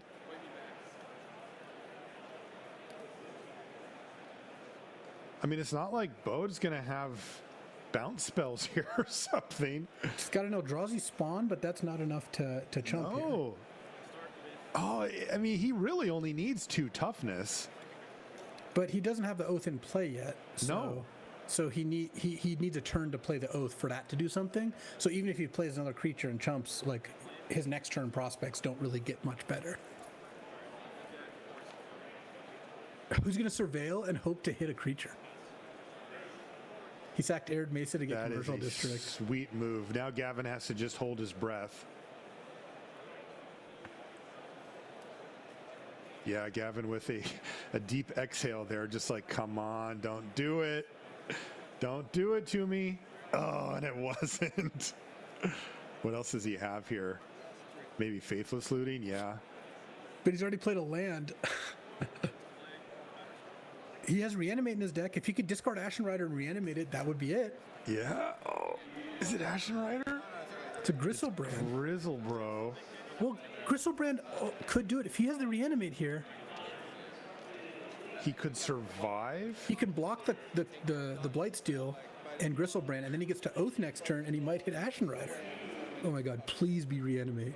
It is Reanimate. He's got it. Oh. He probably doesn't have another move this turn because he's already played a land and his Mox Diamond. So unless he wants to discard the hand size, it makes sense to just pass. So he paid 8 life. He's just going to do it now, I guess. Yeah, he's going to go to 3. I mean, but the Blightsteel doesn't deal damage. I think Gavin's got it, though. I could see a Mystical Tutor in his hand. So if he has a land, he can at the very least Mystical for Vindicate before attacks.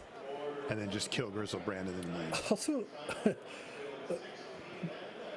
yeah, Bode doesn't have the Oath in play, though. It's kind of confusing because he's revealed it because Gavin knows about it. But he ended up being a turn short on this Oath, huh? Even with the Mox Diamond. Well, he had a Surveil land and then didn't play a land the next turn, so there was a little bit of a delay there. And that honestly is the story of Oath of Druids and Vintage Cube. For every time it works, there's like 6 times. No, you already played Arid Mesa this turn. Yeah. For every maybe 5 or 6 times it works, it doesn't work. Or sorry. For every time it works, there's 5 or 6 times where it does not work because it's a turn too slow, or they don't play a creature, or they blow up the Oath, or like. It's a cool card. I like it in the cube because it leads to cool decks, but the story of Oath is, in my experience, a day late and $1 short pretty consistently. Yeah, it's just there's not enough ways in the cube to make sure your opponent has a creature. If you could solve that problem consistently, then now you're talking about a card that gets right in that same power level as the other cheap creatures in, but Oath is below those. He didn't sack the spawn, so Gavin could Oath here. It's still not on the battlefield. Oh, right. It's still on the battlefield. So is Gavin, the question is does Gavin have he needs a land. The untapped land. Because he has Mystical. Because if he doesn't, it puts it on top, right? So it's not, If he doesn't have the land, if he has a blue card, he doesn't have the land, so he's just drawing. Oh. Block. All right, take 4 poison, gain 7 life. Yeah, so go back up to 10. Soak up 4 poison. And Gavin passes back. Now, does he have a counter spell or something? This is Entomb on upkeep. Upkeep Entomb to make sure you didn't draw the Ashen Rider. Oh my god. If this is, it's like counterspell or bust here. I mean, yeah, Gavin. I guess Gavin doesn't straight up lose if he gets Ashen Rider, but it's not looking great for him if Ashen Rider hits the battlefield. So counterspell or Force of Negation. Yeah, one of those two.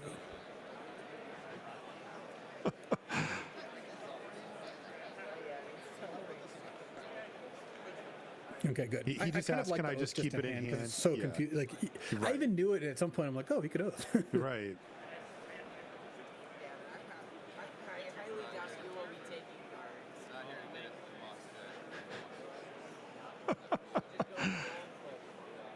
Gavin just has to sit there with his head in his hand. So we know Gavin has Mystical Tutor and at least 2 cards that aren't lands, is my belief. Yeah, he didn't play a land. And if he had a land, he would have Mysticaled on upkeep, but he could have drawn a land. It appears he did not. That's so funny. If he had triple blue, he could have also Mysticaled for Counterspell. Or if he had another blue card in hand, he could have Mysticaled for Force of Negation. Yeah, we can really kind of narrow down a lot of what So Gavin's hand has to be like... But it can't be hand disruption. Like, what does he have left? Oh yeah, it can't be Duresses either. Teferi. No, if he had a blue card, he could have drawn Teferi. Wrath? He could definitely have Wrath in hand. He couldn't have Tangor. He would have played that one. Yeah, he would have slammed them. It would have been good, actually, I gotta admit. He could have Chrome Mox in hand. But if he had Chrome Mox, again, it's confusing because he could have drawn a lot of these cards where they wouldn't have been good and if he didn't have them first. All right. All right, there's a Necromancy. And there's the counter spell from Verhey. He has the win and picks up the 2-1 victory here in round number 2. He is 2-0. On his way to the trophy. I mean, this deck is exactly what Gavin wants to play against. A combo deck that, you know, that is disrupted by hand disruption, and counter spells are quite good against them. Like when they go Entomb into Necromancy and you counter the Necromancy, it's like you stop 2 cards. So it was a good matchup for Gavin. It was really close games, and these games have been exciting. So yeah, really, it's a shame I won't get to see round 3 because I unfortunately do have to go. I'll be replaced by Mason Clark. He's going to take over, and you and him will see if Gavin can ride Tinker to victory. That is his win condition. That's how he's won just about every game. He did win the one game without Tinker after the Blade Steel got exiled. Yeah, great stuff, Luis. Always fun to talk Cube with you, whether it's on the podcast or live action Cube, as we got to do today. Don't forget to donate to the American Foundation for Suicide Prevention. We were up to $1,370, looking to get to $5K. And as you can see, you get some rewards as well. So it's kind of a win-win. And yeah, we'd encourage you to check that out on the page there. All right, we're going to take a short break. When we come back, we'll have the last round here from Cube number 2 on day 1 here from CubeCon. Don't go anywhere. Hi, everyone. My name is Noah, and I am the creator of Sky and Sea Cube. The initial thought that seeded my cube was, what if a set was designed around one central color, instead of 5 colors all fighting for supremacy? How would that shape the story, the draft, and the gameplay? In Sky and Sea Cube, a powerful blue ley line dominates the stage. Planeswalkers will form decks built from a spectrum of blue-aligned themes. You will sling spells against opposing blue mages, and cast wizards, sphinxes, frogs, and of course merfolk to ride the waves to victory. You may also employ the services of 3 other colors. Green may offer you ramp, white may offer you buffs for your flyers, and black may help you take better advantage of your graveyard.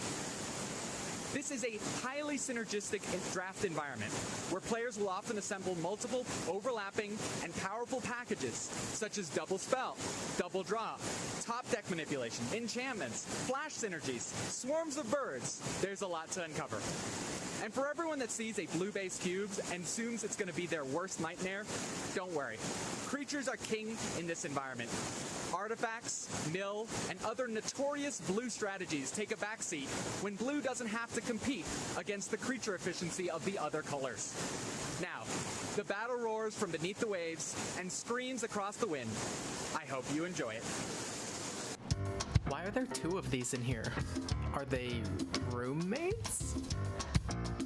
The tabletop cube is a simple cube, in the same way that the wise old woman you know who plays mahjong for 20 hours a week would call her hobby a simple game.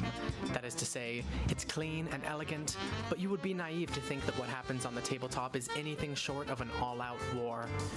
The tabletop cube aims to be an accessible environment. It avoids all double-faced cards, all universes beyond cards, and includes no finicky mechanics like Monarch or Dungeons. At its core, the tabletop cube is an unpowered vintage cube, with its own set of power outliers, crazy turns, and occasionally salty mass land destruction. There is no Minsk and Boo, there are no Modern Horizons 3 energy cards, but you can still go wide with aggro, go tall with ramp, go to time with control, or go absolutely bananas with a 4-color lands pile that makes no goddamn sense until you spot the 2 copies of Lotus Cobra. On that note, the tabletop cube breaks Singleton. It runs the increasingly common suite of double fetch lands plus double shock lands, but it also doubles up on City of Brass, Wasteland, Stoneforge Mystic, Snapcaster Mage, Gravecrawler, Thoughtseize, and these little guys. If these choices make you think, looks like a boomer cube, you would be only partially incorrect. I do run lots of cards that were released recently, like Rust Harvester and... Judge, am I a boomer? The tabletop cube is inviting. It aims to help 1,000 players get into cube, not to be 100 players' favorite cube. It's on the simpler side, but it's gorgeous and resonant and attracts some of the most fun sorts of Magic players. So pull up a chair, put on your pre-release stamped reading glasses, and make some new friends at the tabletop. Hey everyone, welcome to a cube primer for the Bearclaw Changeling Cube. My name is Matt East. I currently live in Madison, Wisconsin, and play with Team Bearclaw. I started playing Magic back in the Invasion block and got into the Legacy format, playing Goblins around 2009 and playing Combo Elves around 2010. These kind of typo aggro combo decks were a blast for me to play. I then took a break from the game for about a decade until my buddy invited me out to the first CubeCon in 2022. My first cube at the event was the Unreasonable Cube, a cube featuring silver-bordered and other off-the-wall cards. It was one of the most fun times I've had playing Magic, and inspired me to get into designing cubes myself. The third piece of design inspiration for this cube was hearing about the Changeling Cube on a Cube podcast. It sounded like a cool rules modification to combine the aspects of Magic that I enjoy into a fun cube environment. In this cube, all creatures are all creature types in all zones. It's a fast, creature-focused cube where cards of different creature types interact with each other in unexpected ways. Decks tend to be pretty fast, with games decided by about turn 4. There are some 2 and 3 card combos, and decks generally range between aggro and more combo synergy focused. Giving a quick rundown of each color in the cube, white is focused on creature lords and removal, both spell-based and creature-based. Blue tends to be more of a supporting color in this cube. There are several copy effects, a small but powerful mill sub-theme, and light counter magic. Black is one of the... And welcome back to coverage here of CubeCon. Marshall Sutcliffe, and I'm now with Mason Clark. Mason, welcome to the booth. It's great to see you. It's great to see you, Marshall. I'm excited to cover some vintage cube action. Yeah, that's right. We've got, in fact, the finals of our match coming right up. But before that, we do want to remind you to donate. We are taking donations for the American Foundation for Suicide Prevention. You can see we're up to $1,370. Obviously a great cause, and you can see that you get some cool bonuses for donating as well. So it's kind of a win-win for the foundation and for you. You can see there's a QR code on your screen that you can hit right there. All right, let's get into the match here. So Mason, we've got Gavin Verhey, who we watched draft and have watched every round, of course, very well known from Wizards of the Coast. He's an old friend of mine. I used to play against him in PTQs way back in the day here in Seattle because we're both from the north part of Seattle. Against James Martin, and this is where it gets interesting because I'm sure you see it, Mason. You see that strip mine sitting there? He's got Ramanop strip mine in his opener plus Zurin Orb. He also has Fastbond in this deck. He has Ice Till Explorer in this deck. Like he can really make this thing sing. But for now, Gavin only has a few choices. He can take the Orb, he can take the Pest Infestation, or he can take the Copter, it looks like. Yeah, it makes a lot of sense to probably take Copter, all things considered. I'll tell you this, James Barnes' draft deck looks like something I would love to be doing. Me and this guy can hang out. He just can't be passing to me. That's my rules if we're hanging out. You know, he can be on the other side of the table. I love it from James. Maybe it's going to strip mine right away. I love it. Just get down to business. Strip mine hits, and then James is going to try to build up his mana here towards that Ramanop Excavator and hope that Gavin hasn't done much in the meantime. All right. Well, we got a Safekeeper and a Zoran Orb line here.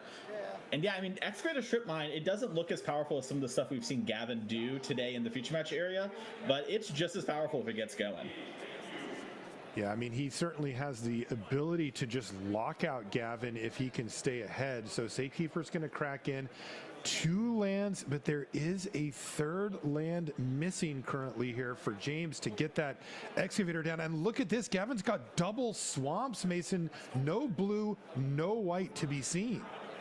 Yeah, this is not great. I mean, we've seen Gavin, as LSV pointed out last round, basically win every round via tinkering, right? And sort of interacting towards Tinker. And Black's great for interacting, but we're not doing anything. It makes you really wonder, you know, on the back of a white card as Thoughtseize comes down, maybe in the nick of time. Maybe so. If he takes, well, I assume he'll take the Excavator here, but he just drew that because he would have cast it last turn.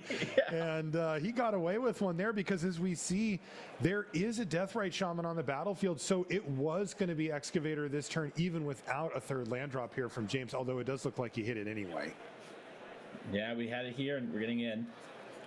Gavin, I think, had Animate dead. I did not catch all of the rounds with him, but I'm taking a look. Maybe we get this Ramanop Excavator back in another timeline. You know, we start replaying our lands. Yeah. Keep in the back of our mind. A little fun.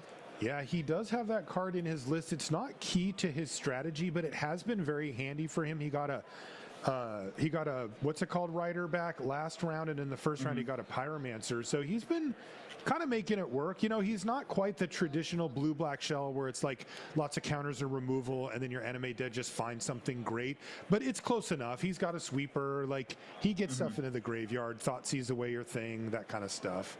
Yeah, I mean, Thoughtseize Animate Deads, that's how you're supposed to play it. Right, you know, that's the classic. Best card. The 1-2 punch, yeah.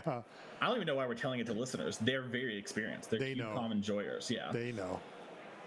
I will tell you what, Marshall, I'm a Murderous Rider cast enjoyer right here. You know, it's going to run it out. I don't know if it's right, but it calls to me like the Green Goblin mask. Yeah, you know, it is interesting. It depends on how well James knows this matchup because there aren't that many targets for Swift End. So yeah, Murderous Rider just turning sideways against an opponent who's already down to 12 and is stuck on not only 2 lands but only 1 color actually makes a lot of sense. Remember, the Deathrite Shaman's piling on an extra 2 a turn as well. Is this Safekeeper just going to go the distance? It's like... I'd love to see it because that is what Magic is about for me. Yeah, situations like this, or it's like Cube, you know, Vintage Cube, we got power, whatever, and 1-1 was too much, man. Bad beats. Want to get dinner? Yeah. You can see James has a trophy already on the weekend, while Gavin already has 2. They're both fighting for another one here to accumulate them to play on Sunday. Yeah, it's funny. I've known Gavin for such a long time. Before he worked at Wizards, I knew him, and he played PTQs. I used to chat with him and stuff. But he has a different reputation now. You know, he's more like an ambassador for the game. He's known as being a game designer, and he's, you know, out at the Magic cons, and he's a very visible part of Wizards of the Coast and Magic, but I know him more as a competitive player, a cuber. Like he's, this is actually his element, much more than I think maybe people would know just if they didn't know him like I do, you know, having known him for a while. Ooh, Nissa. This is old school, man. This cube really does go deep on the like 2022 Magic. Like it really does. Nixa, who shakes the world is probably going to close this thing out. I mean, Gavin just has nothing going. I don't know what Gavin could draw from here that would stabilize, but you're totally right about Gavin being a fierce competitor. Third swamp's what we needed. Here comes Necro. No, but jokes aside, when these Wizards players, they don't get to compete a lot. They work so much. So now whenever they get a chance to go out and game, you always see them like lock in. Like I know Ben White's is there this weekend. Fierce competitor, right? He's someone who's going to be in the streets, and he's not missing any points. He wants as many trophies as he can because they don't get to play Magic that way anymore. Yeah, this is a pro tour for these players, right? Yeah. I feel this way when I get to play like an arena open. It's like, okay, there's stakes to this. I actually, because I'm not traveling to the Spotlight Series these days, and I draft all the time at home, but like, come on, I want to play for something. And, like, I'll tell you what, right now there's a Arena Direct happening, and I'm right after we're done here, Mason, I'm firing up another sealed pool and seeing if I can't get some boxes going. It's just, when you do the game for a living and you're not a professional player, opportunities to play for something that matters at all, don't come up that often. And I mean, Gavin's a very competitive player. Like this is, he's going to have taken this quite seriously. You see, he did actually cast a Feomancer last turn. He's at 6. Yeah, and while we were talking, Blossoming Turtle came down to get back Strip Mine. It's not the end of the world right now, but it is something that like Gavin probably will only have one turn to use colored mana, right? And we see the Tinkers in his hand, so he might need to figure out some way to stabilize and then kind of sneak in the Tinker. But I just don't see how he's gonna realistically get there. As we're gonna untap another land. Yeah, he could draw an island. He has Mox something. He has a Mox Jet in his deck. Yeah, Mox. And he has the other Mox too. The what's not Mox Diamond, but the Diamond. other one. No, I think it is Diamond. No, he doesn't have the Diamond. He has the Chrome Mox. Chrome Mox. Thank you. Yeah. Yeah. So like, it's not completely, but I mean, at this point, he's probably looking at a block with his Blightsteel. By the way, they did sort out this strip mine situation. I don't know if you caught it, Mason, but in the prior round, James had cast the Tortoise and got it back. And it was untapped, and he used the strip mine immediately. And with the Tortoise, it actually comes back in tapped, which we see here. So that's gotcha. I know our chat will be relieved to see that. We call that an oopsie poopsie in the biz. So yeah. Oh, there's a blue. And it's too late. So he is going to scoop him up. Gavin Verhey down a game, and it was a quick one. His mana woes were very prevalent that game. Somewhat encouraged by James. The strip mine did hit a land, but then it was a lot of missed land drops in a row there for Gavin. Interestingly, no hand disruption from Gavin early either. He is long on hand disruption. He has Duress, Thoughtseize, and Inquisition in his deck. Yeah, I wonder what he had that made him keep that hand. You know what I mean? It was basically all black mana. It doesn't seem like he has a ton of white cards in his deck that would be moving the needle. So no, he has he's got Vindicate, Wrath of God, and Big Teferi. Yeah. Also, maybe just on a mulligan and we didn't catch, he put back a card or two. That would explain a lot of things. You're on 5. Suddenly, hands make a lot more sense. As top comes down, a fun card for everybody. Did he just miss, though? I think he did miss. Like, didn't he go top, go on my upkeep, spin the top, don't play a land? I'm pretty sure that's what happened. I mean, he did it so casually and we were chatting. Yeah. I mean, he missed it, but I do think you're right. And there's no point in... Oh, no! Gavin Verhey does not like our combination or commentary and is trying to break us apart as quickly as possible. This is so brutal. Yeah, I wonder... Well, now he just has to spin. Yeah, I mean... And then just try to crack the top if there's the land third down. Yeah, so his Surveyor land's one of his best hits, I guess, so he can bin a card. Yeah, for sure. I guess the top's there. Yeah, it's... Okay, the fact that he's thinking... This is not good. Yeah, it's... I wonder if it's he has... And he didn't crack the top? Oh, no, wait, he's still thinking. So if he doesn't have a land, he could have, Mystical Tutor and he's maybe like thinking about like there's some other 1 mana card, and he's like, oh, I could shuffle maybe. Shuffle away, yeah. It puts it on. Can you just mystical fail to find and just for the shuffs? Yeah. I mean, I'm pretty sure, right? Because it says search your deck for up to and so. Yeah. I mean, listen, I'm not saying that's the world's most exciting play, but it's a lot better than dying to this Bristly Bill. Yeah, Bristly Bill is going to make a short clock here as well. Although I have to say, James hasn't had. I mean, we haven't seen the strip mine, for example. Like that would have just basically locked this thing up. So Gavin, maybe. I mean, let's see if he has that play that we talked about, because he just looked 3 deeper and found no land again. Like, yeah, and he is shaking his head. Oh, he has Consider in hand. Oh. Okay, so he knows he can't bend the cards to get closer to the lands. So he just has to rely on this Divining Top again?